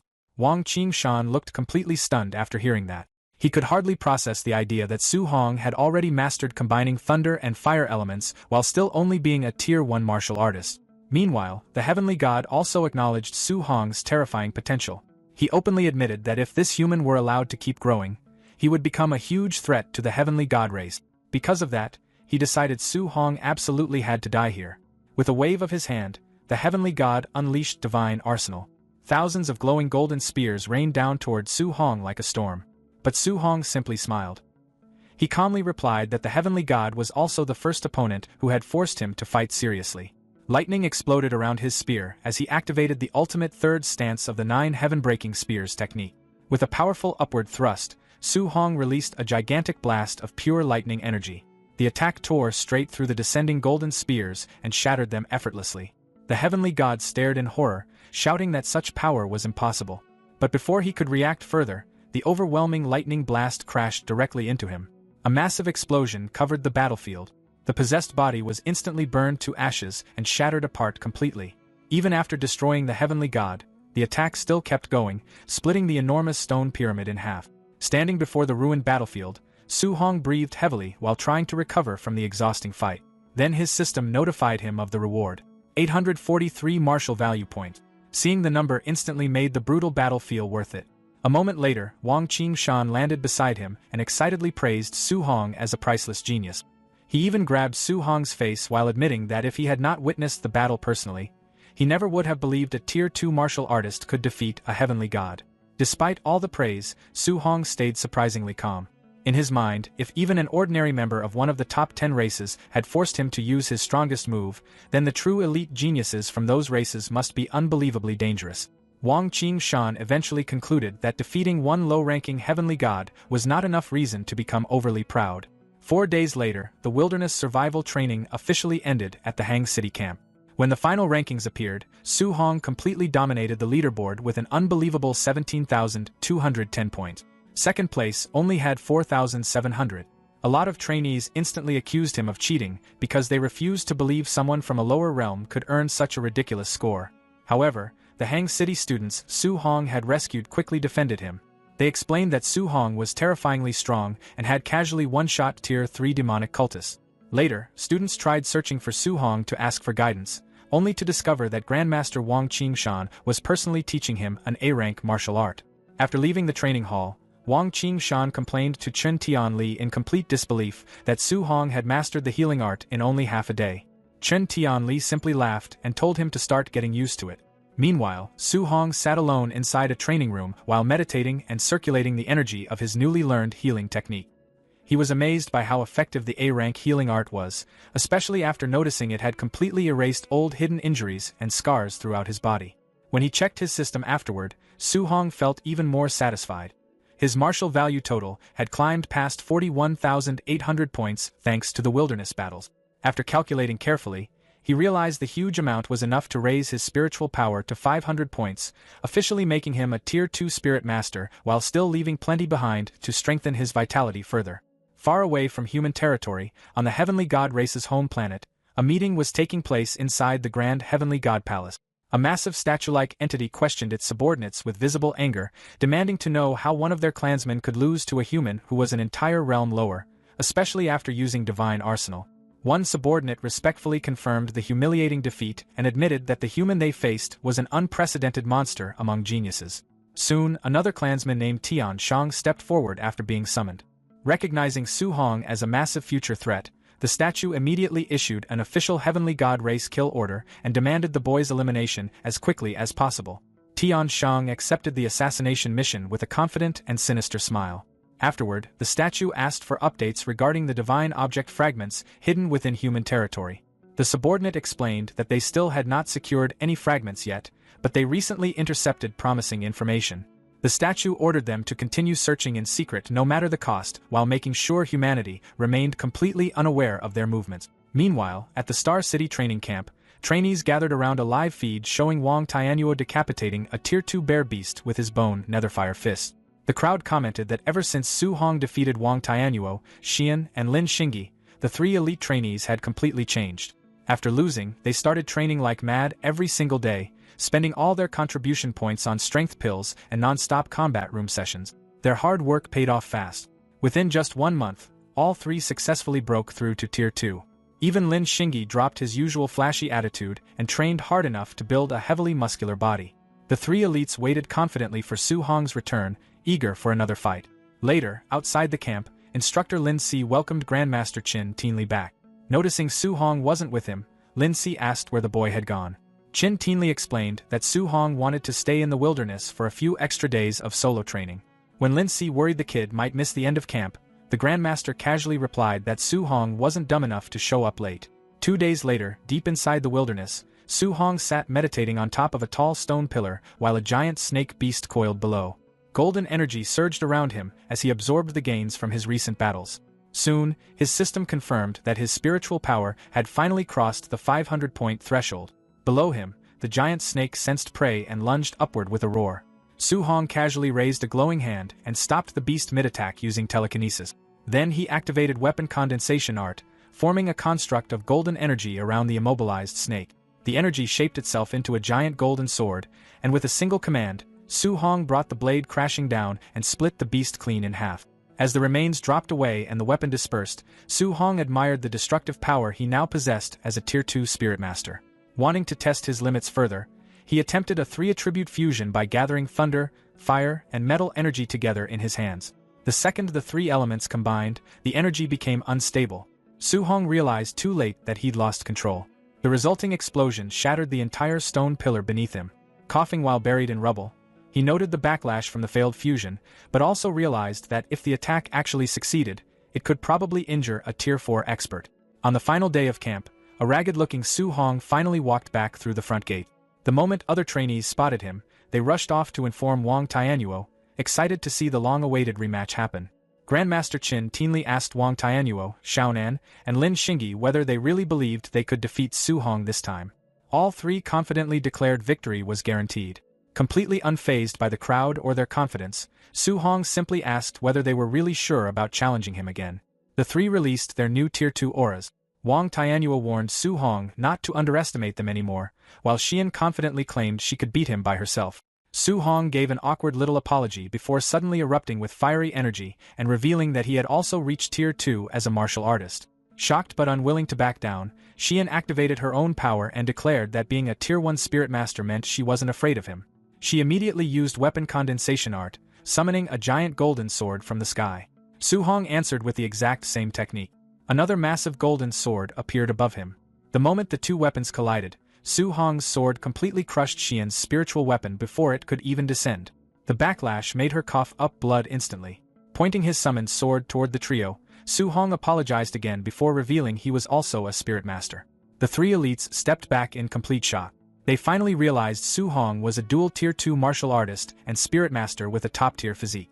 During their previous sparring match, he hadn't even used his full strength. Finding the trio too weak to satisfy him, Su Hong smirked and invited the entire training camp to attack him together. Hoping to collect martial value points from everyone present, he released a powerful glare toward the surrounding trainees, crushing their fighting spirit almost instantly. The crowd immediately panicked, yelling out their surrender and begging him to stick to fighting the elite students instead.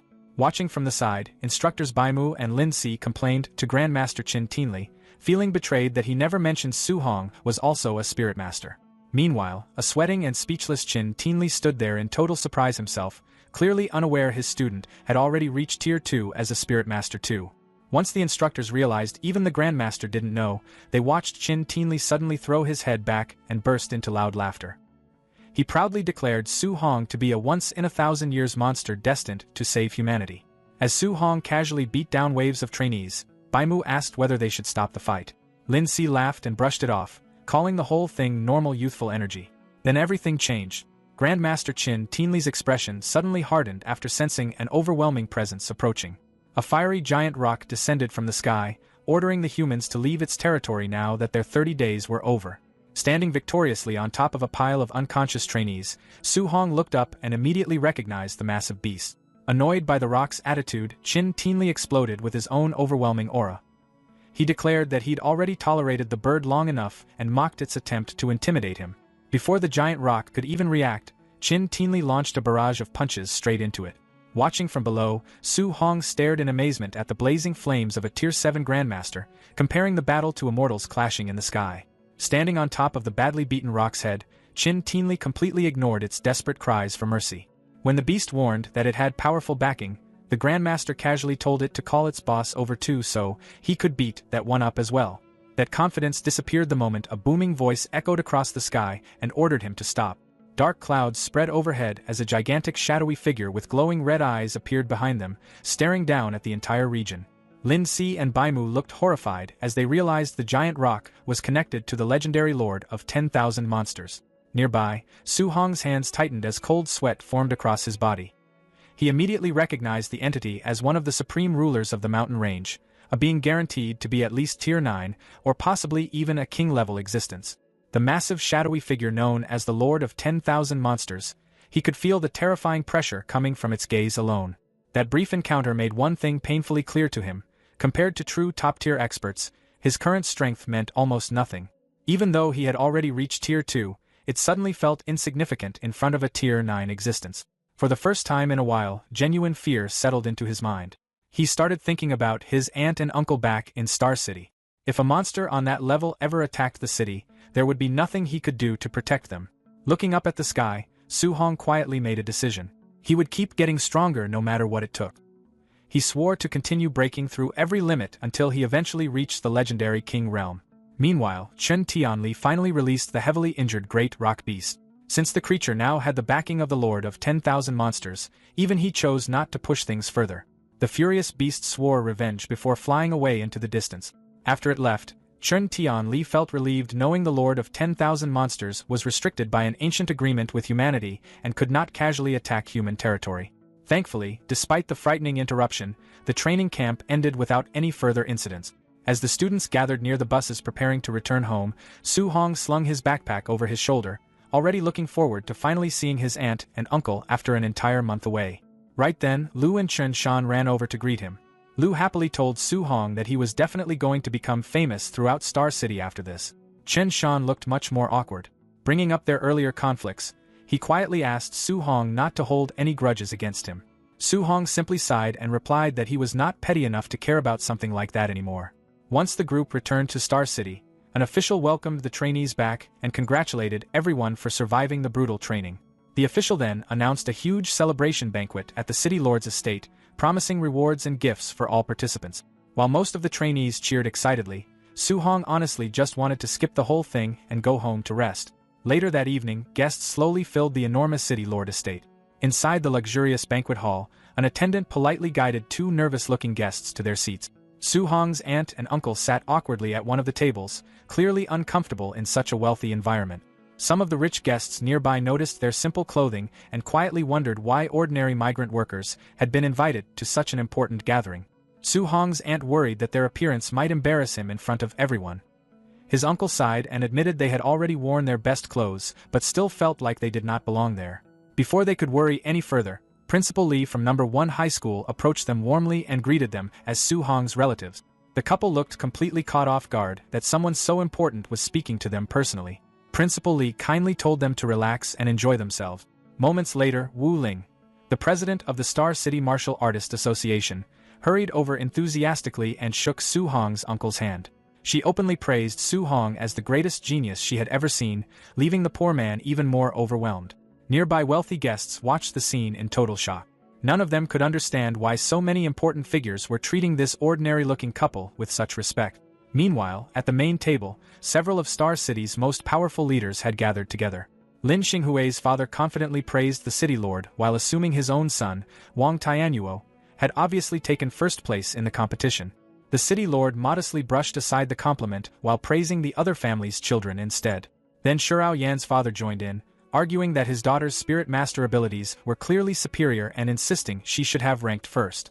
Lin Xinghui's father immediately fired back, claiming his son's speed alone would beat both of their children. Before long, the three fathers were openly arguing over whose child was the strongest. Wang Tianyuo's father even slammed the table at one point while insisting his son's attack power guaranteed victory. Watching the ridiculous argument from a distance, Principal Lee quietly asked President Wu Ling whether she planned to stop them. Wu Ling refused immediately and joked that listening to them brag any longer might make her want to punch someone. She confidently added that there was no reason to interrupt because the moment Su-hong arrived, the argument would end on its own. Principal Lee looked doubtful, but Wu Ling simply smiled and claimed it was a woman's intuition. Right then, a guard suddenly announced that the trainee buses had arrived. Excited to welcome the next generation of Star City talents, the city lord proudly invited everyone outside. The three proud fathers confidently stood beside the red carpet, ready to greet their victorious children. But the smiles on their faces disappeared instantly. The moment their children stepped off the bus, everyone saw that the three top geniuses were covered in bruises and bandages. The horrified fathers rushed over immediately. As the city lord panicked over his son's injuries, Lin Xinghui casually mentioned that Wang Tianyuo had actually suffered the worst beating because he refused to surrender. The fathers stood there completely confused, unable to understand who could possibly defeat all three top geniuses at once. Then things became even more shocking. The city leaders sensed their children's auras and realized all three had successfully broken through to Tier 2. Now they were even more confused. What kind of monster could overpower 3 newly advanced Tier 2 geniuses simultaneously? The 3 elite students admitted defeat honestly. Wang Tianyuo confessed that his opponent's raw strength was overwhelming. Lin Xinghui admitted he had completely lost in terms of speed. Shurao Yen revealed that even her spiritual power had been crushed. The exhausted trio then warned their fathers that the winner was an absolute monster before telling everyone to look toward the bus. Soon, the rest of the trainees stepped out. Every single one looked beaten up. Then, almost like they had rehearsed it beforehand, the trainees quickly formed 2 neat rows beside the red carpet. Su Hong casually walked forward between them while carrying his spear and looking perfectly fine. Seeing the dramatic scene around him, Su Hong only felt awkward and wished he could quietly leave already. The moment he spotted his aunt and uncle in the crowd, though, his expression immediately brightened and he called out to them. The surrounding elites looked stunned after realizing this unbelievable genius actually came from an ordinary family background. As the crowd shifted, Su Hong's aunt suddenly lost her balance and almost fell. Before she could hit the ground, a gentle wave of spiritual power lifted her safely into the air. Su Hong quickly used his telekinesis to carefully lower her back down before asking if either of them had gotten hurt. His uncle looked amazed by the ability while his aunt quickly assured him she was fine. Relieved, his uncle admitted they had been worried about him the entire time. Su Hong smiled warmly and reassured them. Watching this scene, the city lord and Shurao Yan's father looked completely shocked. At that moment, they realized Su Hong was not only a Tier 2 martial artist, he was also a Tier 2 spirit master. Shurao Yan's father finally understood why his daughter had lost so badly. Nearby, Principal Li and President Wu Ling immediately started accusing each other of secretly hiding Su Hong's spirit master abilities. A few seconds later, both realized neither of them had known either. Recovering quickly, Wu Ling proudly announced that nobody in Star City could challenge her association anymore. Principal Li looked equally thrilled and excitedly declared that No. 1 high school was about to dominate the entire city. Meanwhile, news of Su Hong's true strength spread through the banquet hall like wildfire. The wealthy guests immediately began scrambling for their phones, desperately trying to gather information about him. Some started arranging expensive gifts, while others even called their daughters to come to the estate, hoping to connect their families with the city's rising genius. Seeing the perfect opportunity, the city lord quickly ordered an attendant to bring over a premium bank card along with several property deeds. Approaching Su Hong personally, he loudly praised him as a once-in-a-generation talent before gifting him a luxury villa and 3 million in cash as a reward for taking first place. The other powerful fathers immediately realized the city lord had completely invented the reward on the spot to secure Su Hong's loyalty first. Smiling warmly, the city lord extended his hand and promised to support Su Hong fully in the future. Su Hong immediately understood the situation. Rejecting the gift publicly would offend one of the most powerful men in Star City. But accepting it would also mean owing the city lord a favor later on. Su Hong quietly looked over the rewards being offered to him. After thinking it through, he realized this arrangement actually benefited him a lot. With the city lord protecting his family, he would finally be able to focus on getting stronger without constantly worrying about his aunt and uncle back in Star City. At the same time, Su Hong also knew he wasn't alone. Grandmaster Qin Tianli, President Wu Ling, and Principal Li were all supporting him as well. Because of that, he wasn't worried the city lord would try forcing him into unreasonable obligations later. After making up his mind, Su Hong thanked the city lord sincerely and admitted that he truly did need the help. The city lord smiled warmly and shook his hand firmly, telling Su Hong not to hesitate if there was anything else he wanted. Su Hong immediately brought up the thing that mattered most to him, his aunt's rare illness. Behind him, his aunt and uncle instantly became emotional after hearing that. Even in front of so many powerful people, Su Hong's first concern was still their well-being. The city lord reacted without hesitation. He immediately turned toward Director Xiang and ordered him to gather the best medical resources available to help with the treatment. Then he looked back at Su Hong with clear approval, saying he liked straightforward young people and asking what else he needed. This time, Su Hong admitted he wanted a better weapon. The city lord burst into laughter and generously told him to choose anything he liked from the Wang family armory. As Su Hong thanked him again, the city lord secretly felt more satisfied the more requests Su Hong made. In his mind, every favor tied the young genius a little closer to the Wang family. Before leaving, Su Hong asked his aunt and uncle to wait for him at the banquet. Meanwhile, the city lord instructed his son, Wang Tiantua, to continue hosting the event while he personally guided Su Hong away. The surrounding guests watched the scene with mixed emotions. Many quietly whispered among themselves, amazed at how Su Hong's entire family status had completely changed overnight. Soon, the two arrived at the city lord Manor's armory. The enormous hall was filled with rows of weapons, armor, and specialized equipment made from various alloy materials. The city lord casually led Su Hong past the C-rank and B-rank sections, telling him not to waste time there and to head directly toward the A-rank weapon area instead. As Su Hong walked through the displays, he quickly realized just how valuable these items really were. Even a single A-rank alloy weapon could cost hundreds of millions. It became obvious that the city lord was being extremely generous in order to strengthen ties with him. After examining several weapons, Su Hong suddenly asked whether the armory had any multi-attribute alloy weapons available. The city lord stopped walking and looked genuinely surprised. He immediately asked if Su Hong was actually a multi-attribute martial artist. Rather than answering directly, Su Hong simply released his power. A moment later, 7 different elemental energies appeared around him, swirling through the air like living forces. The city lord stared at the scene in complete disbelief as the 7 attributes rotated around Su Hong one after another. For a second, he could barely even speak. Su Hong calmly watched the reaction. Since he had already decided to accept the city lord's support, revealing more of his talent would only increase his value further. Meanwhile, the city lord's thoughts were in complete chaos. Normally, cultivating multiple attributes slowed down martial artists tremendously because balancing different elemental powers was incredibly difficult. Yet somehow, Su Hong had already reached Tier 2 while cultivating all 7 attributes at once. And that wasn't even the most ridiculous part. He was also a Tier 2 Spirit Master and possessed a physique powerful enough to surpass the legendary barbarian god body. At that moment, the city lord genuinely felt like Star City had just witnessed the rise of a once-in-a-generation monster, while jokingly complaining that he suddenly felt like a useless uncle in comparison. Su Hong looked slightly confused by the sudden emotional reaction and asked what had gotten into him. The city lord quickly cleared his throat and started searching through the weapon displays while explaining that true multi-attribute alloy weapons were incredibly rare.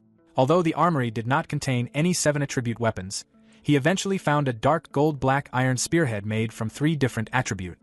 Even though it was only B-rank, it was still an extremely rare item. The city lord offered to dismantle an A-rank spear shaft and attach the spearhead onto it for Su Hong. But Su Hong politely refused.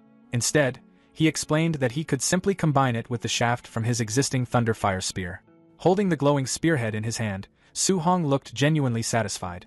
For his current level, a 3-attribute alloy weapon was already more than enough. The city lord quietly warned Su Hong that strange things had started happening around Star City lately.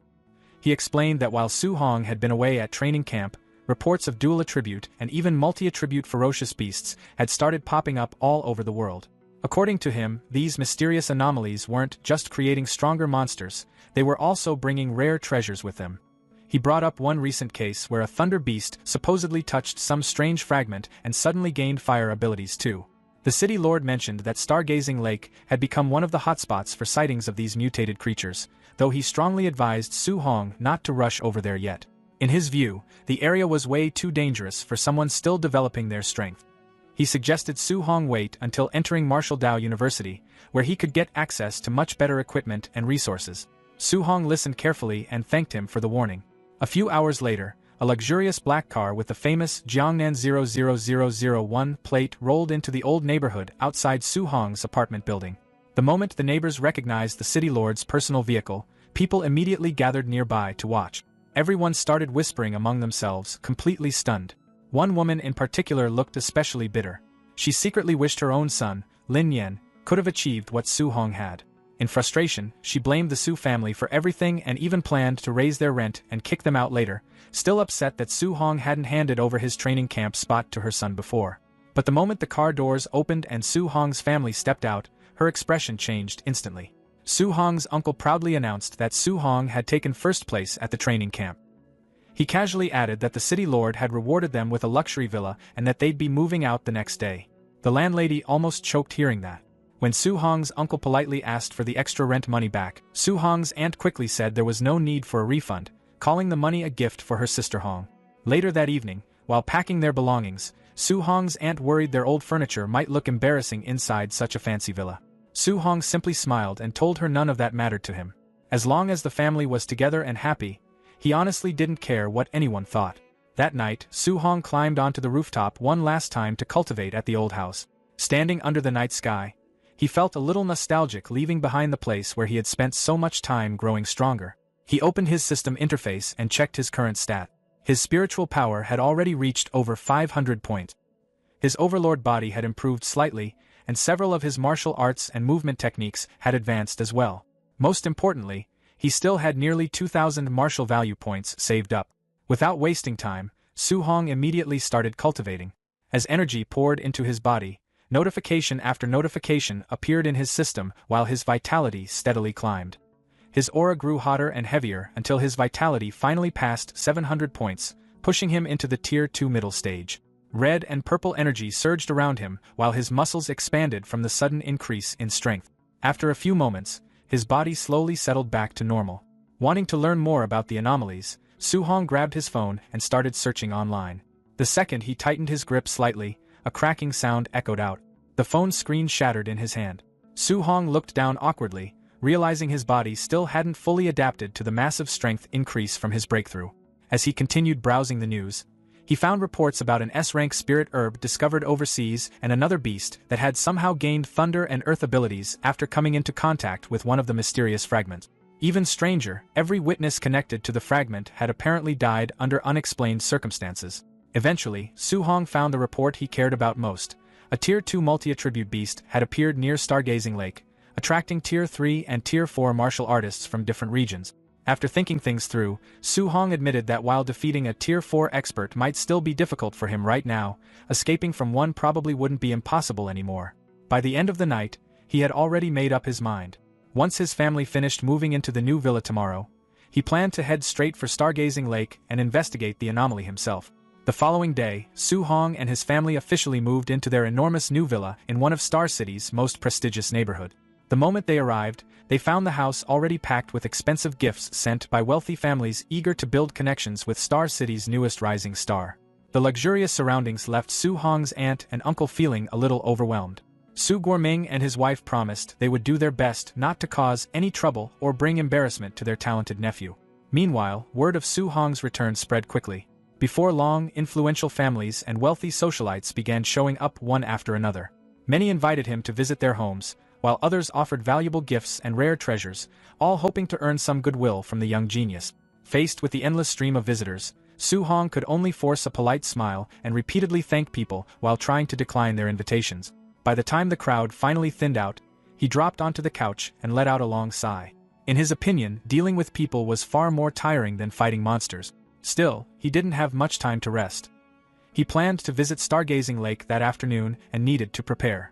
When Su Hong arrived at the local martial artist base later that day, he was surprised by the atmosphere. The courtyard was packed with martial artists, yet very few seemed interested in leaving. Curious, he listened to the conversations around him and quickly learned why. Many lower-tier fighters were nervously discussing the large number of Tier 3 and Tier 4 experts gathering near the anomaly. Most admitted they were too intimidated to head out themselves, worried they would be robbed or caught in conflicts between stronger cultivators.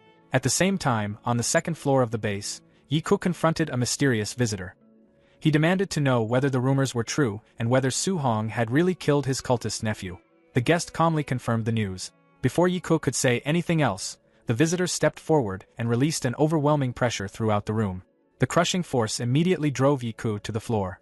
Surrounded by a terrifying crimson aura, the red-eyed noble warned him that he should show proper respect. Completely overwhelmed by the difference in strength, Yiku hurriedly apologized and begged for forgiveness. Later that afternoon, Su Hong finally arrived at Stargazing Lake. The shoreline was already crowded with martial artists from all over the region. Staying hidden behind a nearby tree, he quietly observed the various groups gathered around the water. After looking around, he noticed something interesting. There were no weak cultivators present. Everyone nearby was at least Tier 2 or Tier 3, and several powerful Tier 4 experts could be seen resting near the shore.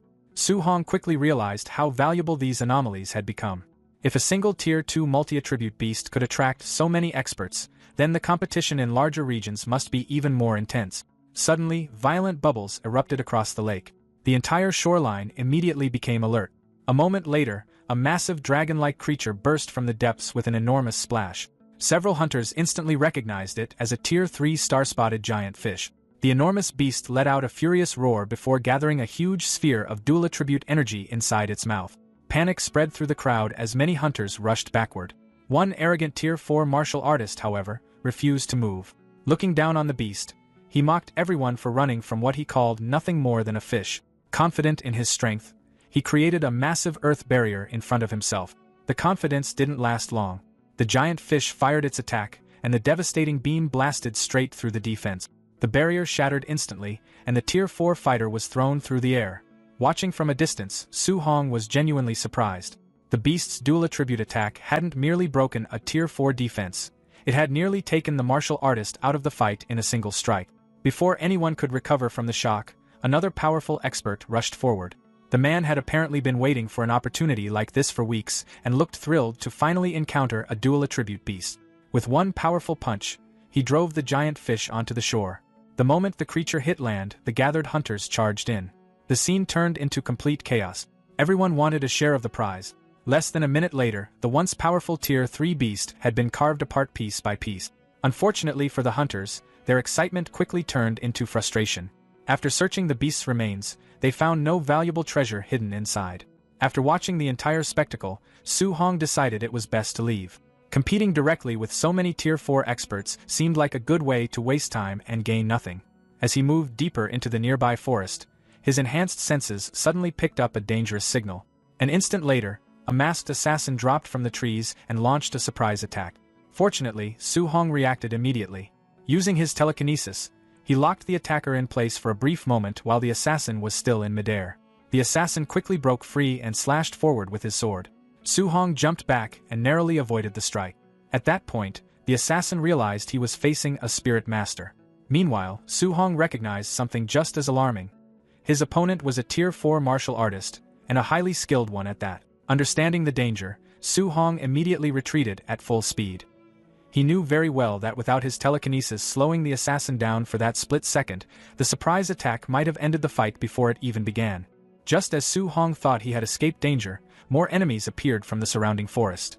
6 masked fighters emerged from the trees and quickly joined the assassin pursuing him. After a quick glance, Su Hong realized they were all experienced Tier 3 martial artists. Their leader immediately told them to stop talking and stay focused. He reminded them that their target wasn't an ordinary cultivator but a dangerous spirit master. Su Hong immediately understood how serious the situation had become. Sending that many skilled assassins after a single Tier 2 martial artist wasn't normal. Even the Star City Lord would have struggled to gather such a force on short notice.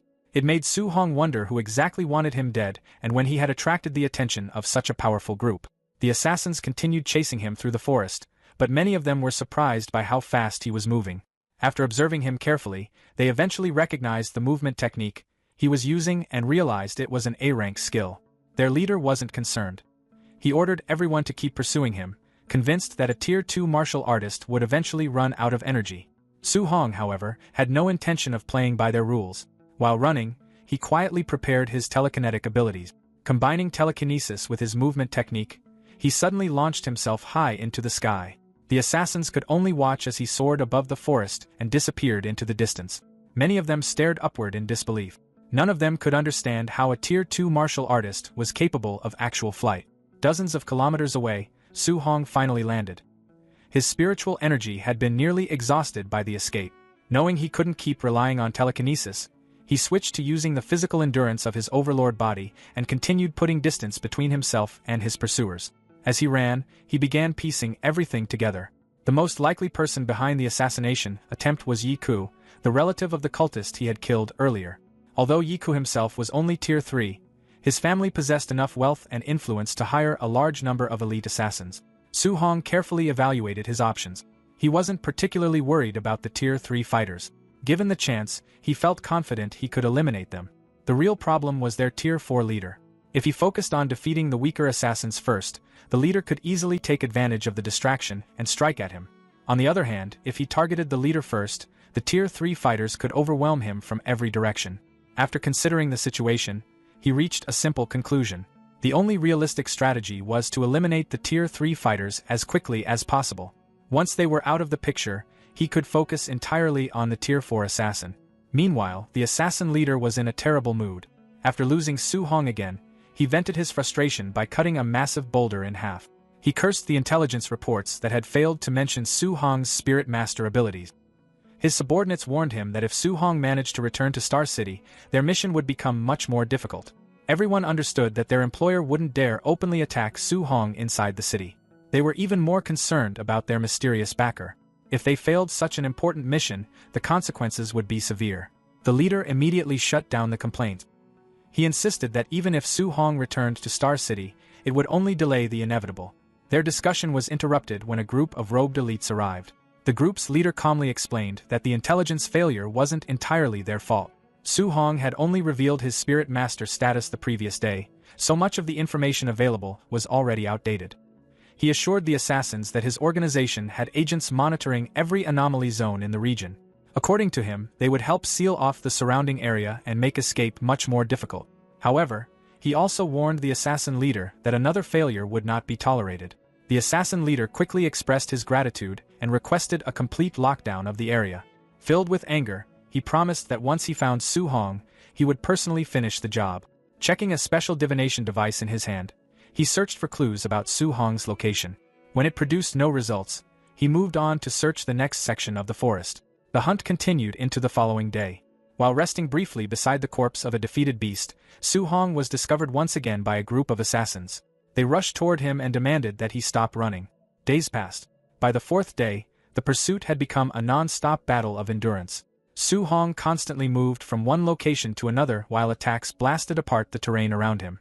By the seventh day, both sides were still locked in the deadly chase. At one point, a scout attempted to alert nearby assassins after spotting him. Already frustrated and exhausted, Su Hong immediately rushed forward and knocked the man unconscious with a powerful kick before he could finish the report. Standing beside the fallen scout, Su Hong struggled to catch his breath. 7 days of non-stop pursuit had drained nearly everything he had.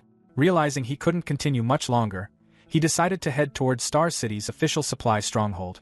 The location was heavily protected by government forces, and he believed the assassins would be reluctant to attack such an important facility openly. Unfortunately, the moment he stepped inside, he noticed something troubling. Several guards immediately looked at him with unusual hostility. The reactions were enough to tell him something had gone wrong. After connecting the pieces, Su Hong finally became certain. The person orchestrating the entire manhunt was indeed Yi Ku. Somehow, the man had already extended his influence into places Su Hong had assumed were safe.